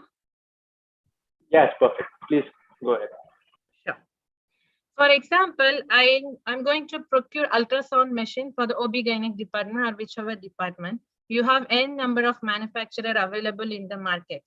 For the same manufacturer, you might be having multiple suppliers dealing with. How you will be having some minimum requirement, which manufacturer and model and which it's either it is CEFD approved or not. We cannot procure any equipment if it is not approved with FDA. Because FDA approved machine, they know the output clinical effectiveness is proper for the patient. If you buy some equipment which is not FDA approved, it is not authorized to use in any of the hospital. Then you will see year of launch, which year it is launched, it is suitable for our future technology or not, which service provider in which location, how many engineers available. In case any breakdown for the as a hospital, you need to have backup always 24/7. For example, I have only one equipment. I don't be having any backup for this mission. You need to make sure the supplier can provide us enough standby in case any emergency. Then you need to get enough service training for the equipment to the engineers, then upgradability, then end of service support. End of service support means once the equipment is discontinued from market. For example, I purchase equipment which is implemented in 2019. Each equipment will be having lifespan of 10 years. 2029, it is the life support from the manufacturer, it stopped. Still, they need to support for us another 10 years or 7 years minimum. You need to check whether they can provide us the support after the discontinuation also. Then response time, how they are responding for us. For example, I have emergency equipment. Each supplier should respond for me within 24 hours or in the same working day. If there is no response, you will deal with a different supplier. We won't deal with the particular supplier. Then you will be comparing clinical application for that specific equipment. For example, ultrasound machine, you are taking for OB-GYN, or you are taking for radiology, or you are taking. Different manufacturers have different platform for each application. You need to consider the specific and you need to discuss with the doctors what they need exactly, what application need, because different application, different machine will be good. Then after that, you will be seeing that optional some equipment you can upgrade later. I don't need this option now, but I need it later also. You need to make sure the end user supplier giving that option. Then you need to store whether equipment has battery backup, everything. In the end, what you will do is you will put the comments and scoring from end user, because you will arrange a demo based on this comparison. You will select some equipment and arrange demo to the doctors. The end user will try and we will giving score. Plus, we will give the score from biomedical point of view. The overall feedback and score, we will select the equipment. This is the way how we are selecting the biomedical equipment. For example, once you plan the equipment, how the assessment is done based on the minimum requirement. You need to make sure all equipment is FDA approved. In whichever country, with wherever you are working, it's mandatory. You need to select the equipment which is FDA approved. Then installation commissioning. Once you have purchased the equipment, for example, I purchase MRI machine or I purchase CT scan. What as a clinical engineer we will do in the hospital? Prepare the site according to the requirement. For example, I need for the MRI machine, I need 3-phase and the room should be magnetized. Then for a CT scan radiology equipment, I need the room to be designed with the lead thickness. Different equipment has different wall thickness. Who will decide this? As an engineer, clinical engineer, we are the authorized person to discuss with the particular team and decide how much wall thickness needed for this equipment. For example, fluoroscopy, you're installing this much radiation. Why we are giving lead line for the room? We will, based on the thickness of the room, it will not affect anybody as patient or visitor sitting outside due to this radiation. As an engineer, we need to decide all the site readiness, power supply, as well as safety and the gas requirement for the medical equipment, negative pressure. For example, now we had COVID situation. Once COVID situation came, what the hospital clinical engineer did, the clinical engineer has designed the room with negative pressure room. Why we are deciding negative pressure? The infectious patient, whatever infectious patient or COVID patient, any other hepatitis, whatever infectious patient, they will isolate the patient in the negative pressure room. These all are the minimum standard for the site preparedness. Once equipment purchase, the biomedical clinical engineer will do in the day-to-day life. I have taken some image here. For example, in the site preparation, you can see the power cord is on the floor and the a table on the middle, the equipment not kept properly. It is if not clinical engineer has selected as an engineer to work this performance, this will be the output of that particular department. What we will do is we will make sure this arrangement kept properly. There should not be no cords or nothing should be on the photo, on the wall or siders or on the floor. This all has been decided by biomedical clinical engineer. For example, I have anesthesia machine here, but the clinical engineer has not considered the gases. What will happen? You will use a cylinder in that room. The cylinder, how much hours it will support, we don't know. It's not safe because it is all around the room, the working area. It might fall risk and it cannot be used during the procedure properly. That is the main purpose of clinical engineer who's working in the hospital. Then after the installation, you will what and all the things as a biomedical engineer will do is preventive and corrective maintenance for the equipment. We will do preventive maintenance, corrective maintenance for equipment. What does it mean, preventive maintenance? Preventive maintenance, when we are doing, why we are doing for the preventive equipment. For example, you have ventilator in the any department, ICU or consider any department, you are using for certain long time. You will think the output is correct, but how you will make sure the output is correct? For example, you kept the tidal volume for the particular patient 500 liter or something, but how much it is delivering, how you will make sure during the maintenance, all clinical engineer, what they will do is they will check and calibrate the accuracy of the result of the particular equipment. Once you check the accuracy, you know whether this equipment you can able to use for the patient or not. This preventive maintenance, if not accurate or if the result is deviating, then you will analyze what problem the machine has. That's why we are doing frequently the preventive maintenance. How frequent we are doing? The frequency for the equipment maintenance, it is different from different equipment. For example, ventilator, it's a high risk equipment. You will do every yearly once. Some equipment you will do every 2 years. The laboratory equipment you will do every 6 months because they are running continuously blood sample in the machine. Based on the manufacturer, the frequency defined in different way. That's why the preventive maintenance, it's mandatory for the equipment, and also it's extend the life of the equipment. During maintenance, there will be a PPM kit for the equipment. For example, valve, battery, and all the accessories you will be replacing during the preventive maintenance. And the corrective maintenance. In case corrective maintenance is nothing but breakdown. In case any equipment has any physical damage or breakdown, how you will respond? As a clinical engineer, each hospital has like thousands of equipment. Consider thousands of equipment, even 200 equipments. You might be having 1 or 2, 3 clinical engineers. How you will respond it? You will categorize the equipment based on the risk level: high risk, medium risk, low risk. High risk means you will give immediate response. For example, I have problem with in operation theater anesthesia machine. The same time I have problem with the BP apparatus in the clinic. Which one I will respond? I will respond to the high risk equipment. This is within 20 minutes. You should respond any high risk equipment in world. You should respond within 20 minutes. You should not exceed 20 minutes. Or else you should have enough backup for that machines. The low risk machine, once you have completed the high risk, you will go to attend the low risk machine. How you will minimize the downtime for the equipment?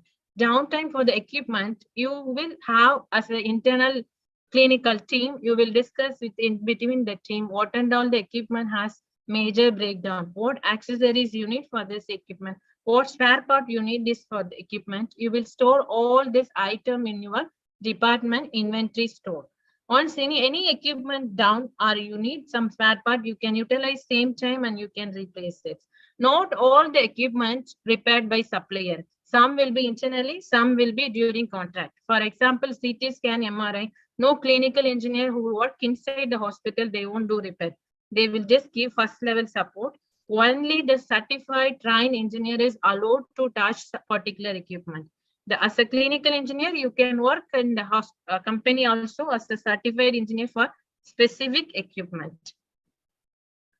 The next is document and follow equipment recalls. What is the document and follow? Each equipment has 100 documents, minimized documents you need to follow internally in a hospital environment for any equipment.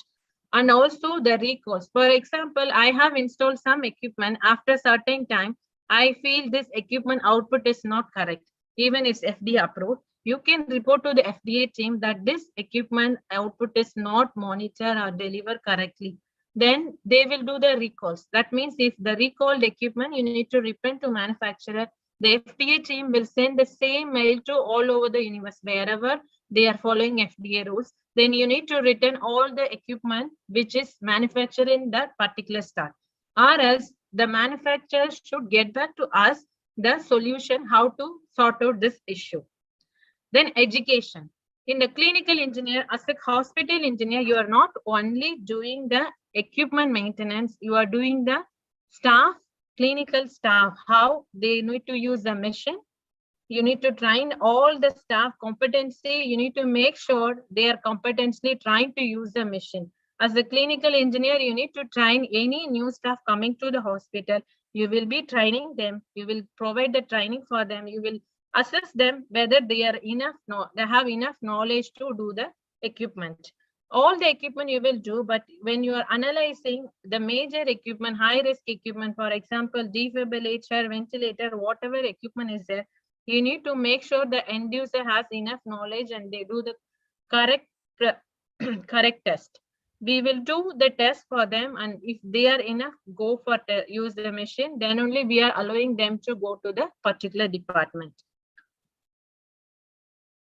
Key performance indicator. What is key performance indicator? From all the preventive maintenance, corrective maintenance, I have explained to you about the response time 20 minutes and 2 hours. The 20 minutes is for the high risk equipment, you need to respond within 20 minutes. The low risk, you can respond within 2 hours. You need to reduce the minimize the downtime. How you will reduce? You will make sure you have enough stock inventory for the particular spare part. And also you need to do preventive PPM on time. That's what I said. You need to minimize the breakdown and the lifetime and the accuracy of the equipment.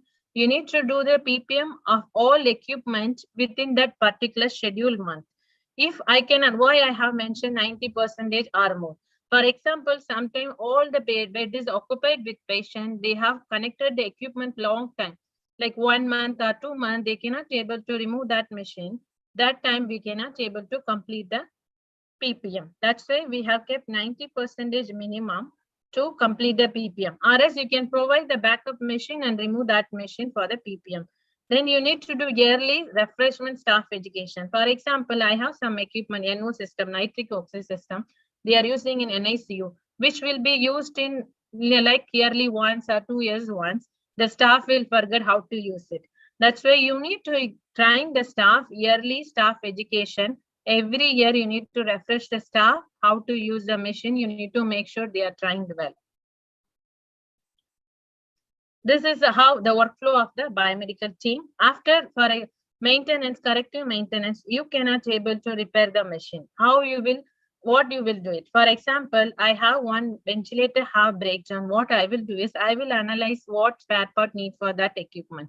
Once the equipment spare part, I will analyze the cost of that spare part, the number of corrective maintenance for that equipment. If it is beyond the equipment price, then what we will do is we will purchase the new equipment. We will condemn the old equipment. The old equipment condemnation, you need to follow certain procedure. You cannot dispose in the current environment like how we are throwing waste. You have medical equipment disposal technology for all the country. Different country has different protocol. The battery from once you are disposing the machine, you need to remove the battery. You need to dispose some components from the equipment. You need to dispose this item under particular decommissioning technique. For example, I am disposing the radiology equipment. Radiology equipment means you will be having X-ray tube. How you will dispose? You need to inform the local authority. For that is AERB in India, FANAR in other countries. You need to inform them they are the authorized person to dispose that equipment. you need to follow this decommissioning procedure. This is the basic workflow of the clinical engineer in hospital. Once you have installed the equipment, how the equipment tag, asset inventory, I have taken some sample. Each equipment you will give defined name. For example, we have certain name, same like that you will have defined name for each equipment. How you will track the equipment history based on this equipment tagging name. Then after that, how the end user know this equipment is safe to use for the patient and the result is accuracy is there. Then you can see this tag ppm and est and validation when it's done, when it's due. Each machine has this tag. This is universally same technology in clinical engineering. I'm working in UAE, I'm working in Germany, or I'm working in India. All over the world, the clinical engineer in hospital work way is same. There is no difference between if you are working here or there. What is the difference is the local authorization standard. This is the only thing which is differ from place to place. Then that's why I said each country has their own standard to follow for hospital. NABH accreditation for India, the International Joint Commission International Accreditation, and ISO and local authorization for each country. You need to get approval from this standard in a hospital every frequent alter or year. It is mandatory. Some country, what will happen if you are not approved with this standard, you are not eligible to claim the insurance. For example, I'm considering UAE. I have approved with this standard, my insurance claim price will be different. For the test, I'm spending 100 dirham. The hospital income will come in 200 dirham because I'm approved with this particular standard. Then other than this all, what next? The new technology in all medical equipment. When you are purchasing, you need to consider the networking for the medical equipment and compatibility configuration. Without networking, no equipment is purchased nowadays. Why we are saying is, for example, consider COVID situation. The doctor will be in home. The patient is in hospital. I need to know this patient information immediately. All the medical equipments are connected with the network with the DICOM configuration. All the equipment, this is the minimum requirement. So clinical engineer who do the configuration. For the patient safety, all the hospital, the currently what they are doing, you have option for the equipment. You can either store in cloud or you can either store in the locally stored hospital server. What we preferred is we stored in only local server. For the patient information safety purpose, we are not storing anything in cloud. Cloud also possible to store, but we should avoid storing in the cloud. From this, what I'm trying to say as a student, what we need to focus to be a good clinical engineer. After engineering, I will say I have passed my engineering degree in the first class. I'm topper or whatever may be. After once you join the job, you need to how you will differentiate yourself from other clinical engineer. You need to have strong basic knowledge what you are doing in the current scenario, like electronics, the human anatomy, whatever you are studying in during engineering, you are going to implement same when you are working. Compared to other department, ECE, CS, whatever they are studying, they might study different and they will implement something. But as a biomedical engineering, what you are studying, you need to going to implement. That's why you need to have strong enough knowledge to be a good clinical engineer to shine in our field. Now I will show you some inventory as well as the schedule, how it look like, how we are managing from our hospital. I'm going to share some software, how it is there. I will show you here. Can you able to see this one?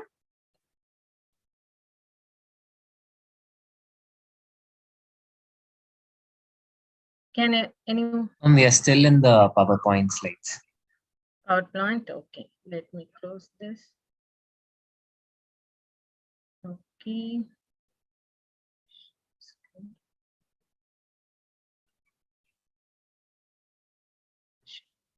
Okay, you can able to see now? I hope. Yes, ma'am. I hope you can see it now.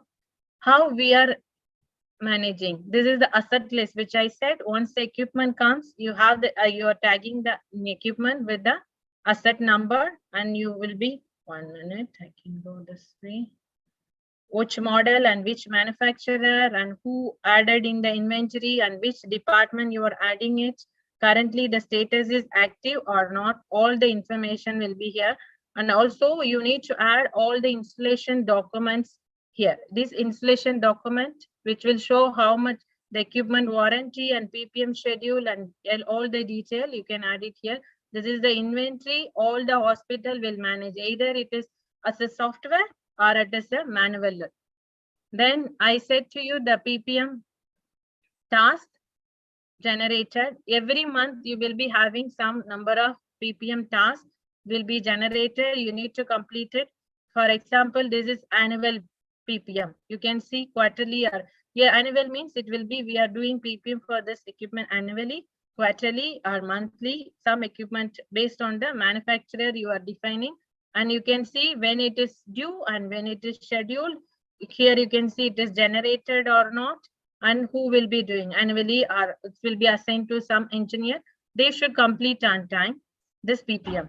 Then if you go to the inventory, this inventory will show what and all the spare part you have for the each equipment, which I said each equipment has some minimum standard required spare part accessories. Like for example, if you consider vital sign monitor, you need SpO2 sensor, you need ECG list, this all NIBP cuff. If you are using continuously, these all accessories you need. What and all the spare part you need to have the proper inventory and keep it as stock. If it is below the range, make sure you need to have the inventory for that particular item.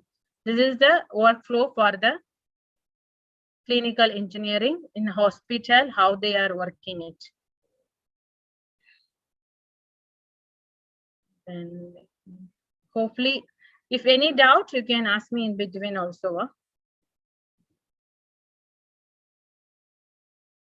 We go through here. Here you can see how much it is completion on time. On this is PPM completion on time, work order distribution by. Then you will have status notification. For example, this is will be breakdown or something. The end user will raise ticket in for the particular asset number. They will select a asset number and they will raise it in the Aladdin any software. Then the end user, we can able to see what time they started the work and who it is assigned, whether they started or not, whether it can be able to view from the end user as well as biomedical engineer.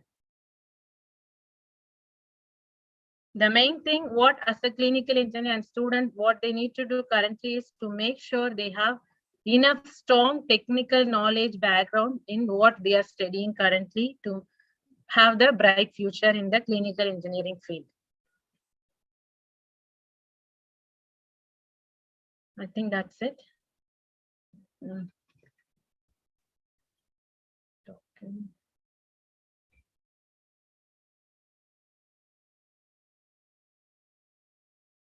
Okay. Any doubt you can ask me. Hopefully it will be a good session for you, I think, hopefully.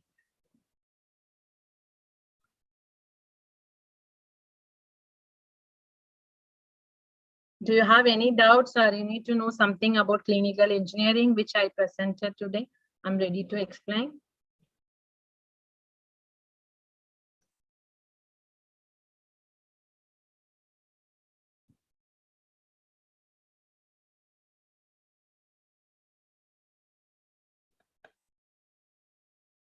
And then it's okay. Or anyone has any doubt on this?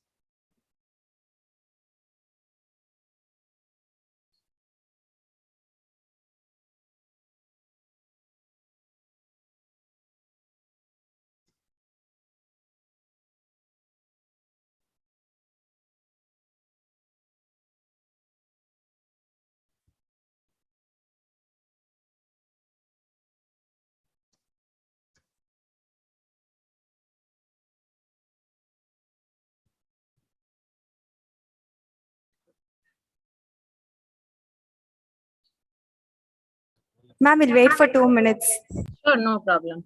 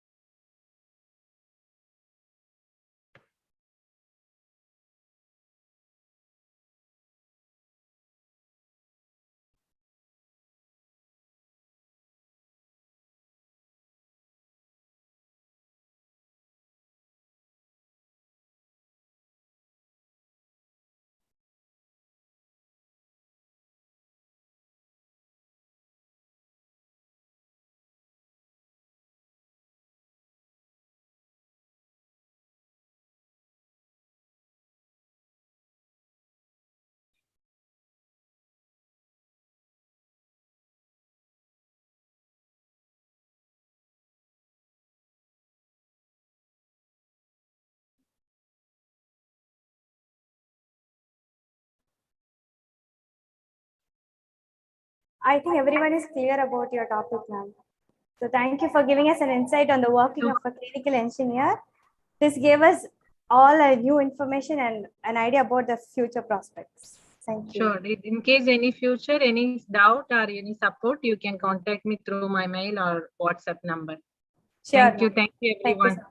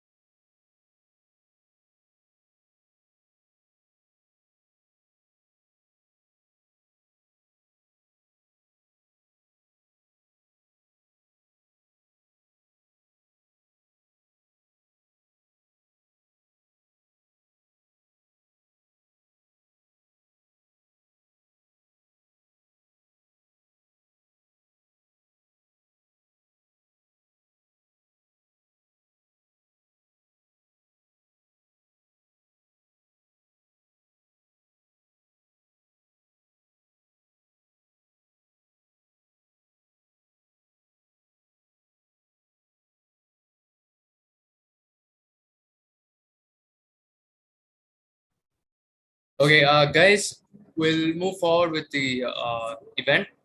Am I audible? Can I get a confirmation? Yes, you are. Okay, so let me just go ahead and share my screen. 1 second.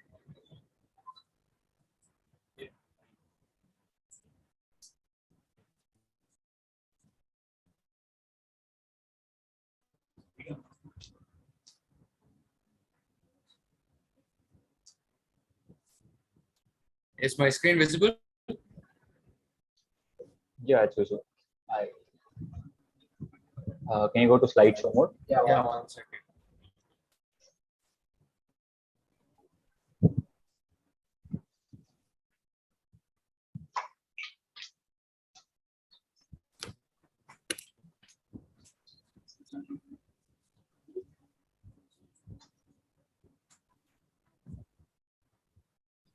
Okay, yeah. I'll take over. Should be here, Ben.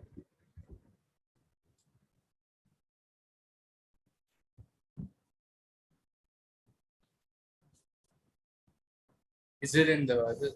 Is it in sharing mode?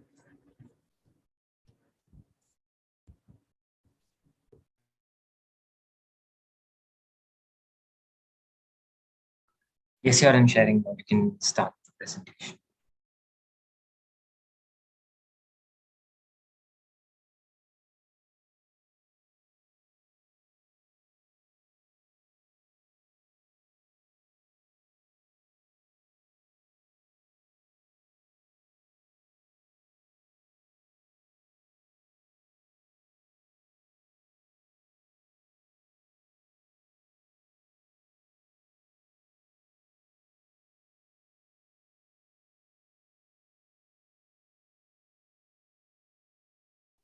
Just give us a minute, guys.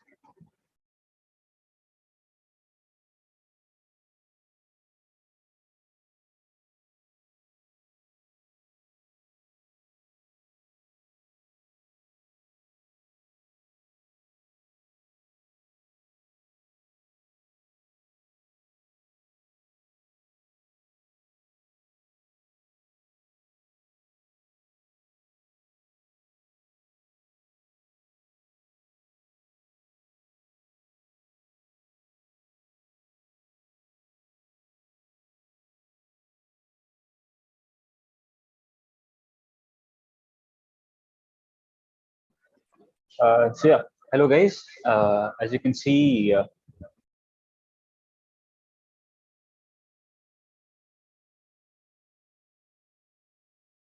yeah. So the event's name is "Life is Complicated," and well, life is complicated. So what we'll do in this event is basically complicate very simple images, like daily images that you see every day, daily life objects, or something related to biology, something that is not too difficult, but we'll zoom it in very, to an extreme extent, so that you won't actually know that object, or you're gonna have to think to arrive at that object. So that's what this event is about.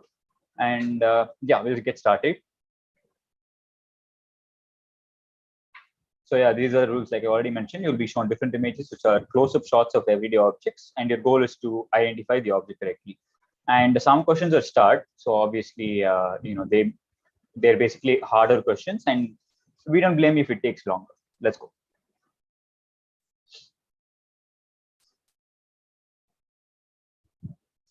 Yeah, so this is a fairly easy question. So you guys can take out your answers in the YouTube comment section.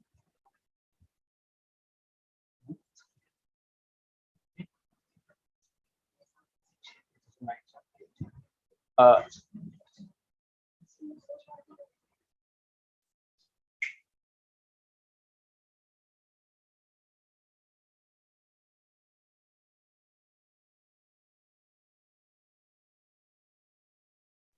oh yeah, so we have one answer which says mouse. It's a good guess, but it's not a mouse.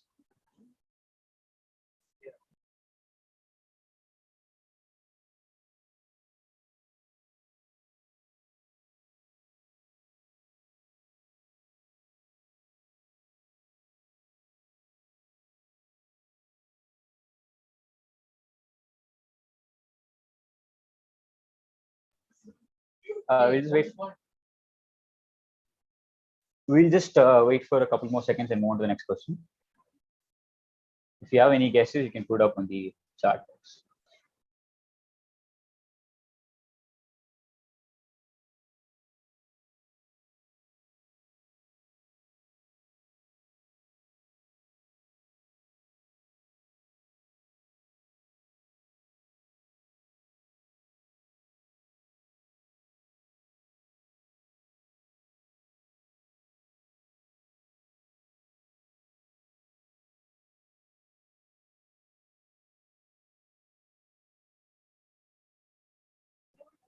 So one of you guys have got the answer right. That's it is a duck. It's a it's a down view of a duck. So move on to the next one.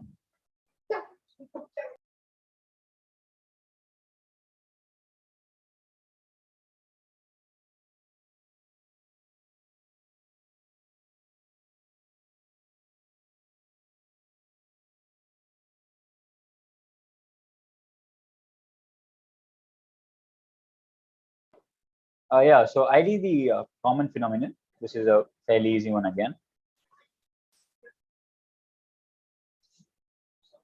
You guys can, I'll just move on to the next one once we get the answer to the chat box.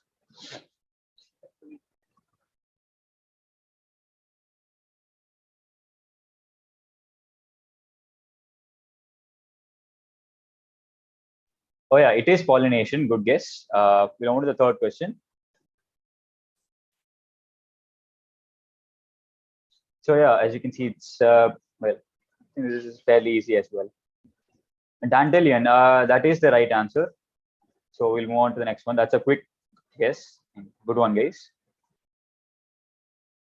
Oh yeah, so this is a funda-based question. So you'll have a set of images with, with slightly different. Basically, you'll have a set of images, and you have to fill in the dashes. So it was recently discovered that dash of different emotions have different structures.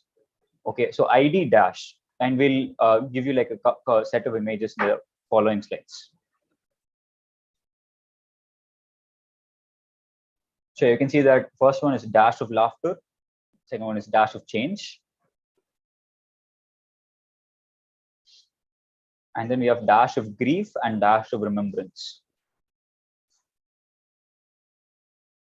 So I want you guys to fill what the dash is. And the dash is a pretty common word.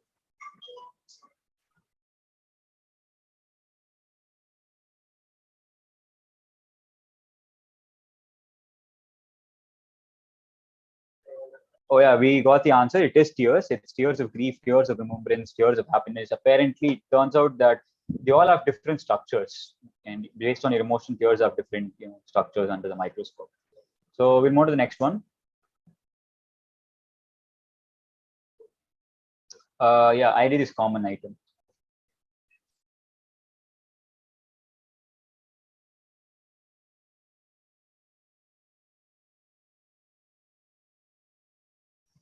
That was quick, guys. Good one. It is brush. So we move on to the sixth one.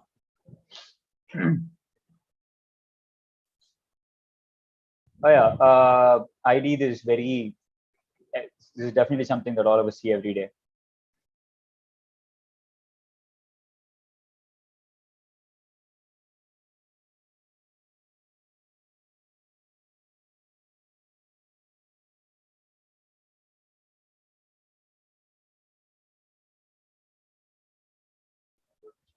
Yeah, one of you guys did get the answer right. It is a hair strand.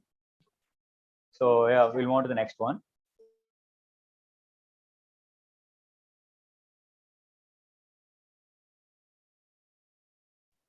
Yeah, so ID. This is something, again, a fairly common thing that we would have seen.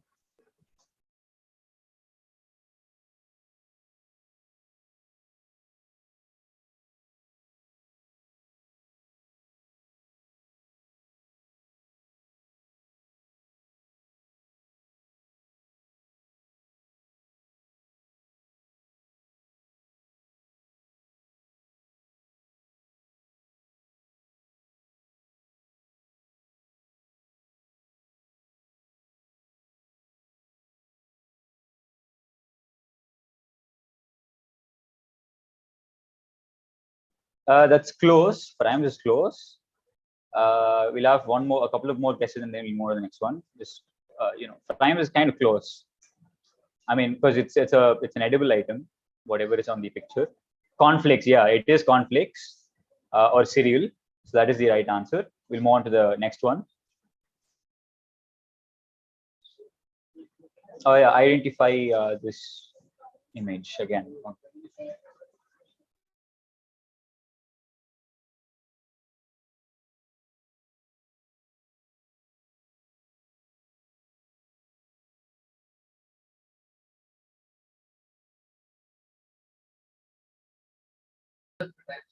That's a good one. Again, it is an eye of an insect. So yeah, that was quick again. We'll move to the ninth one.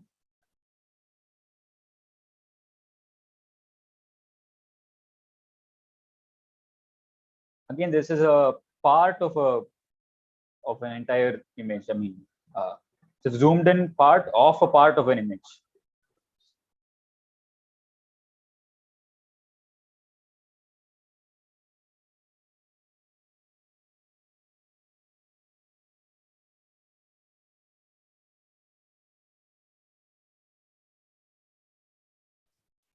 Stem is a close guess. Yeah, it is stalk. It's a stalk of an apple. So yeah, stalk. We'll take stock for the answer. Woolen thread, that is also a good guess, but it's not the answer. So yeah, we'll move on to the 10th one.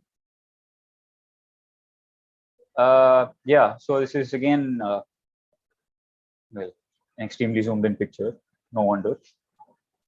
So yeah, try to get for this.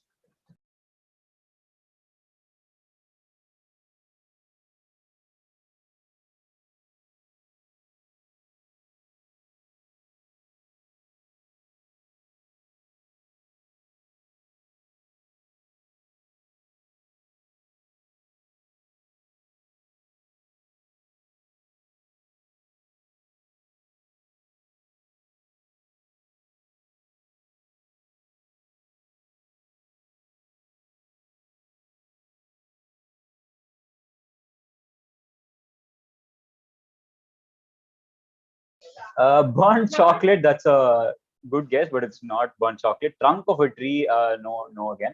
Volcano, I think it'll be a pretty dangerous thing to shoot a volcano that close. So rocks, again, no. Chili flakes, no, so it's not chili flakes. Rust, yeah, rust is the right answer. So yeah, we'll move on to the next one. Good guess.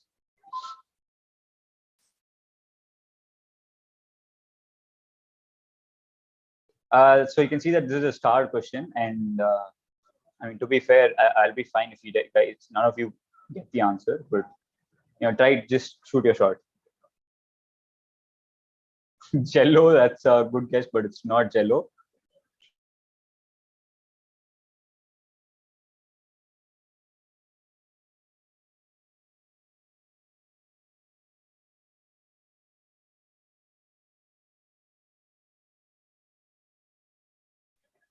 No, it's not fins, it's not honey, and it's not some sort of candy. A cat's tongue. Oh, I was not expecting you guys to get the answer this quick, but yeah, it is a cat's tongue.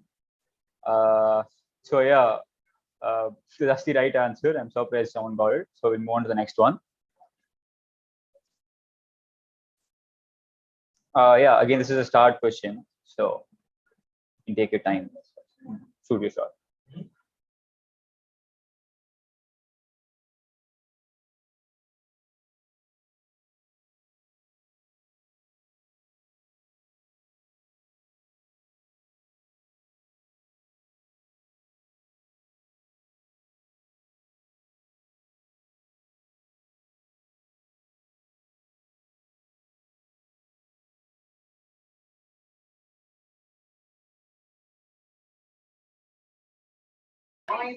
Oh, it is raspberry. That's a good guess. Again, I'm surprised that we're all getting start questions this quick. So yeah, we'll move on to the next one.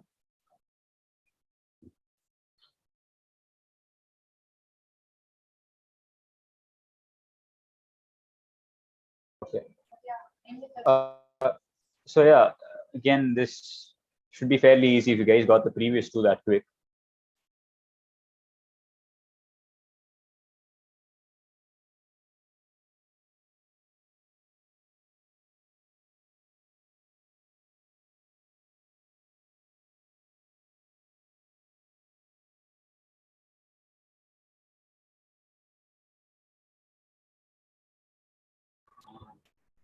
Okay, yeah. So, okay, we'll just give people a little more time to guess.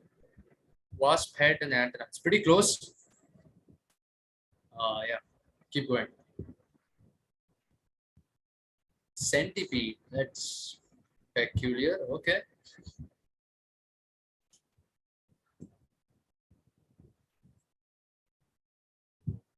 Never seen a furry centipede, but okay.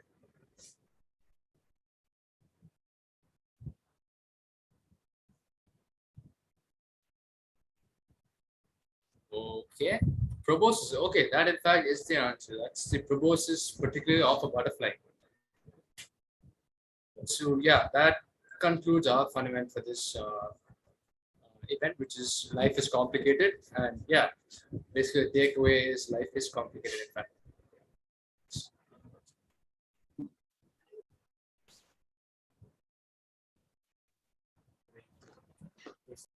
Good afternoon, everybody. Am I audible?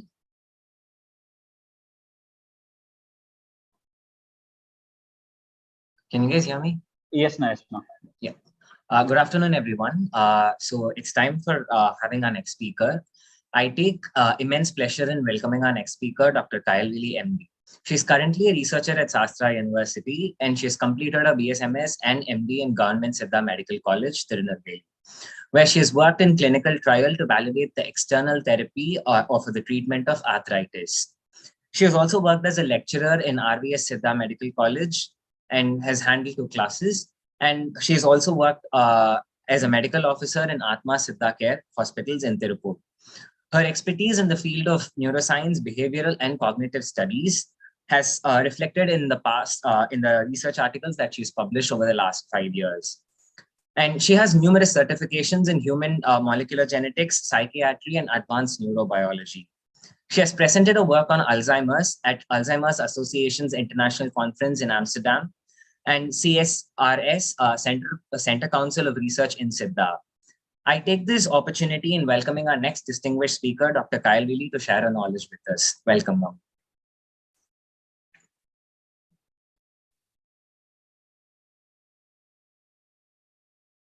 Thank you, Adi. Is it audible?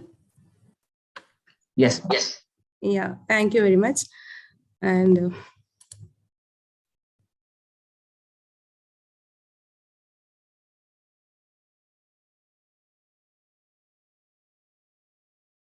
so is the screen is visible?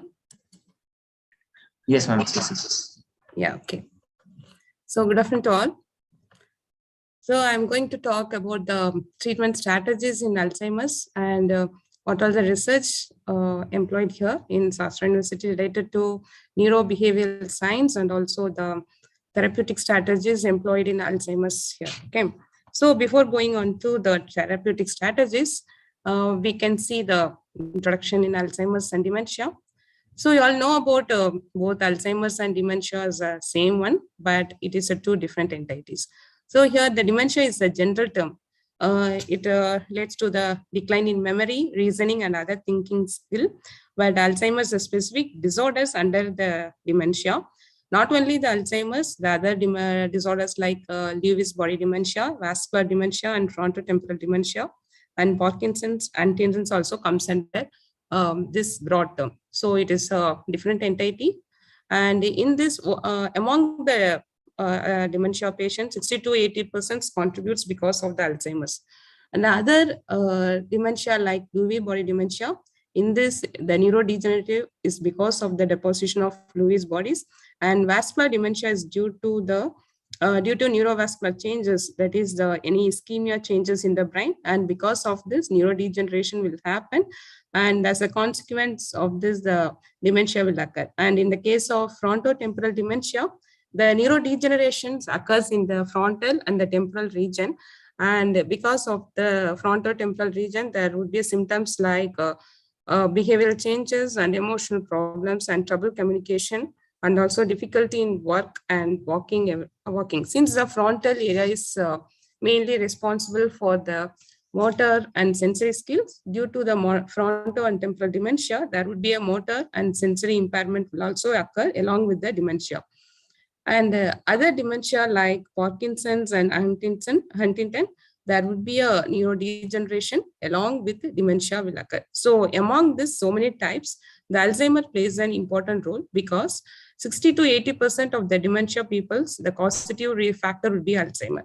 And not only that, around the world, in 2015, nearly 50 million people are affected with the dementia.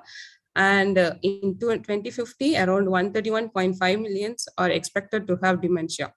And in the case of Alzheimer, among the dementia people, in Alzheimer's, in 2050, 106.23 million people will be affected.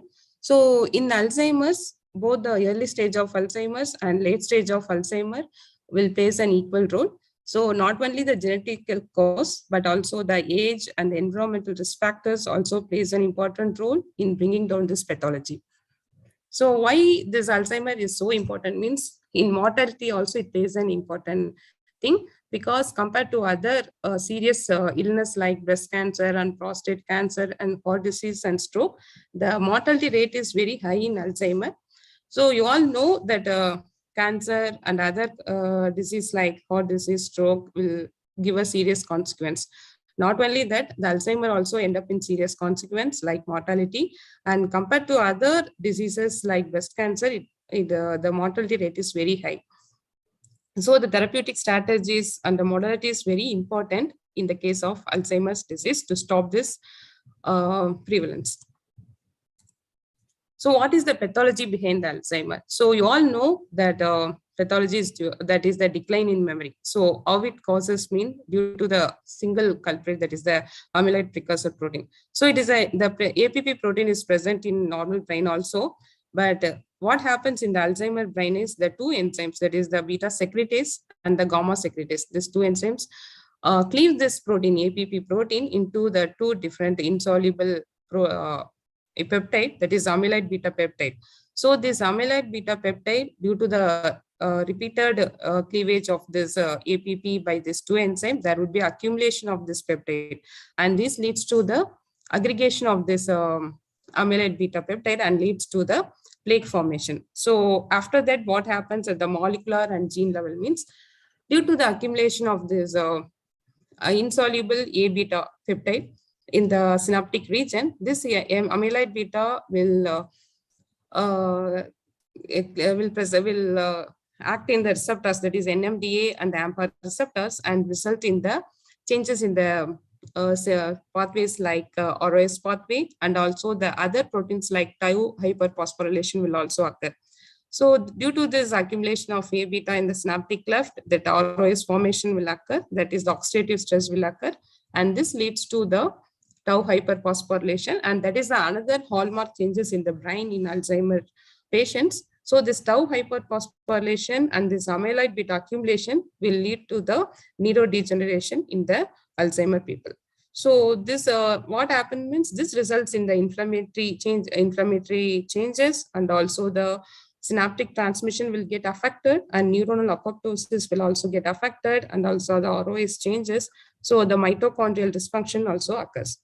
So this tau hyperphosphorylation, that amyloid beta accumulation, and the ROS changes will all lead to the Alzheimer. So this is the pathology and the molecular level changes. So what are the changes in the anatomical means anatomically, what are the changes happen in Alzheimer brains means the synaptic connections will get lost. So you all know about the axon and dendrites, right? So in the case of infants, that is the postnatal period, there would be a less synaptic connections. So the axons will be there, the dendrites would be there, but the synaptic connection is very less. At the age of 7 also, there would be the synaptic connections and the neural communications will be based on the memory and also the things they are learning. So based on the novel things they are learning, based on their environmental factors, the synaptic connections and the neural communications will occur. So in the case up to the age of 30 and at the age of 30 and 60, there would be more synaptic connections and neural communications. But at the age of 65 and 70, again, the synaptic connections will get lost and the neural communications also lost. So this would again mimic like the infant brain. So in the older age that people have the cognitive decline, they won't recognize the objects or the persons they have known familiarly. So because why it means due to the synaptic connections, due to the loss in the synaptic connections and also loss in the neuronal communications. So these are all the things happen anatomically. Along with that, the important things happen is the model, that is spine dynamics. So in that, you all know about the dendrites, but in dendrites itself, there are all the small spines will be present. That is the small protrusions will be present in the dendrites. And this plays an important role in the postsynaptic density and also the long-term memory and the memory consolidation. So based on the structure of the dendritic spines, the synaptic connections will be made. So here, this is the type of spine. This type of mushrooms, that is the mushroom spine, will plays an important role in long-term memory. So if the people is having more mushroom spines, means that they have the better memory consolidation and better long-term memory. Okay, so this is based on their things they are learning frequently and things they are exploring frequently. So if they are exploring new things, they are learning new things, and they are come across the new words every day, means the spine dynamics will change, and this leads to the spine stability also, and this results in the long-term memory. And also the things they are frequently learning also results in the long-term memory. And in the case of thin spine and philopodia, the thin spine is if they have the thin spine means if they are learning and if they are exploring new things, means the spine tend to change into the mushroom spine. But in the case of philopodia, what happens means they don't have the ability to change into the mushroom spine. So if the the philopodia spine is present, means they don't have the ability to learn the new things or exploring the new things. But in the case of thin and stubby spines, means they have the ability to explore and they have the ability to learn new things, and these spines will have the ability, they tend to change into the mushroom spine, and this leads to the long-term memory and also the responsible for the better synaptic connection and better postsynaptic density and memory consolidation. So this spines also plays an important role in the memory in Alzheimer peoples. And apart from that, what are the potential therapeutic targets? So not only the anti-inflammatory, that is we not supposed to, that means if you are treating the Alzheimer's people's means, so we should treat all the pathways, that means all the symptoms involved in the Alzheimer. For example, if they are treating only the anti-inflammatory, means the Alzheimer won't be reversed to the normal level. So we should take into the consideration all these pathologies like anti-inflammatory, anti-amyloid, and also the antioxidant. And importantly, the tau hyperphosphorylation and the neuronal transmission. Because of the synaptic connections lost. So we have to take into consideration the neuronal transmission also. And one more thing is the antioxidant, and that is the mitochondrial biogenesis. So due to the ROS generation, because of the amyloid deposition in brain, the mitochondrial dysfunction also occur. And we have to take into consideration the mitochondrial biogenesis also, because this plays a vital role in the Alzheimer's disease. So these therapeutic targets, that anti-amyloid and the anti-tau and the antioxidant and anti-inflammatory and the membrane preservation. So due to the ROS generation, the lipid peroxidation will occur and the membrane damage will also occur. So the membrane preservation will also important, and the neurotransmission. So these are the targets we taken into considerations while we are trying to discover any new drugs against Alzheimer, or we are going to treat the Alzheimer's people. So based on this, so many drugs are in preclinical trial.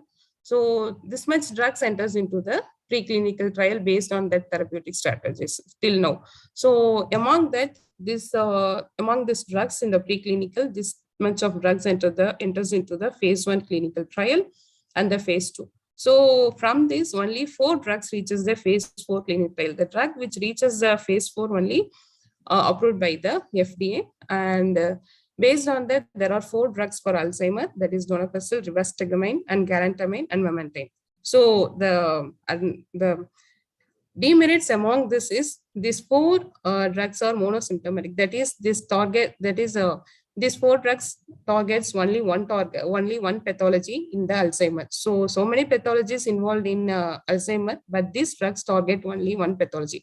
For example, this donepezil have the ability to target the acetylcholine transmission only. And similarly, the memantine have the ability to target the NMDA receptors only. So, but the nature of the Alzheimer pathology is it have the multiple pathways involved. So inflammatory pathway, and also the amyloid pathway and tau pathway, and the dendritic spine modulation is there, and also the microglial activation is there. So we have to take it into consideration. So we have to find a drug that should treat all those pathways and all those dysregulations. Okay. So based on that, we enters into the therapeutic treatment.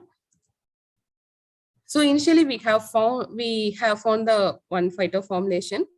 Before going into the therapeutic efficacy, initially we checked with whether this has the influence in the synaptic transmission and the neural transmission, how the connections are there. After giving this phytoformulation to rodents, we have checked in rodents before going into the Alzheimer pathology. So in normal animals, we have given this drug, and we have checked the how far the connections are there, and also the synaptic connections and the dendritic spines are there. So in normal rodents, we can see there is so many connections, and also the axons and dendrites are well preserved and the connections are well maintained.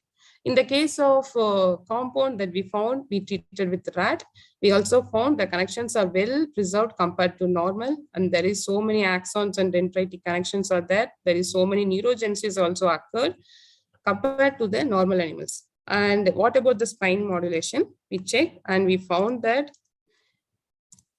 there is so many mushroom spines and the stubby and the spines are there, and there is no philopodia type of spines, and also the stubby and mushroom is more when compared to the normal rodents. So, and we have checked the cognition also, it is well maintained when compared to the normal animals. So we found that this drug have the influence in create an impact in the spine dynamics, and also the dendritic spine morphology and the synaptic transmission. So which is mainly important for the Alzheimer disease. And we move on to the therapeutic treat strategy. So in the case, initially we taken that is the cholinergic dysfunction model, that is the acetylcholine model only. So before moving on to the main Alzheimer's model, so initially we have checked the cholinergic dysfunction model. So in this case, what happens means in the cholinergic dysfunction, initially the neurotoxin will cleave there is the acetylcholinesterase normally will cleave the acetylcholine. So because of the cleavage of the acetylcholine won't bind with the receptors present in the postsynapses. So what happened because of this means the synaptic transmission will get lost, and also due to the non-binding of this acetylcholine with the receptors, the further pathways will get disrupted, and also ROS generation will take place, and the inflammation will take place, along with the synaptic transmission also will get affected. So we check this formulation, that is the compound, with the cholinergic dysfunction model. So we have created this cholinergic dysfunction in our facility itself through the stereotaxic surgery model. This is the robotic stereotaxic surgery instrument in our animal house facility. So what the specific feature about this instrument is it is a robotic instrument. So we can create the animal model through the region what we want to create the disease. For example, if we want to create a disease that is related to the hippocampus, means we can we can inject a neurotoxin directly into the hippocampus through this injection setup. Okay, so here first we drill the skull, and then we can locate the hippocampus based on the anatomical position, that is the pregma and lambda on the skull. So based on this pregma and lambda position, we will feed the measurement of the pregma and lambda into the software, and this software will give the hippocampus target position based on this pregma and lambda position, and based on that, and the injection will reaches the target position, and neurotoxin will be injected. Followed by that, we check the injection trace path, and it reaches the hippocampus region also. Here you can see it clearly. This is the corpus callosum region, and below this hippocampus region is there, and this is the cortex region. So we injected a dye to check whether it reaches the hippocampus region or not, and it exactly reaches the hippocampus. And we injected the neurotoxin, and we checked whether this neurotoxin has created the cholinergic dysfunction in animal or not. Normally in humans, if we want to check the cognition ability means there are so many tasks is there, that is the mini mental task is there, and also the cognition task.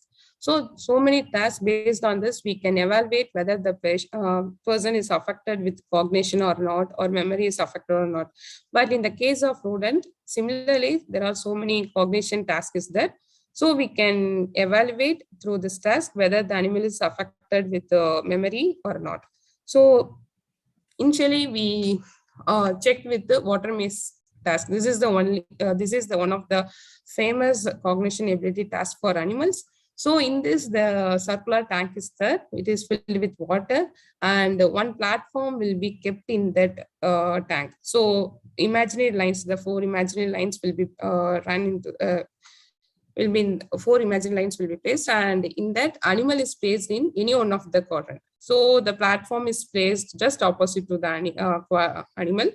So initially, we have to give training to the animal to reach the platform. So initially on the first 2 days, it takes certain times to reach the platform based on the cues present around the periphery of the tank. As the training increases, what happens means it reaches the platform soon if the animal is normal. So if the animal is affected by any neurodegeneration, means it doesn't reaches the tank easily. It searches through the pool, and it searches long time to reach the platform. So normally in Alzheimer, what happened means the thing they are learned newly easily, they won't remember easily. So in the same way, if they are giving new task to animal, means they won't remember easily. So if you are giving repeated training also, they won't remember if the animal is affected with Alzheimer. So how we can interpret means based on the trajectories, we can interpret whether this animal is affected with a hippocampal lesion or not.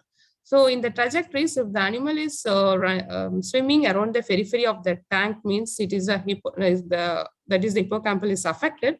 And also if there is a random search or also scanning search, means the hippocampus is affected. But if the animal, after repeated training, if the animal reaches the platform soon, means like this trajectories is present, means then it is the hippocampal dependent learning. So it uses their hippocampus and it reaches the platform very soon. So based on this task, we introduced the animal in the water maze, and we found that in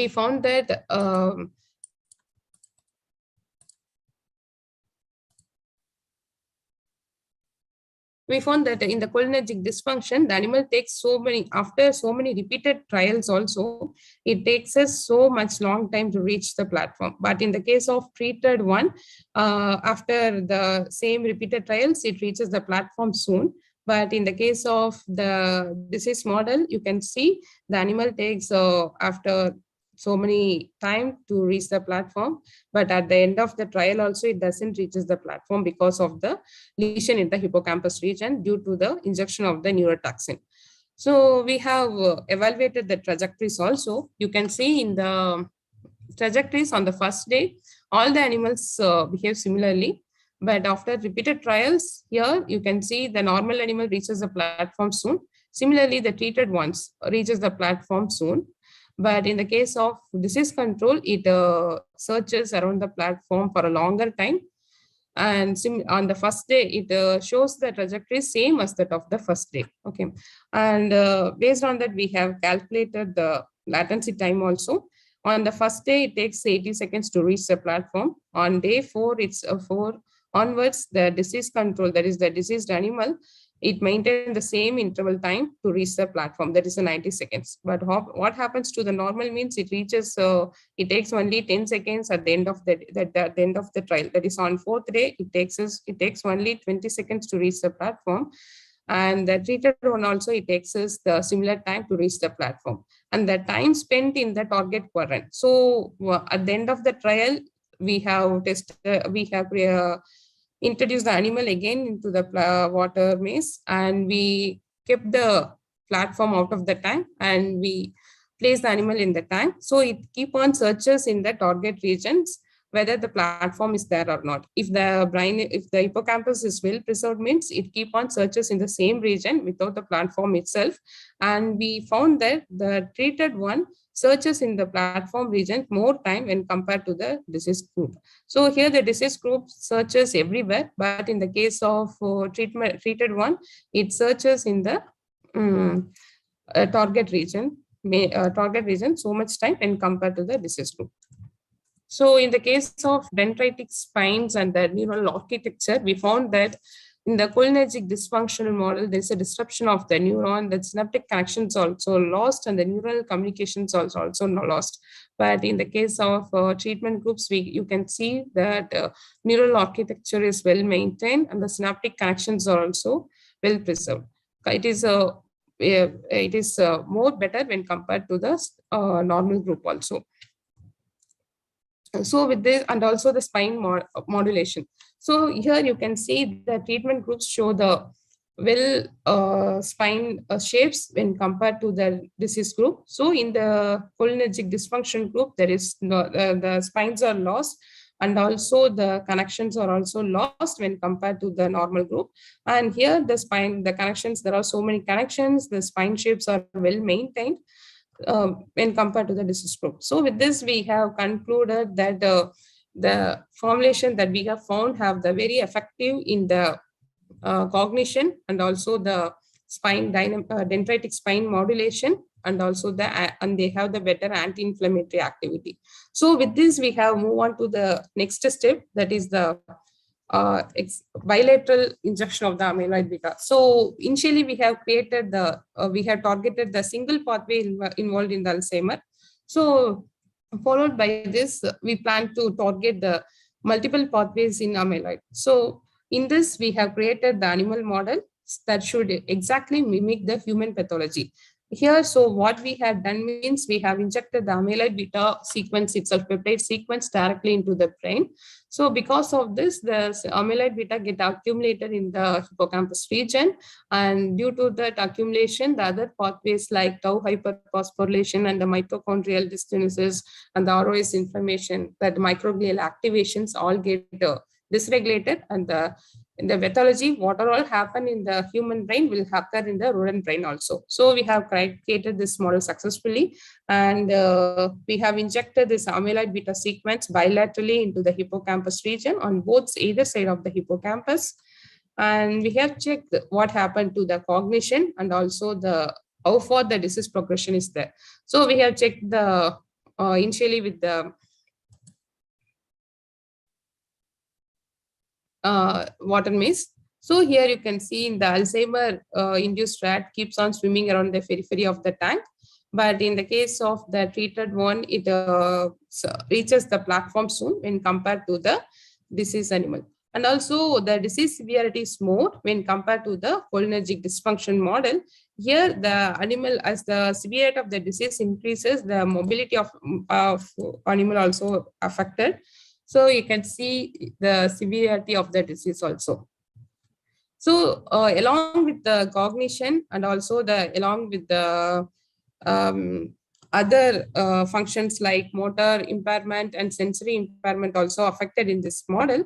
So we plan to introduce a novel strategy to overcome this motor impairment also. So because the motor impairment and the sensory impairment is affected means, so the animal survival is get affected. So we again introduce a novel therapeutic strategy to overcome this motor impairment, sensory impairment, and also it have to cure the cognition disability also. So in this, we have introduced that environmental enrichment. That is if we introduce the persons in the better enriched environment or physical enrichment, the cognition is better. That is already proven one. So we have introduced this enrichment along with our compound that we have identified. So as a combination therapy, already we found that that formulation as a better in mitochondrial biogenesis and also the anti-inflammatory and the cognition. So along with that enriched environmental, if we introduce means whether this motor and sensory impairment along with that better hippocampal neurogenesis is there or not, we have introduced this therapeutic strategy. And in this environmental enrichment, what happens means if we place the animal in this enriched environment means it have the better motor activity and also the cognitive activity and also the sensory activity due to this object we placed inside the cage. So due to the repeated physical activity and visual activity, the animal will be more active and there would be more hippocampal neurogenesis when compared to the animal placed in the normal standard cages. So because of this animal placed in this enriched environment, there would be a better spatial memory and also the reduced neuroinflammation and also there is improvement in the cognitive and the long-term memory also. So we have introduced this strategy along with the treatment we have given. So what happens means we have introduced so many tasks inside these cages also. So in that we found that the animal have the better segregation activity, gathering activity, and also the social activities better when compared to the animals that is placed in the standard cage, that is diseased animal placed in the standard cage. So in that we found that initially what we did means we put the balls and other toys and tunnels inside the cage. So these are the things we placed inside the cage, that is the rotating wheel and the tunnel and ladder and also the balls and some toys inside the cages.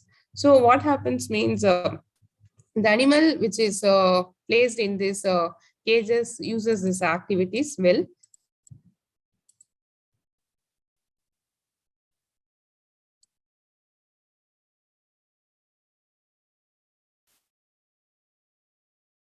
So you can see the animal picking the balls and also segregation of food here.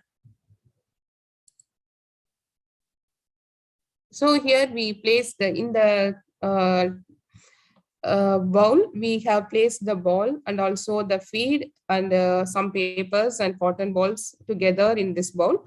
But the animals, what it did means it segregated the ball and feed and also the cotton ball separately. So normally in Alzheimer people's, what happened means they won't recognize the shape, objects, and also things that they have known normally. So the thing is that activity is fully affected in Alzheimer patients. But in the case of Alzheimer rat that is placed in the enriched environment along with the treatment we have given, that compound we have given, these animals have the better activity in segregation of the toys and the feed separately, and also this motor, that is the grasping behavior, is well preserved in the animal that is placed in the enriched activity. And also the animal which is the normal behavior of the animal is the burrowing habit. So animal, they tend to have to be placed in a closed and the dark region, and also burrow, and then they have the habit of burrowing. So the animal that is normally affected won't do this. But in the case of animal that is placed in the Alzheimer rat, that is placed in the enriched environment, have the better this natural habits is well preserved when compared to the diseased animals.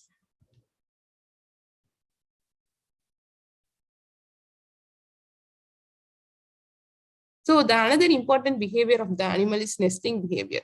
So this nesting behavior is important in the case of better brain activity. If the animal is having well preserved brain activity and the hippocampal neurogenesis is better, means they have this innate nesting behavior. If the animal is affected with Alzheimer, means they won't have this innate nesting behavior. They won't keep their environment clean also. Normally the rodent have the better quality that they keep the environment well clean when compared to the diseased animal. So in the case of Alzheimer rat that is treated with the enrichment, when we placed in the cage, initially what we did means we kept the cotton balls and the toys everywhere randomly inside the cage. But the animal, after a little time, we have checked, this animal gather all those cottons that we kept outside the cage rim everywhere around the cage. He collected all the cotton and also all the balls that is scattered around that cage.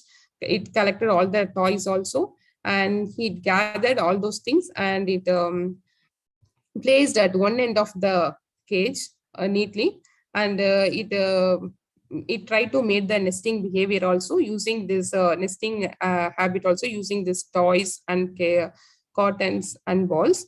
And this nesting behavior itself shows this better hippocampal neurogenesis in the Alzheimer rat. So we have found that better neurogenesis is better in Alzheimer rat if we place the animal in the enriched cage, and also the treatment, that is the oral treatment that we have given. And also finally we have checked the long-term memory. So the long-term memory is affected in the Alzheimer patients and also the working memory. But if you are giving treatment, means the working memory will reverses shortly, but the long-term memory won't get reverses. So we have checked whether these animals were placed in the enriched cage along with the treatment we have given have the better long-term memory or not. So we have created another task. We have given another task to animal, that is the radial maze. So the protocol for this normal protocol for the radial maze is we have keep the animal in the center of the arm, and it has the 8 arms radially. So in that alternative arms, we have kept the feed. So there is a hole at the end of the arm. So inside that we will keep the feed. Alternatively, so the feed which contains on the arm which contain the feed is the bited arm, and the arm doesn't contain the feed is unbited arm. So we keep the animal in the center of the arm, and we have given time for 8 minutes, and the animal will normally the animal should search all those arms, and it should found that whether the feed is present or not, and should take the feed.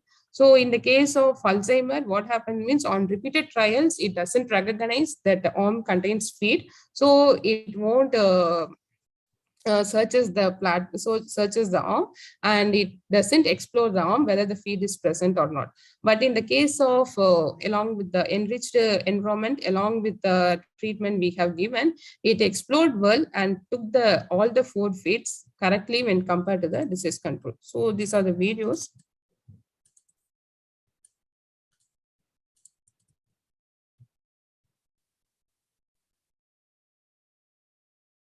So you can see this is the treated one. It immediately after placing the animal in the arm, it took the first feed, but you can see here the disease-induced animal that is placed in the normal cage without the treatment.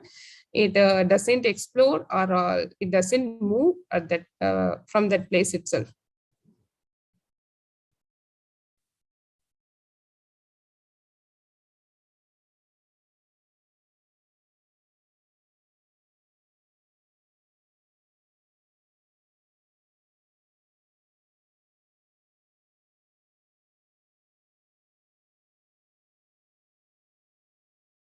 But in the case of disease control, it is where we place the animal, it stands there itself for the entire 8 minutes. It doesn't move anywhere.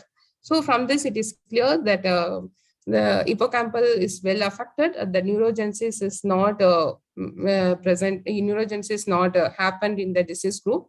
But in the case of enriched animals placed in that enriched environment, along with the compound we have given, they have the well preserved synaptic connections, and also the long-term memory is well preserved, and also the hippocampal neurogenesis is also there. So based on this video, we have calculated how for the percentage of correct entries there in the maze, and we have found that the percentage of entries 80% it reaches the long-term memories of that is well preserved in the case of the treatment group and compared to the disease control that is placed in the standard cage.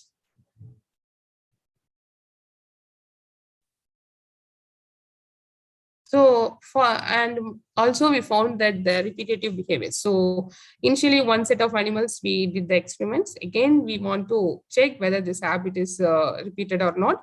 So we have created the disease model in another set of animals, and we found the same set of behaviors and same set of activities in the other set of animals also.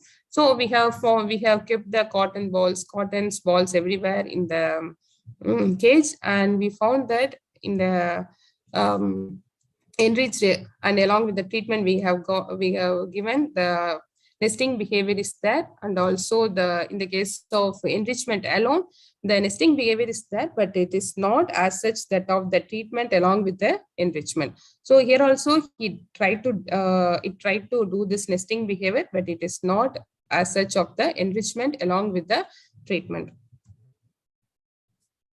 So in the case of here, you can see the animal trying to take this cottons we are kept over the cage, near the cage, and it took all the cottons that we have kept over the rim of the cages. But in the case of enrichment alone, it takes longer time to take this took this cotton and also the balls inside the cages that is scattered randomly.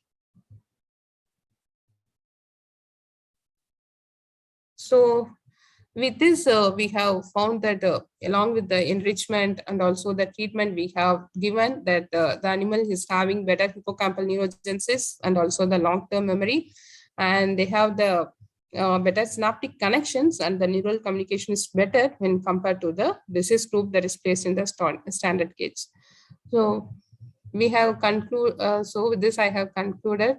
So the animal is having, so if the patient is affected with any cognition ability or any memory ability is affected, means the enrichment will give the better treatment, and along with the other treatments, when compared to other treatment, the enrichment will give the better treatment, and also it plays an important role in the hippocampal neurogenesis.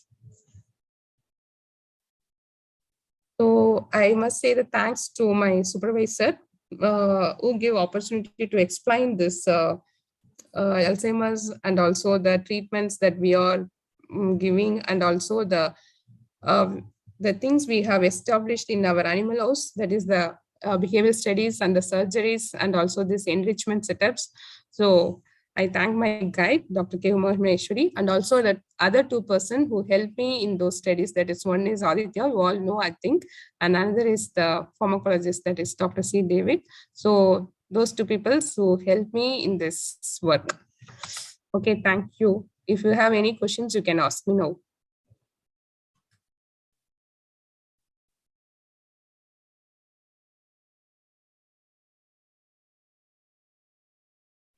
Thank you, Dr. Kyle. We are now open for questions. If you guys have any questions, you can send it to the student coordinator or post it in the comment box or chat box here.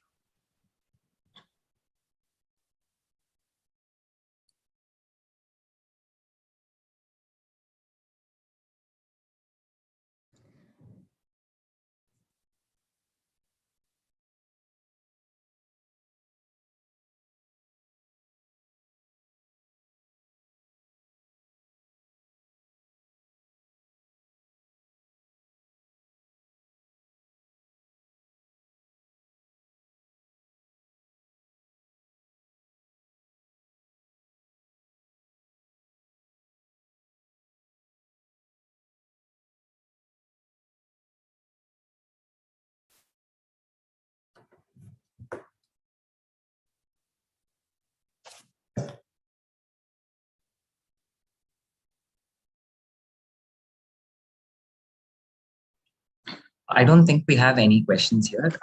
Thank you, ma'am, for your great presentation, and thank you for accepting to give your share your knowledge with us over a short period of time.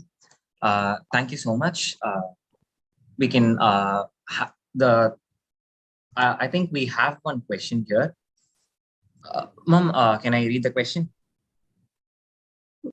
From seeing as the study involves animal studies, what is the ethical scenario? Nice. 1 minute. Yeah.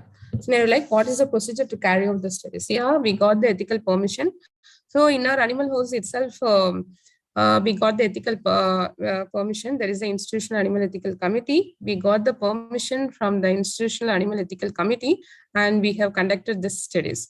So if you want to do any animal related study, means we have to get permission from the institutional animal ethical committee. Then only we can do this type of studies. So this animal ethical committee will come 4 times in a year. We have to submit a proposal, and then only we can get the permission. We have another question. This method of using animal model that you employed for Alzheimer's, can it be used to can it be extended to other neurological disease as well? So no, this is especially that is specifically for Alzheimer's disease. That is, we can, for example, amyloid beta 1,2,42. That sequence, if we inject into the brain, it will create the pathology that exactly mimics the Alzheimer's pathology. If we want to create another neurological disorders, like for example, if you want to create a Parkinson's model, means we have to create a neurotoxin that specifically causes the Parkinson's disease, and also we have to inject the neurotoxin in the region. For example, Parkinson's will get affected in the midbrain, so we have to inject the neurotoxin especially in the midbrain region.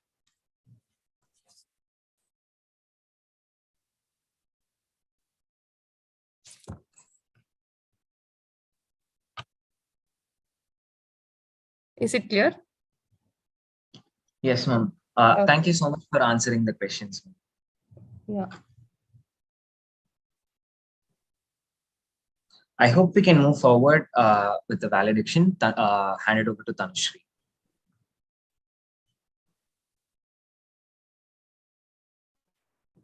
I would now like to invite Dr. Chandra Mohan to announce the winners among the second year participants for the poster presentation competition.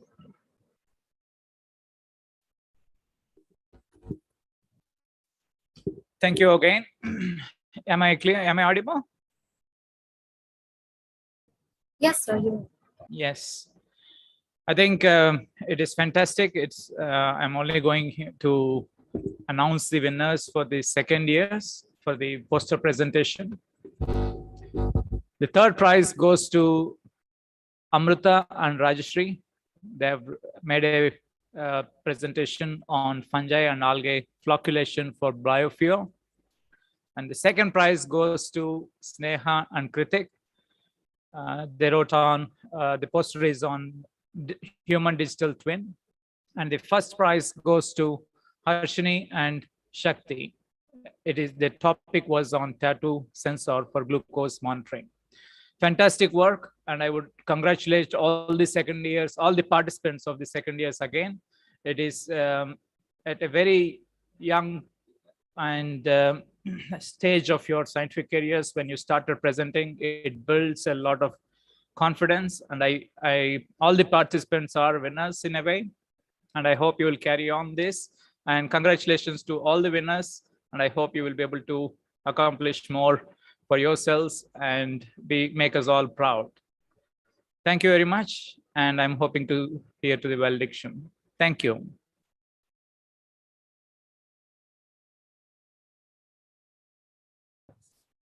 Thank you, sir. Now, thank you, sir. Now I'd like to call the treasurer of Beats Association, Tanushree Ambati, to give the vote of thanks.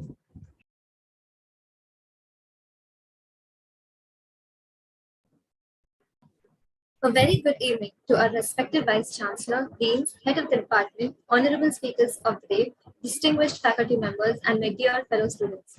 No one who achieves success does so without the help of others. The wise and confident acknowledge this help with gratitude, said Alfred North Whitehead, an English mathematician and philosopher. With this, it is our honor to thank the Vice Chancellor, Dr. Vaidya Subramanian, and the University Management for blessing us with such an opportunity of learning through this conference, ATRIUM 2022.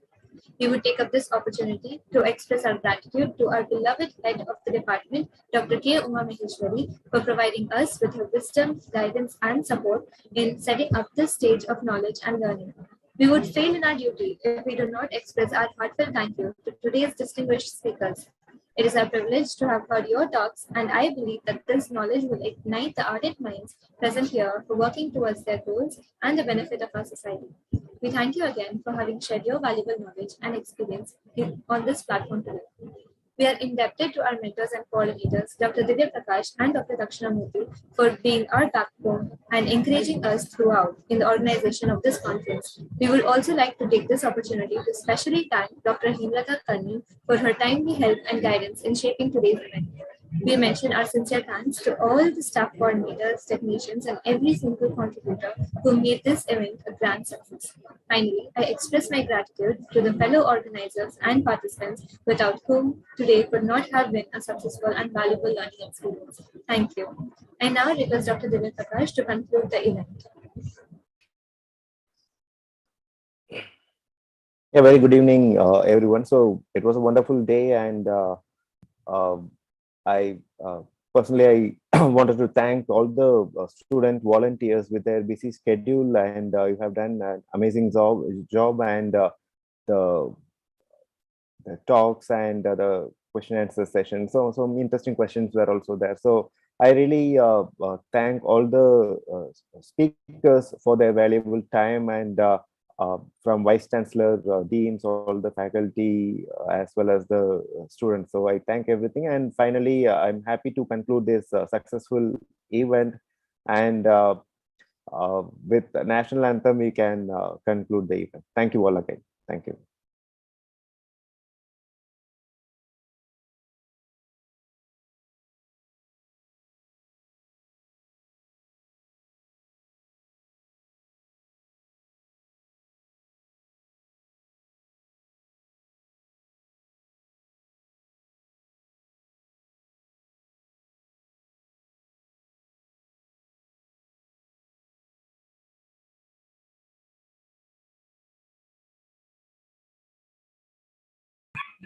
I request you all to raise up our national anthem.